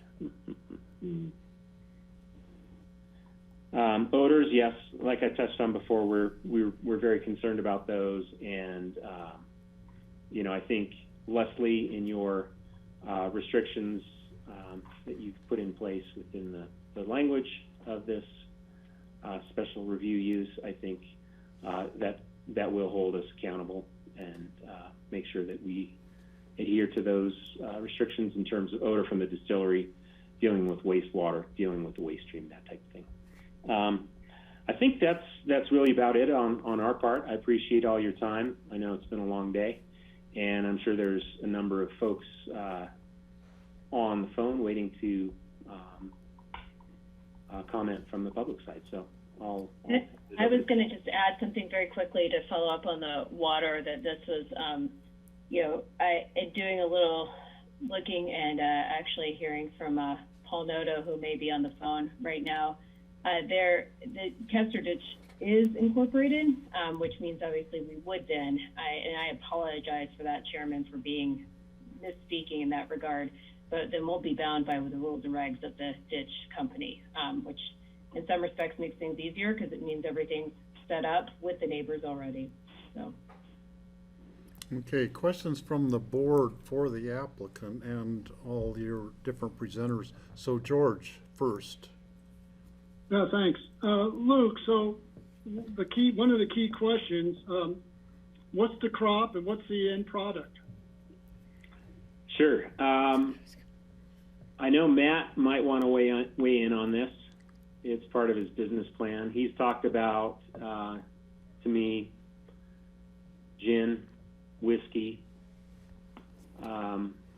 vodka, and he's talked about and he's researched heavily the planting of winter wheat on the site, but that hasn't been fully vetted. He's also talked about potentially some botanicals being grown on the site that would go into the gin. Okay, so we don't really know. Well, I don't know if Matt wants to chime in on that, but those are the products he's mentioned in his business. No, I mean, you're asking us to approve something that we have no idea what we're approving. I have a problem with that. Sure. No, I mean, it's those three products. It's vodka, it's gin, and it's whiskey. But what crop? At this point. Okay, Patty. Yeah, I think the crop is key, George, what you said. I mean, if you're growing potatoes for vodka, it's a whole different thing as far as the environment, the odor, the any other issues, dust from like a wheat crop, etc. So I think that's key. And in thinking about the crop issue, there was concern from neighbors about pesticide use. And we weigh heavily in on that, on other issues, as far as environmental impacts from not just a one-time watering, you know, using pesticides on your pot on your front porch. I didn't mean marijuana, I meant your planted pot on your front porch. Versus, you know, treating a whole 3 to 4 acres of crop with pesticides with the proximity to the Roaring Fork River and the water table. So I think we need to have that clarified. And Luke, you were really clear on no retail and no tastings, but then you said tastings by invitation. So we need clarification on that. So just because we want to make sure that it doesn't become a routine thing by invitation, because that is another additional impact to the neighbors. So just clarification on those things. And yeah, because growing, I mean, producing, it's very different from vodka to gin to whiskey. It's a very different process of what you ingredients and preference on the board's part of which one of us like vodka, gin, or whiskey. I agree. Okay, we'll go to George. You maybe have follow-up to this, and then we'll go to you, Greg. Yeah, thanks, Steve. The other question I have, Luke, is you talked about getting the additional product from neighboring ranches and farms. Can you elaborate a little bit on that? Sure. From what I've heard from Matt, he has reached out to some other farmers in the area, in the Roaring Fork Valley and the near vicinity, and he started the dialogue with them on potentially leasing fields and growing his product for this. So part of the plan is to engage and encourage and support local farmers in this endeavor. So he's looking close to the site for other options for growing, because we can't grow everything we need on 3 acres. 3 acres is a small parcel, but we do want to grow some of the product that is used on the 3 acres in the final product, and we want to be able to support the local local growers and be able to include their product in our final product. Yeah, maybe a question for Leslie, because again, the verbiage that the applicant came up with in terms of accessory agricultural use, and I think Patty hit on this early on, was that provided that the initial agricultural product grown on the property remains a principal ingredient or component. So as you said, you're not going to be able to grow everything on 2-3 acres, but what percentage are we looking at, and what percentage are you going to have to bring in from the outside to comply with this proposed verbiage? Sure. I don't know if I can speak very clearly on the percentages. I don't know if Matt can chime in on that, but I would say more than half of the product is going to come from off-site, is coming from other growers. I'd say it's definitely less than half. What we want to do is create the sense of an agrarian farm to bottle distillery, and show kind of the life cycle of the product, how it's grown, how it's processed, how it's distilled, and how it's ultimately turned into the finished product. So you can see that all on one site. Not all the grain is going to be grown on site. We'll state that clearly. I'm sure more than half of the grain will be coming from off-site. Thank you. Yep. Okay, Greg? Yeah, great. Thank you. Thanks for the presentation. Yeah, the impression I got certainly is that 3 acres is really a show crop. And I'm concerned. It's funny, I coincidentally had a conversation with some local farmers and ranchers recently and asked about growing grains here and why didn't we have that much grain grown. They said the biggest issue is processing it, threshing it, all those sort of and the process that it takes to actually get a grain ready to be used, oats, for instance, or maybe barley or rye. Or, and I also had some background with the guys growing the potatoes for the vodka down at Woody Creek. And I do know they're bringing a lot of potatoes in from faraway places. I know they grow some locally, which is great. It's admirable. But I'm concerned you may be importing your grains from faraway places where grain is grown. And I don't think that involves our valley, but I don't know that. I'm not an expert. I'd love to ask, if we could, just about the energy conservation. I haven't heard of lead silver in quite a while. Quite honestly, the terminology we're using now is net zero. And we're challenging people to go for net zero. They're going to build a facility, and it's a showcase property. this is the place and this is the opportunity to do something that wows everybody and sets the bar high. We only have RMI about 3 miles down the road to demonstrate that it's completely doable to make a net positive building. That location might be an ideal spot to do something. So I think I'd love to understand why it's LEED Silver. Honestly, it's been about 10 years since I've heard about LEED Silver. So I'm just thinking, hey, raise the bar. I'd really challenge you and let us know. Because really, if this is a showcase property, that's what it's going to take around here. We've got a pretty sophisticated audience, and we're making really high demands on people who are coming to us regarding our energy code. So I'd love to hear more. I'm open-minded on it, but that's kind of where I'm coming from. Regarding what you're growing there, I saw wildlife policy not applicable, but I thought, wow, if you're growing grain, are you going to get crows? You know, what comes in with the various things you grow? Maybe that's not an issue, but it'd be interesting to know just what's being grown there and how much. You know, it's an intriguing thought. I think we're all in favor of trying to see more production of local foods and local products here. So I'm enthusiastic about it, but I do share the same questions as everyone else. And I'm worried about the water. You know, I hope that's good water down there. I'm sure people say it is. Is it good enough to put into a high quality product without, you know, serious work on it? I don't know. Thanks. Yep. Kelly, you have any questions? I was just going to follow up, if it's okay, with Commissioner Quashman's question about the water quality. We have done water quality tests on the well, both directly at the source, the well itself, as well as you know, a spigot, and the water quality is actually quite good. That's one of the main reasons for the interest in this property, is how great the water quality is. I'm glad to hear it. Thank you for telling us that. Okay, and I have a couple of questions and comments.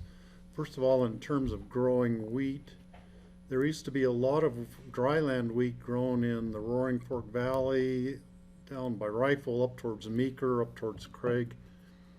I think all of that went into the Conservation Reserve Program. CRP was highly erodible. I don't think anybody grows winter wheat dryland anymore. There might be a few people growing irrigated wheat, but by and large, if people are growing any grain, it's a nurse crop for replanting alfalfa. That's not to say that some farmers in the Roaring Fork Valley wouldn't convert some of their hay ground to growing irrigated grain again. But I suspect your grain is probably going to be coming from the eastern plains of Colorado, or some, you know, far distance, maybe down by Grand Junction or Delta County. They grow a lot of grain there also. Let's see. I should have written this other question down. Now it's slipping my mind. It'll come to you. My senior moment here. Dang. It'll come back to me here in a minute, but right now I can't remember what my other question was going to be. So let's see.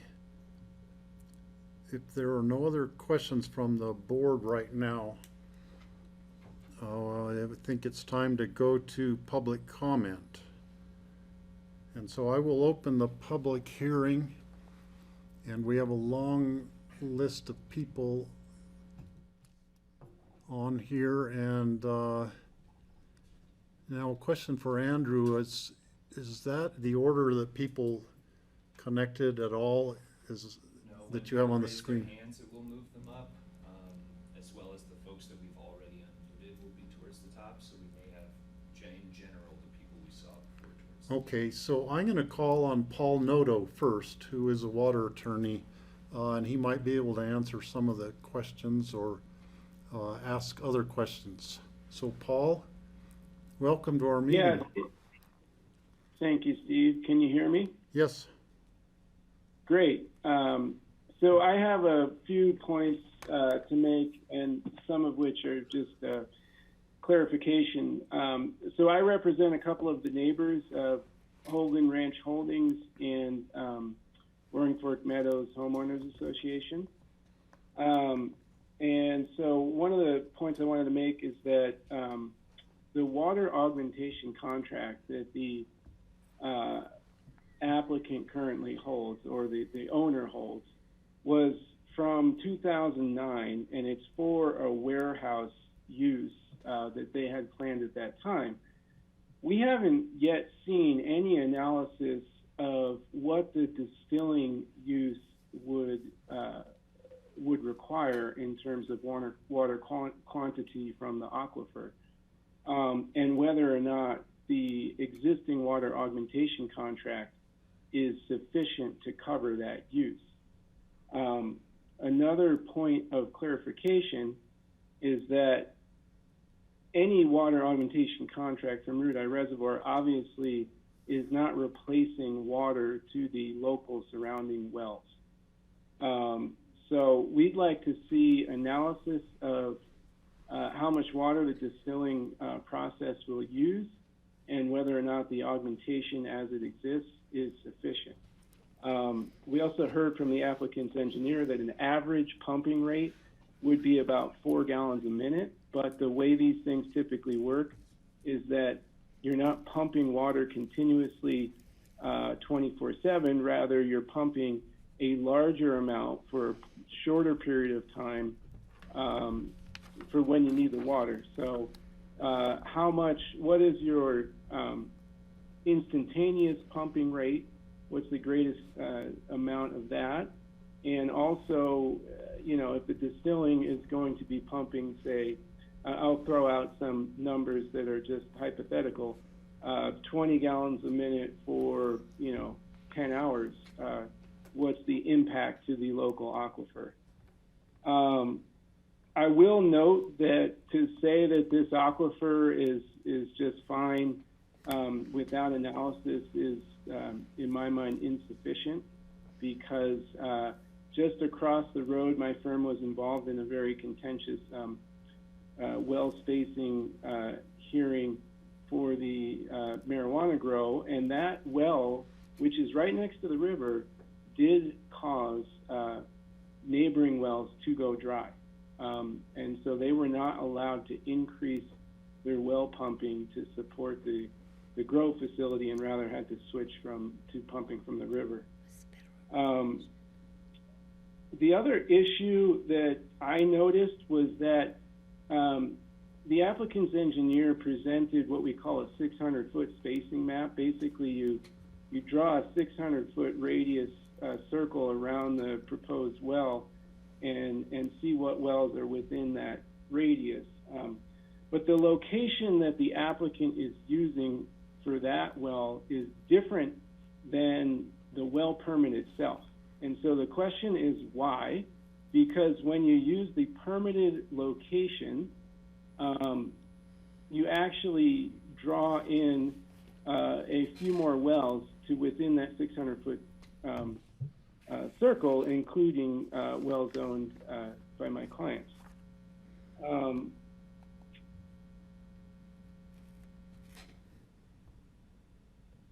The other point that I'd like to make is that because we have all of these complex water issues, which are generally hashed out in the state well permitting hearing, we think that the applicant should have to go through the well permitting process before we get too far down the road in land use approvals and hearings.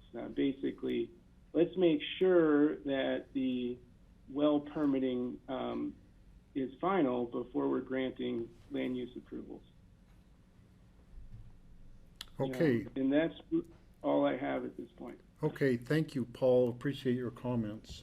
And Paul actually asked the question that was the one I couldn't remember about the 600-foot distance. So I don't have to ask that question again. Okay, looking at Michael Kopp, you have your hand up. We'll call on you next.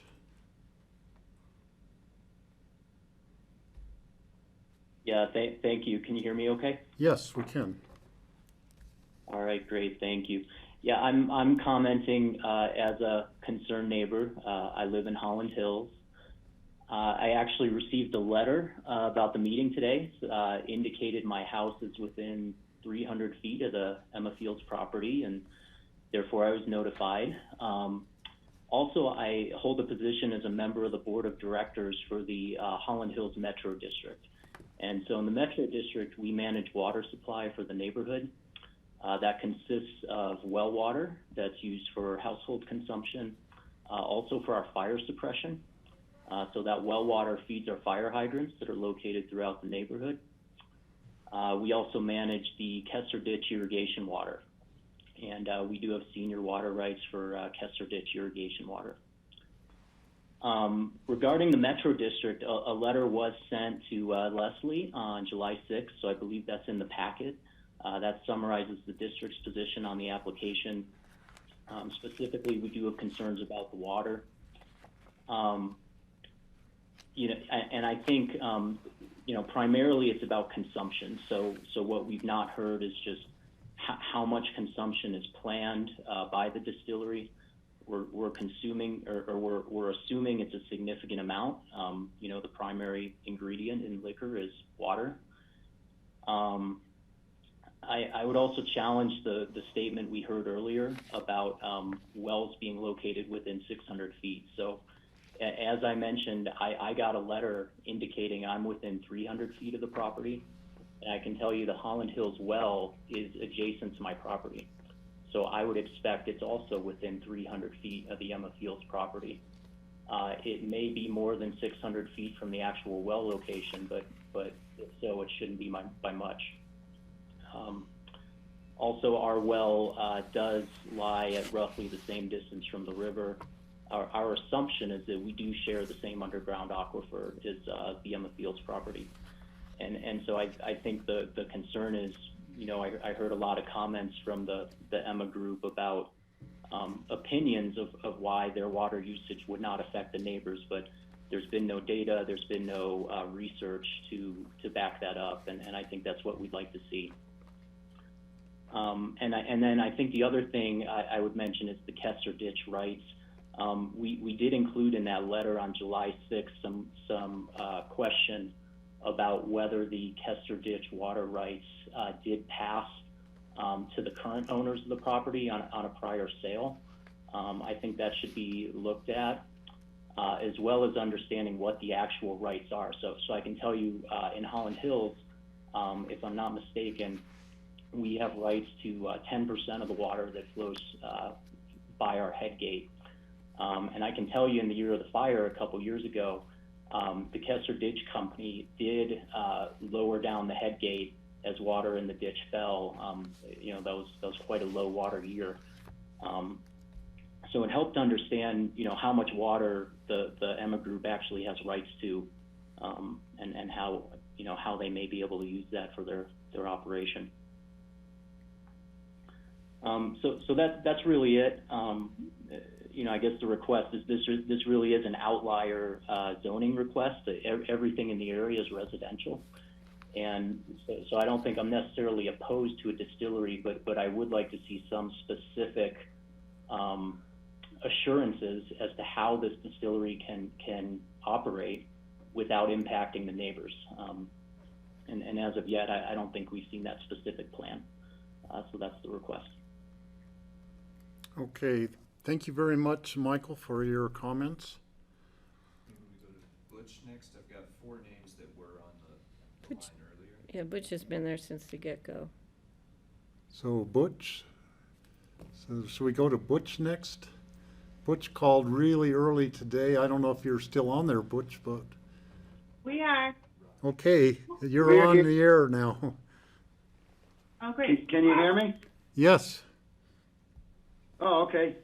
Yeah, this is Butch Orban and Lynn Orban. We own the property at 14 Eddy Lane, which is directly next to The original Hoagland Ranch. the original Hoagland Ranch house we have.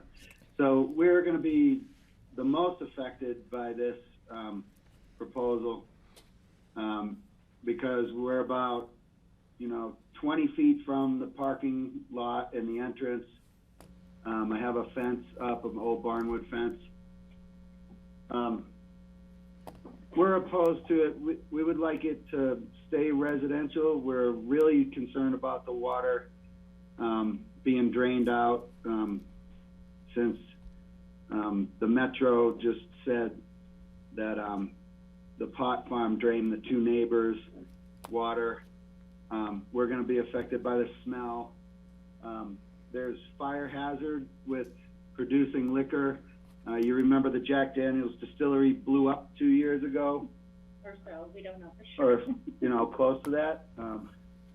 So we're in very proximity to this, and we don't want it to go through.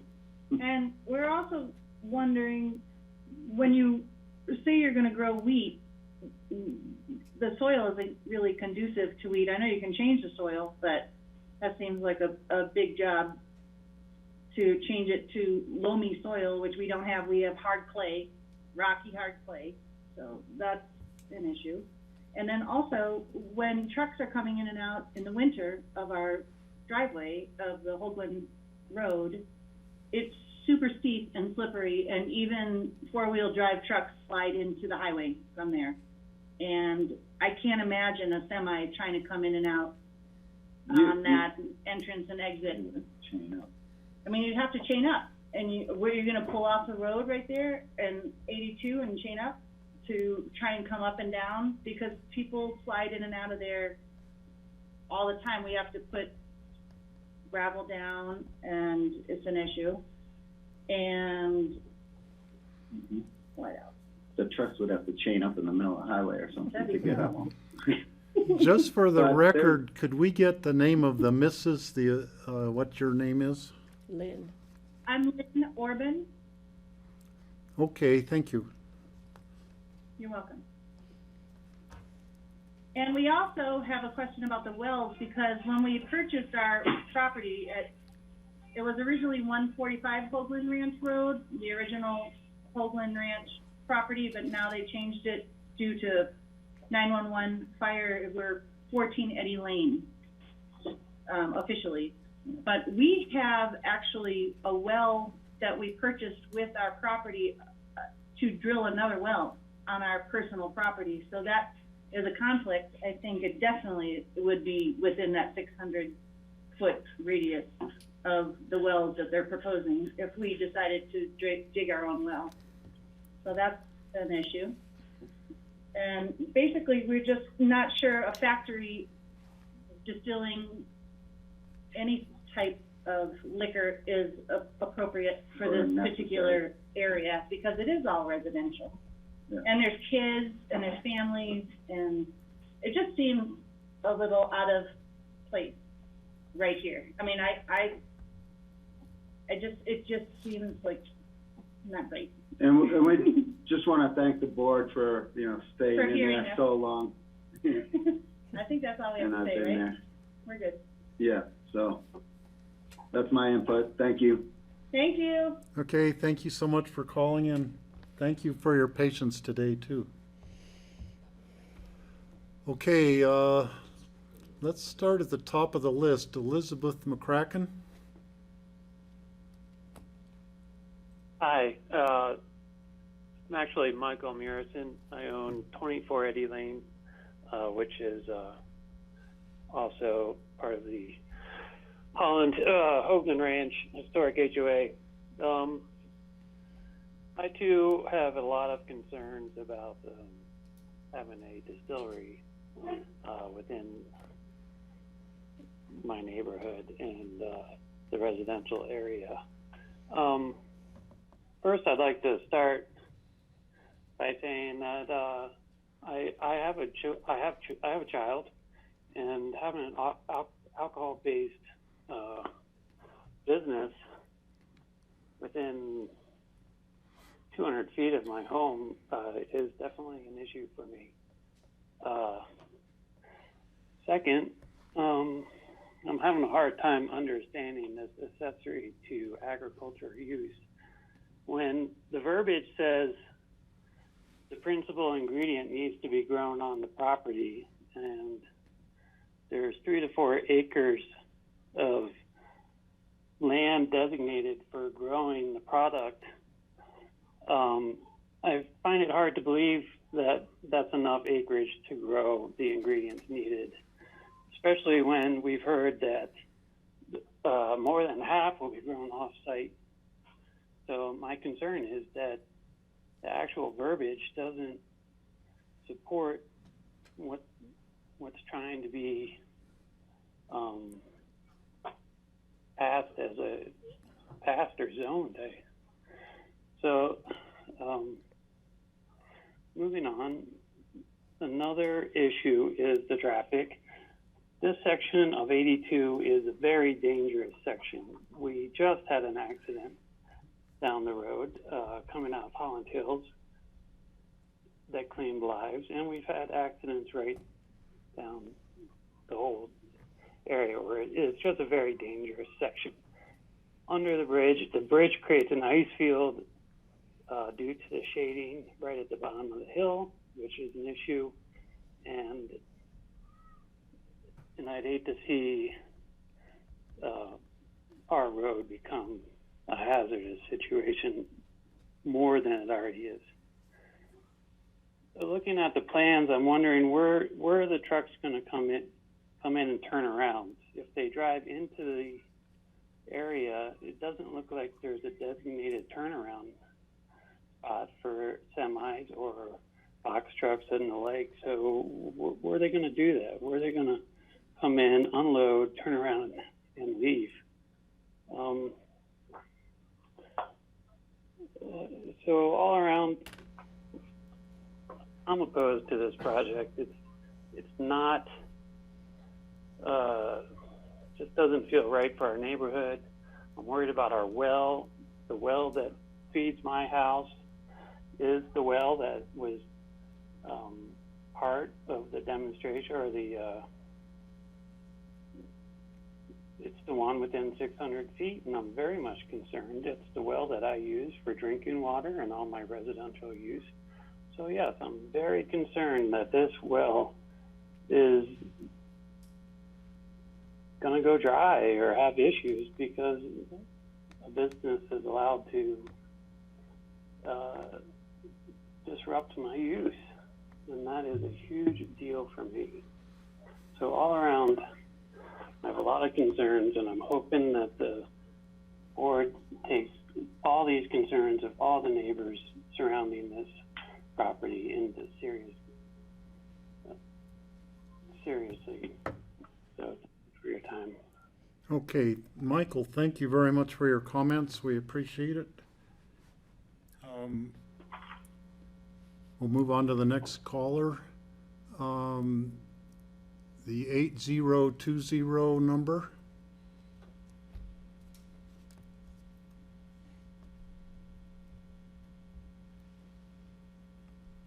The number ending in 8020, 618-8020. Are you still on the line?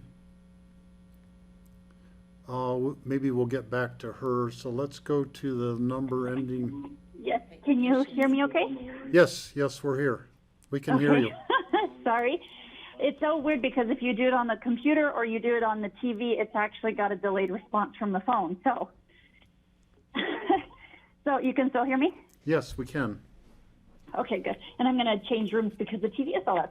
So I'm just going to fly through this really quickly because I have a bunch. But my name is Christina Helm, and I'm actually the president for Holland Hills for the POA.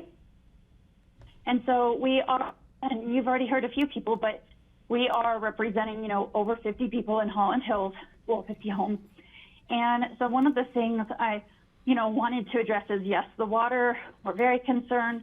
You guys have heard that, sorry, I'm out of breath, changing rooms.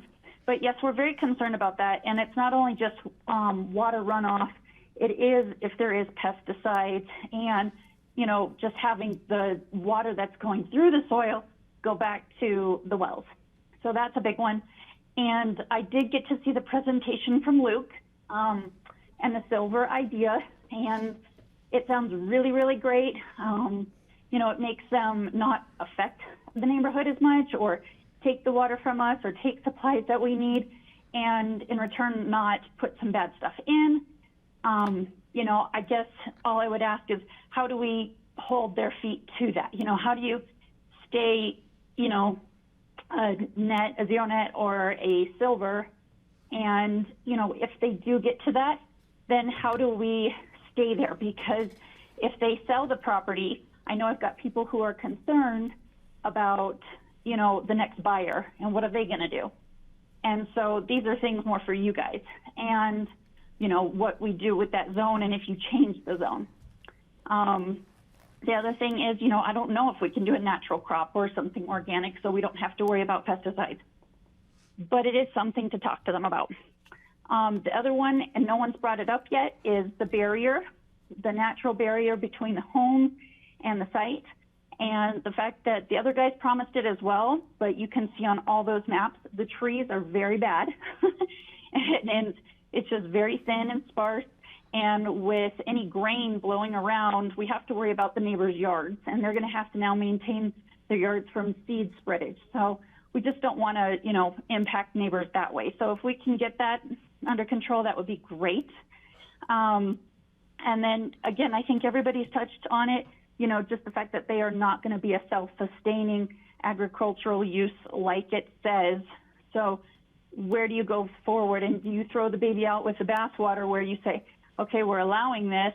And I'm actually thinking this is a great thing. Like, I'm not against it personally, but I have to speak for all the neighbors. And so, you know, if you go down that path and you allow that, you know, how do you be very careful and police it? I also want to give you a quick shout out, Steve. I love you. I love the whole Child family, and you are just, your diplomacy, very appreciated in this. And the same thing, shout out to George. George hit everything that I was concerned about, and he's talked about it, and it was like, oh, George, he would like say it right before I could like write the note down. So he just like, way to go, man. He's right on top of it. So, but that would be, I think, some of the biggest things I've heard. I know I'm going to hear more from neighbors after this, but that would be the biggest ones. Okay, thank you very much, Christina. And yeah, thank you for your time. You bet. Moving on to Mark Skulko. Yes, hi, can you all hear me now? Yes, we can. So my wife and I and 2 children live in the property directly to the north of the proposed distillery. And, you know, we have obviously the same concerns as everyone in our neighborhood. We're concerned about our water, our well. You know, we're concerned about pesticides. We're concerned about traffic. We're concerned about them just kind of, there's just seems like a lot of holes in their plan. They're not being straight up with us. What are they going to grow there? You know, how is this crop sustainable? And there's no way that 3 acres of wheat is going to provide enough grain for a distillery operation. So all these things are very concerning. I think that they need to come up with some more data for us to prove that this isn't going to have a negative effect on our neighborhood, especially the water. And, you know, I don't think anyone wants to be staring at a warehouse with trucks coming in and out, delivering grain, which is going to be pretty necessary for them to have this operation running. And as everyone knows, just that entrance into that road is so dangerous. There isn't even a lane to get speed up. So you're going to have trucks coming in the winter where there's a huge ice patch and cars are doing 50 miles an hour where there's nowhere for a truck to get to speed up on that highway. And as you all know, we just had a couple fatalities coming out of Holland Hills. And this is in the middle of the summer where there is no snow. I have actually slid coming out of Holland Hills right into the highway in a 4-wheel drive truck. And I'm sure residents of Hoagland Ranch have seen that happen as well. So, you know, just really concerned with some of the holes in their plans and just want to know more about what's going to be in that field, how they're going to manage it, how they're actually going to be running a distillery with 3 acres of crops. That's just not going to be possible. They're going to be shipping wheat in from eastern Colorado, and there's going to be a lot of trucks coming in there, and it's going to be an eyesore for our neighborhood. So I'd just like to see some more data on a few things, especially the water, but just voicing my concerns as everyone in our neighborhood has. And that's all I got. Thank you. Okay, thank you very much, Mark, for your comments.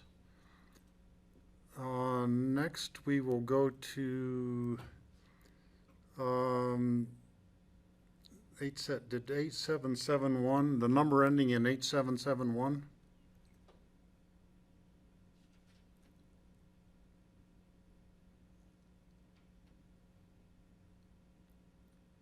You are unmuted now. You could talk. Are you still on the line?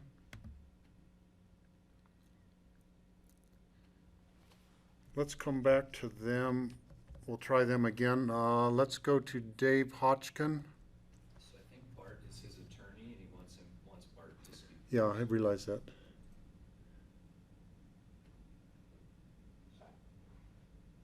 Bart Johnson. So Bart Johnson. This is Bart Johnson. Yes, go ahead, Bart. Yeah, can you hear me? Yes. Yeah. I believe Dave Hodgkin is going to speak himself as well, but I represent Dave, and I also represent the Roaring Fork. I think most of you know me. I'm a local land use lawyer here. I wanted to start by addressing the whole text amendment concept, and I'll give it kind of an A for creativity in this context, but I wanted to kind of step back and kind of really look at it for what's going on and make sure that you guys understand kind of what's happening here, but at least the way I'm looking at it. So we have this text amendment, which is creating a new defined term for an accessory agriculture use, and then allowing that in the unclassified zone district through special review. I think we've already established that there's only one property zoned unclassified at this point in the entire county, and it's this property. So even though this is a text amendment that applies generically in the way that all text amendments do, it's really a special deal for this property because there is no other property that could ever benefit from this. And I would submit that if this property were zoned AR10 and we were looking at a text amendment that would allow this in the entire AR10 zone, that it wouldn't have gotten this far. Because I think most people wouldn't be comfortable with the idea that basically a manufacturing operation can go on anywhere there's AR10 zoning in Pickton County, which is in a lot of places. And now let's look a little bit more at the details of what's happening here. An accessory use, and this is defined in your land use code, the term accessory use is defined, and it's supposed to be uses that are incidental and subordinate to the principal use of land. And they shouldn't change the character of the use of the land. In this case, what we're doing is we're pretending like the distillery is an accessory use when really it's going to become the primary use. And we're using the crop growing basically as a token, as basically tokenism to allow this accessory use, which will really be the principal use. I think it's been well established that the crops, I think the applicant has essentially admitted it, that the crops grown on this property, though they may be in a token way incorporated into their distilling batches. And I'm thinking, like you have 1 bushel of wheat, and by the way, I don't know how you harvest wheat in modern times without a combine, and there probably isn't one within 200 miles of this valley. But that's a separate issue. I'd like to hear more about how this operation is really going to work. But anyway, so you may have 1 bushel of wheat harvested from this property for every, 99 that are exported from somewhere else, probably hundreds of miles away. And so we have this kind of perverse request where you're being asked to approve an accessory use that's really a primary use, and you get there through this token growing of crops. I mean, to me, if you step back and think about that, this isn't, I don't think, the way the land use code should be used, and I don't think you guys should be, you should think very carefully before you start opening up this kind of box, because it will create a lot of other ideas about things none of us have even thought about how something that's accessory can really be primary through some kind of ruse, which I think is kind of what's going on here. And then in relation to that, you know, text amendments are supposed to be consistent with your master plan documents. And I think George, it may have been George that hit on this, but you know, this property is specifically mentioned in its Down Valley Comprehensive Plan. It's on page 67 at the bottom of the page. It's referred to as the Boise Cascade property because that's what it was back when this property, when the Down Valley Comp Plan was done. Said, and the plan says, this property should not be identified within the commercial district. It should be rezoned to to AF1, which is now AR10. Now, for whatever reason, and there are probably a lot of them, and inertia is probably one of them, the county has never followed through on that prescription in the Down Valley Comprehensive Plan. This property should have been AR10 a long time ago, and the plan says it shouldn't be used for commercial purposes. Well, what are we talking about here? We're talking about a manufacturing facility that'll be 15,000 square feet. And by the way, that 15,000 square feet, they're basically getting credit under your non-conforming structure provisions for all the existing buildings out there, which include 2 barns without walls that are thousands of square feet that wouldn't even have been floor area back when they were built. But now they're considered floor area under the new code, and somehow they're getting retroactive credit for that and are going to be able to replace those apparently with 15,000 square feet of commercial facilities right next to a residential neighborhood. And that's something that nobody's really focused on too much, but I think that's a really critical issue. When Luke showed the massing for those buildings, even though they were white, which makes everything look more stark, I was struck by how much commercial floor area you're going to have on this property. 15,000 square feet is a lot. And unlike a lot of the big homes on Red Mountain, which are enormous, at least those have 4,000 of it subgrade, because that's what you get, you know, that's how you get to that kind of number in Pickens County if it's a home.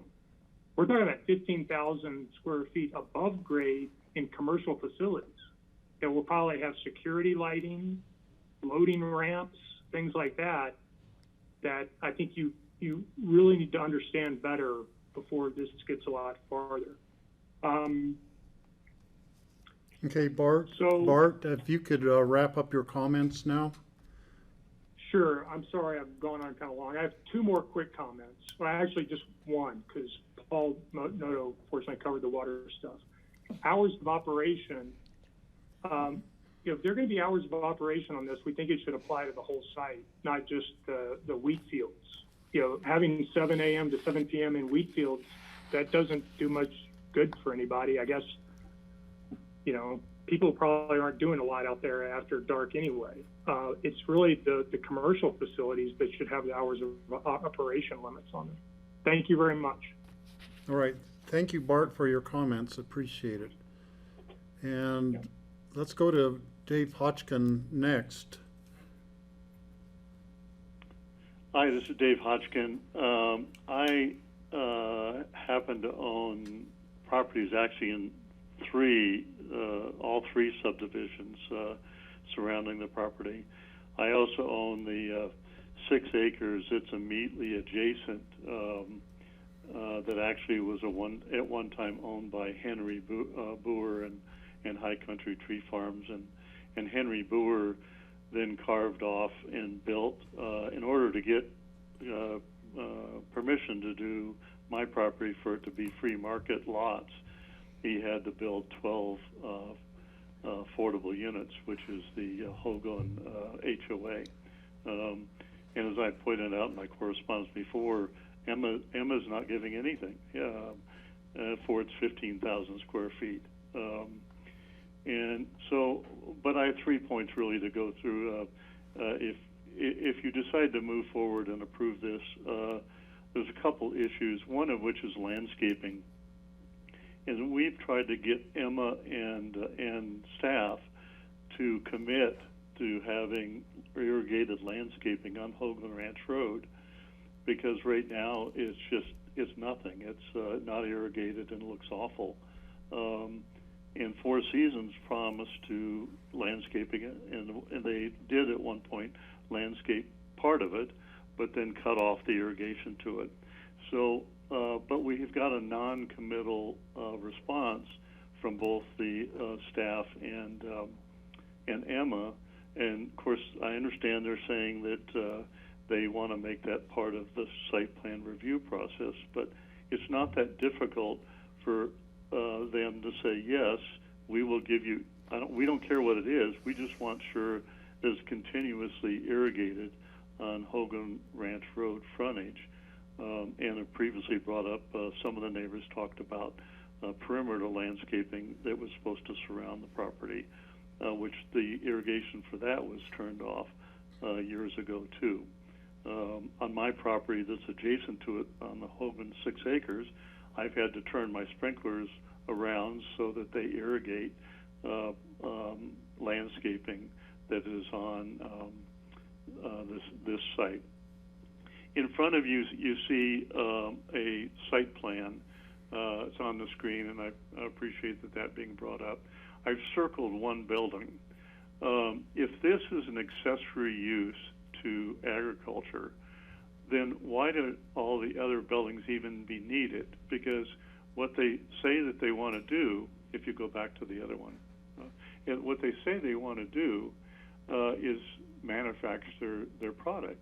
So all you really need is the one building that's the distillery, and that's 5,000 square feet, and that's under the permitted 57. Thank you for bringing that back, slide back. But that's 5,300 square feet. So why do they need all those other buildings? Well, we believe they're going to operate like Woody Creek and Marble Distillery and have, tastings. You notice that they've even got 2 cottages there. Marble Distillery has its Marble Inn, which they put people up on. So my comment is, if it's really just accessory use to their crop growing, all they need is that 5,300 square foot building on site. One other condition that I would like to ask is, Emma originally came to the staff, and if you look at their application, they wanted to reuse some of the buildings on site. And all the buildings, as you can see if you've seen the site, are very dilapidated. And so we raised a concern about that. Emma then came back and said, okay, we will take off demolish all the existing buildings. But I point out paragraph 5C of the resolution. In that resolution, the last of that sentence says, or improve their appearance and condition. So that is an opening for Emma to come back and say, well, we don't have to demolish all the buildings. We can redo some of them. And where that it becomes really important is the way that the water report is structured under the current resolution, is that Emma only has to supply a water report saying that their water use is okay before they pull building permits. Well, Emma originally wanted to reuse some of the buildings and put their distillery in one of the existing buildings. So if you follow my thinking here, if they put their distillery in the existing buildings, they don't need building permits, therefore they don't need a water report as a condition. So if you follow my thinking. So I would like to request that latter part of that sentence be removed, so they must and have to remove all existings on site. And I want to say one other thing about the highway. Everything seems to be, from the staff report and everything, about trip generation. Trip generation is not what we're concerned about.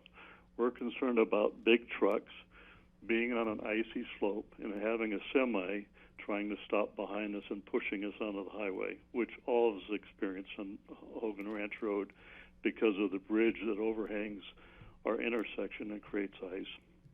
And second, we don't want to be stuck behind a truck that's trying to either turn left onto our road or turn onto the highway. There is no acceleration ramp on Hogan Ranch Road. So there are certain times of day where a truck is going to have to sit for a very long time before it can find access to the highway. So we'd like to request that if this goes forward, that only 2-axle vehicles be used on the site and not trucks. Long term, I want to make one last point. Okay. Every other road along this section David has got an acceleration lane. And it's very simple to create one, because if you look at Holland Hills all the way to Two Rivers Road, what they've done is taking the side of the road and restriped it to create an acceleration lane.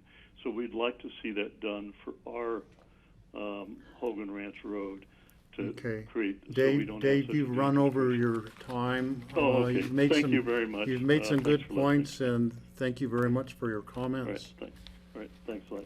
And let's go to 0956, the phone number that ends in 0956.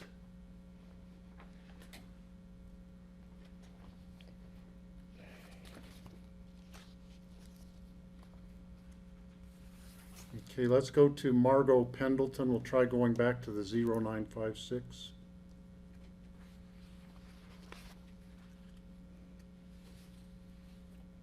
Margot, are you there?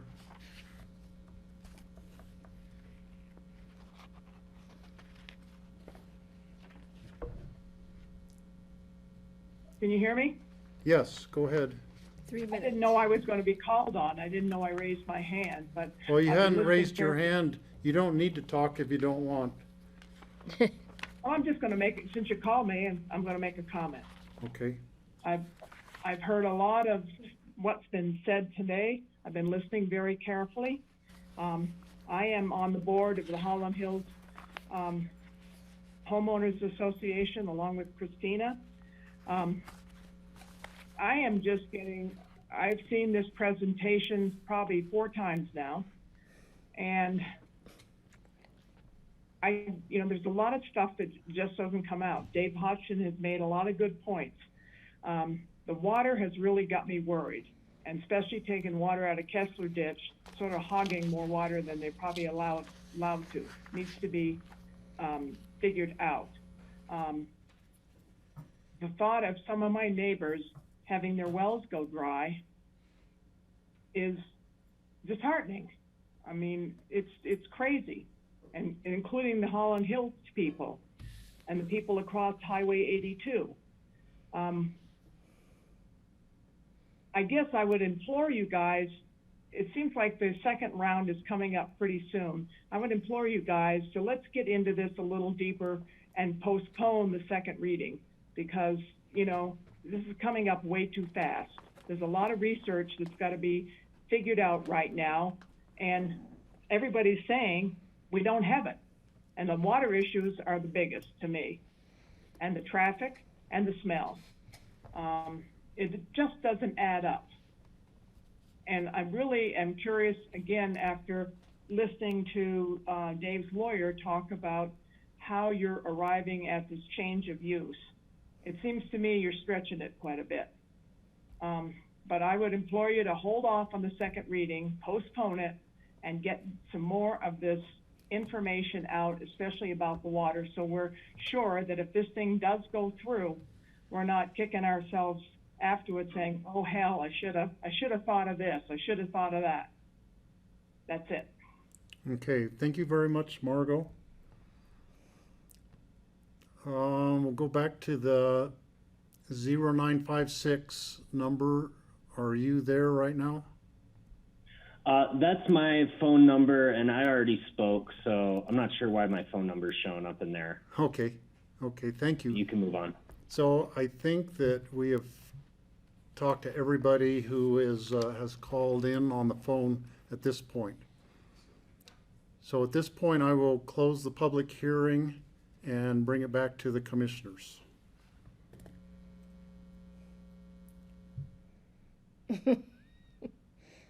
Okay, Kelly's the first brave one. Yeah, I mean, I don't feel brave just because, to me, this is pretty straightforward. I think that the application has some gaps, and I think some serious questions that need more in-depth deliberation. I've already put forward kind of the water documentation requests that I had. Those include engineering studies related to the production of the well. I'll expand that to say confirmation of the location of the well, since that's come into this public comment. The water rights associated with the ditch, and how that usage affects the river. Also, what even the proposed water needs are for this type of use is very unclear to me. I had an outstanding question that didn't get addressed related to water about the Mooring Fork Fire Rescue's requirements for a, in perpetuity, where that water gets served from. Because as you know, we've seen a neighborhood that had their local water drained recently for a house fire. So I want to keep those things in mind as we move forward thoughtfully. Town of the Salt raised a question that I don't think we addressed, which was related to a study on vehicle trip travel. So I think we need to circle back on that. I'd like to reiterate Steve's request regarding the difference in uses between this and an AR-10, if we would prefer to zone this to AR-10. And then I'd also like staff to come back with a little more detail about, how do we define what an accessory agricultural use is? Is a percentage the best method for doing that? Or are there other criteria that are perhaps used elsewhere that we could consider, since this would be, part of the permanent code and potentially a request from a future applicant to apply to a different zone district. I think we need to be more thoughtful about that. So, I will leave it to Leslie and the applicant to determine if they can come up with all this information by second reading. And if not, it's not out of the ordinary that we continue these discussions based on the need for more time. So thank you. So Kelly, and I have a request for you. I need to go to the restroom. Could you call the next person, and I'll be back soon. Thank you. Yeah, happy to. I see George with his pen up. Go ahead, George. Thanks. Well, I certainly share all your concerns, Kelly. I mean, to me, this is a very ambiguous application. It's an application that is being presented by someone who doesn't even own the property. So right there, it's a little speculative.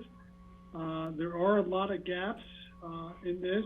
Most of them are surrounding the issues around water. So we need to have that answered.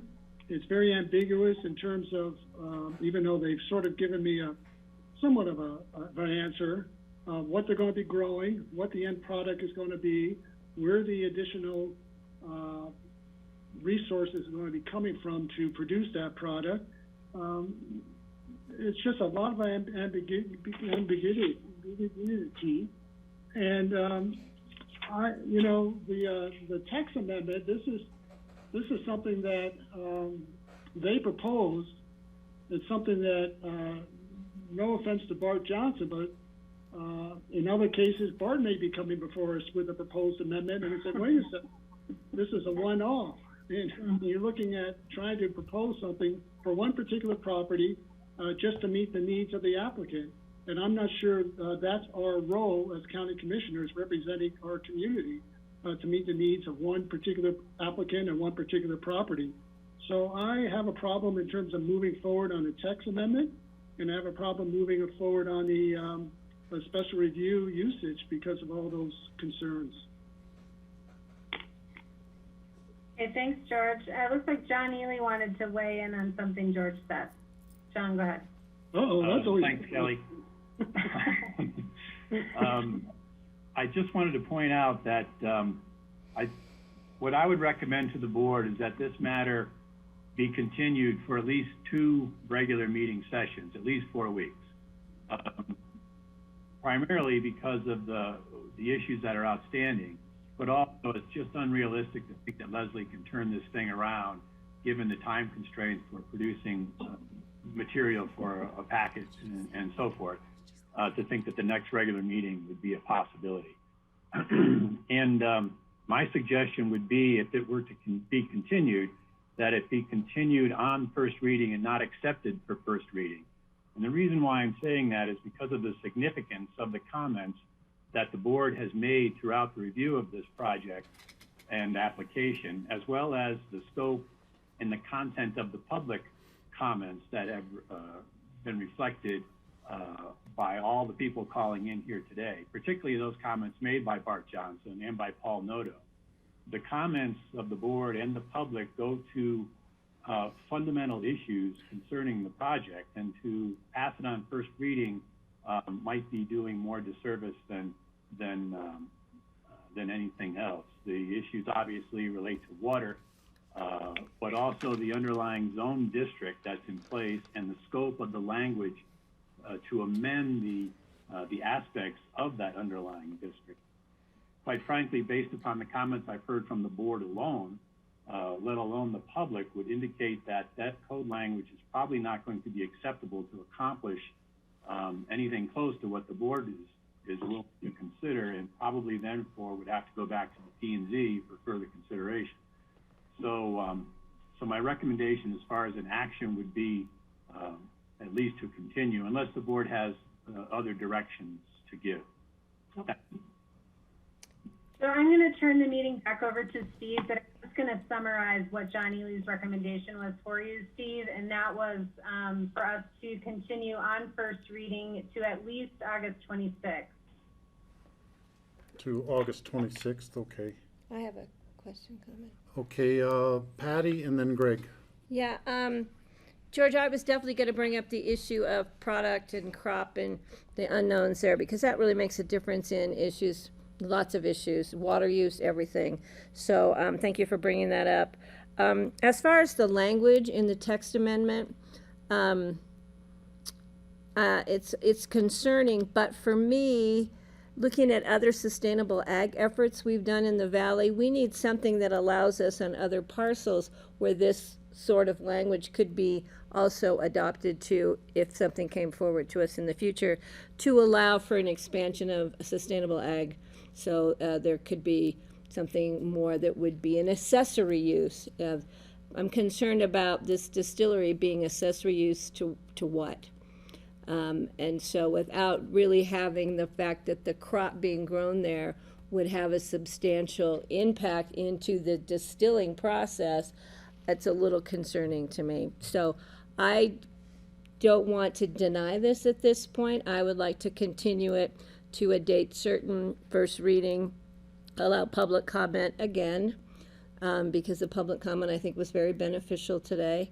And the 26th of August right now sounds like a great date, but we never know what might happen between now and then with things that are going on in the world and in our little valley here. So. Okay, thank you, Patty. Greg? I have to remember never to go after John Ely and Patty, because you took all the wind out of my sails. You said everything I was wanting to say, but you only said it better and more succinctly. I was focusing on the text amendment, and I just think, yeah, it's not here yet. I have a lot of problem with terms like initial agricultural product and principal ingredient. And it's clear that it's too ambiguous really to give us much guidance. So I don't see any way we could approve any of this today, and I would certainly opt to continue the first reading to August 26th, and I'd make a motion to that effect if it's time for that. I'll second. We have two to continue, so should we be proper in our motions?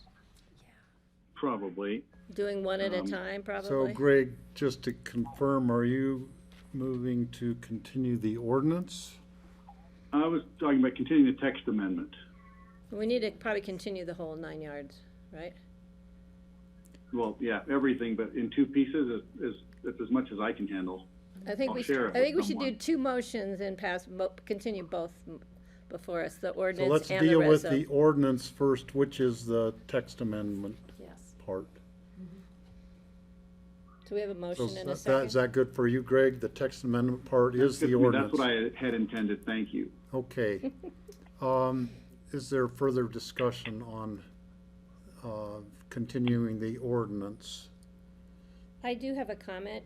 Patty? Is the applicant prepared for the, I mean, we usually ask the applicant to weigh in a little bit on something as significant as continuing a first reading to 4 weeks, actually 5 weeks out. So little that more than 4 question goes to Luke. Luke, does the August 26th date work for you for continuing this item till then? I believe it does, yes. Thank Okay. you. I just wanted to confirm that. Luke, I just want to be. But it sounds like we need extra time for this. Nick? I want to be clear that that gives you 3 weeks only to get material to me to turn around in the memo for the BOCC. Because of your time frame. Because of my time frame. Sure. Yes, that's understood. Okay. Okay. Any further discussion? George? Yeah, and Steve, I mean, it's part of what we're looking for, and Kelly started that conversation, but I just wonder if 3 weeks are going to be enough to get the data that I think we're all looking for, the analysis of the water from the use from the distillery to irrigation. That's the question for the applicant. Are they going to be able to be prepared to present all those studies and data and analysis, and or are we going to require an independent consultant to look at that?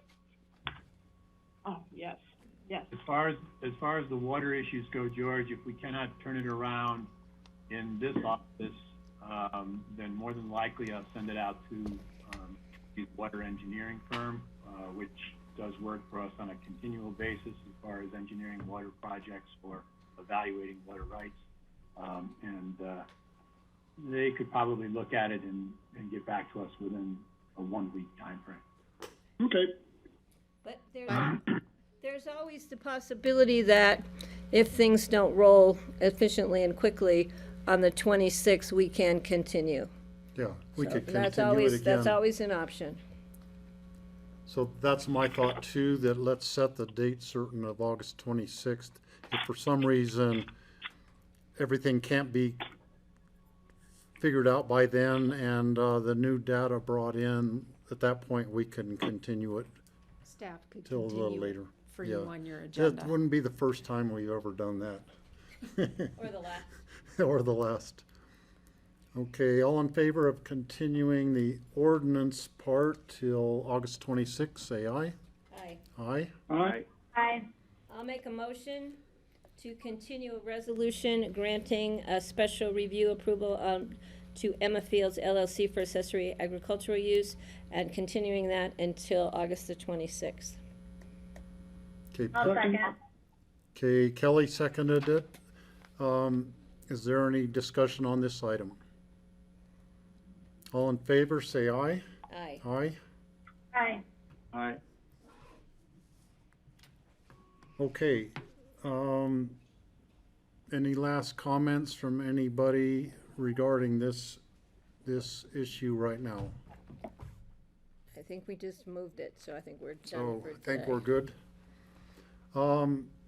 Okay, thank you, Leslie. Thank you, Luke, and all of your team, Mary, and all of the members of the public who sat on their phones for a really long time. We appreciate your comments and the presentations. So we have one more item on our agenda, and that is open discussion. And John Peacock, I see you didn't join us in person, but on Zoom call. You're muted, John.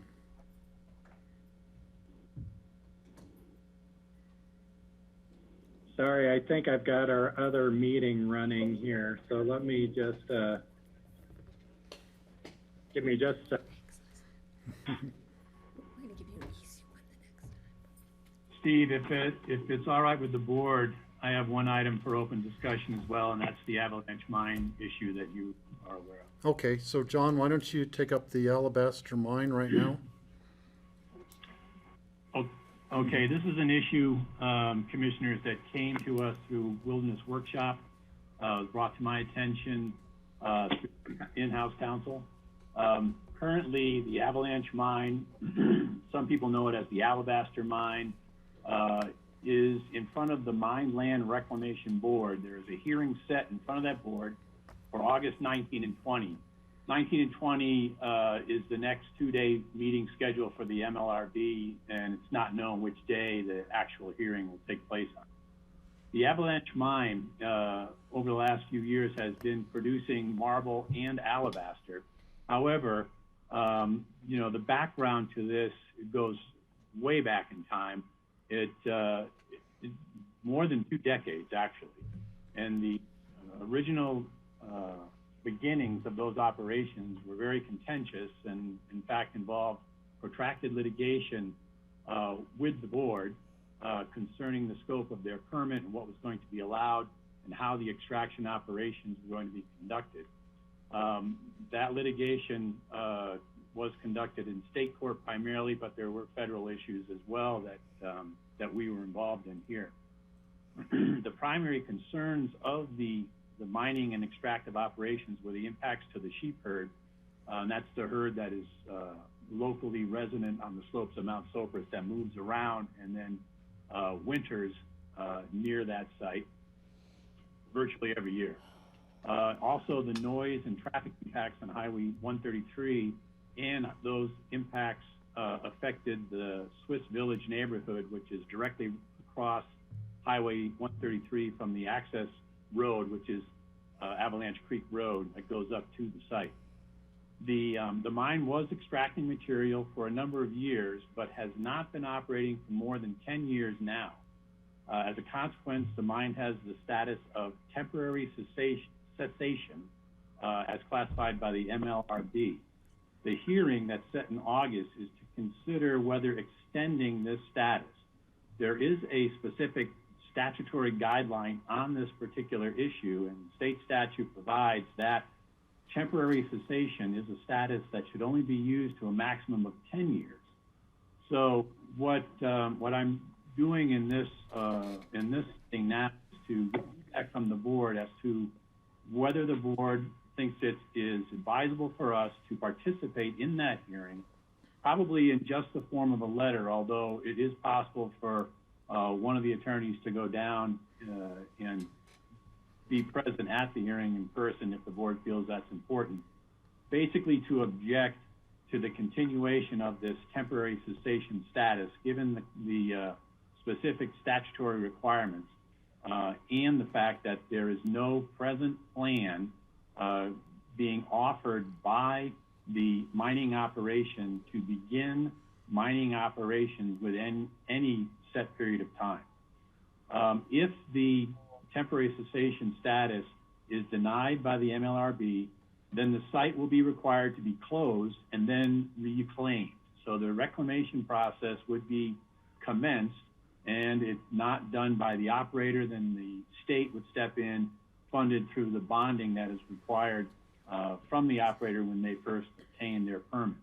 Now, for the site to operate, they need a state permit and also a permit from us. Our permit is tied to the state as far as longevity, but we did review different concerns, primarily the two concerns that I mentioned.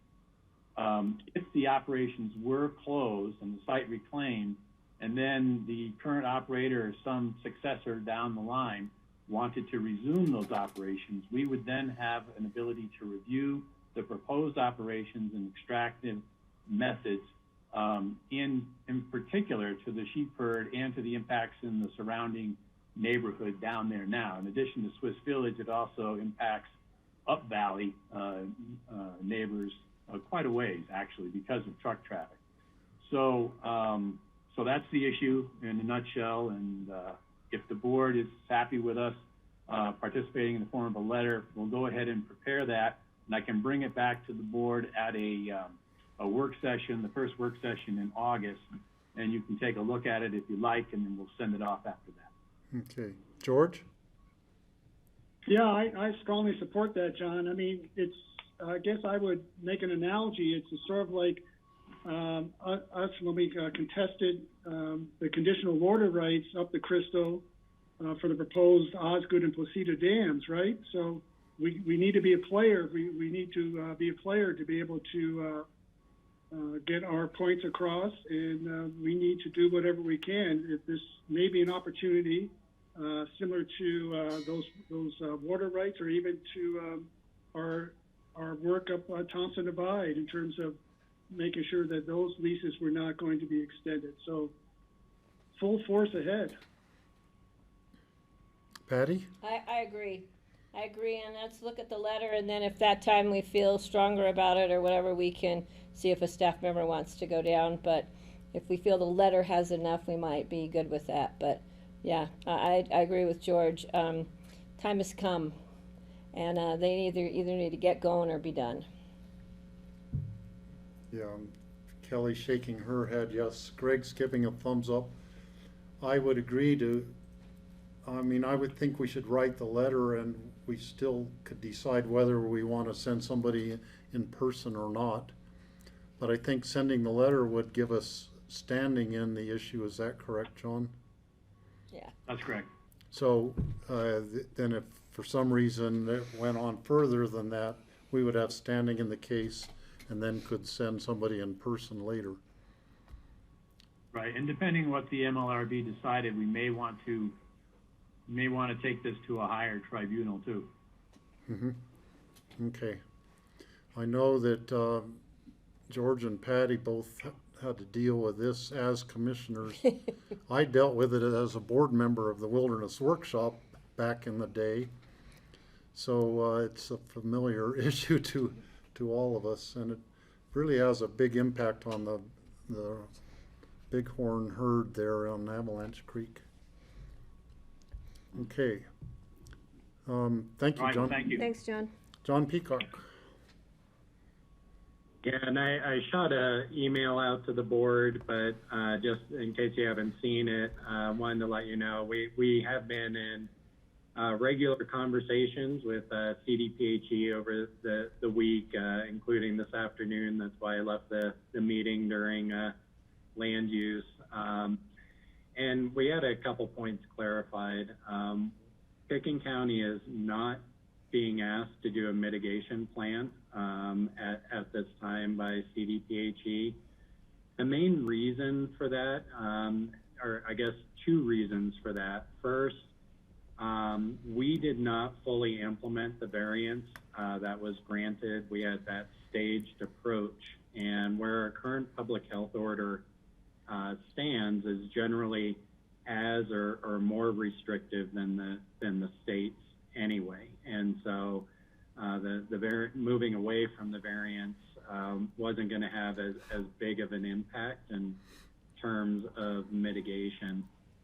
We're also having a lot of conversations about the data dynamics as a rural resort community and our population, and how CDPHE is tracking some of the data, how we're tracking it. So there's going to be ongoing conversations. All that said, public health staff is still preparing mitigation strategies and such. We talked about some of those yesterday that will be discussed at the Board of Health still. I just wanted to clarify for the board, because I know that's been an outstanding question. It was not clear to us until this afternoon whether we'd have to submit a mitigation plan to the state and what that meant in terms of variance or not. And that's it. That's all I've got for you. George? Yeah, I've got one more that I just saw the email that was forwarded from Charlotte to John Ely. I just wonder what our role will be, that SOS, Save Our Skies, or Kill Our Economy, is looking at a ballot issue on the airport expansion. So I'm not sure what our role will be in that, John. That needs to go before the clerk, I think, next week, the notification. And I think we have the ability to look at wording to make sure that wording is actual and factual. You're John, muted. you're muted. Actually, the board doesn't really have much of a role in the generation of voter petitions. They go to the clerk for analysis and for proofing. She takes advantage of our office for assistance. There is a process to go through with that, and it's driven towards ensuring that if something is voted in the affirmative by the electorate, it's something that can be implemented. You don't want to be in a situation where you have a voter-supported initiative or referendum that has been approved by a majority of the voters that cannot be effected for some reason. So typically that's the process. So you won't see it come back to you other than as an informational type of piece. So, but do you play a role in terms of making sure the wording is actually factual? Yes. Okay.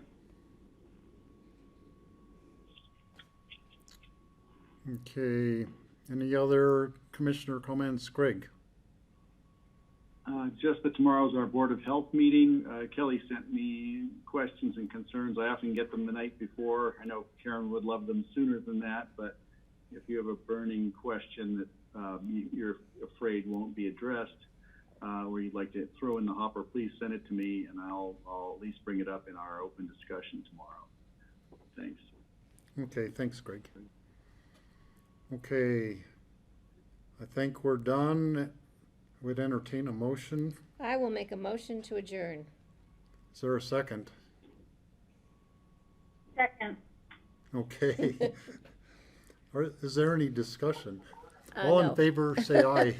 Aye. Thanks, guys. See ya. Aye. Thank you. Greg, all. I'll see you tomorrow. Thanks.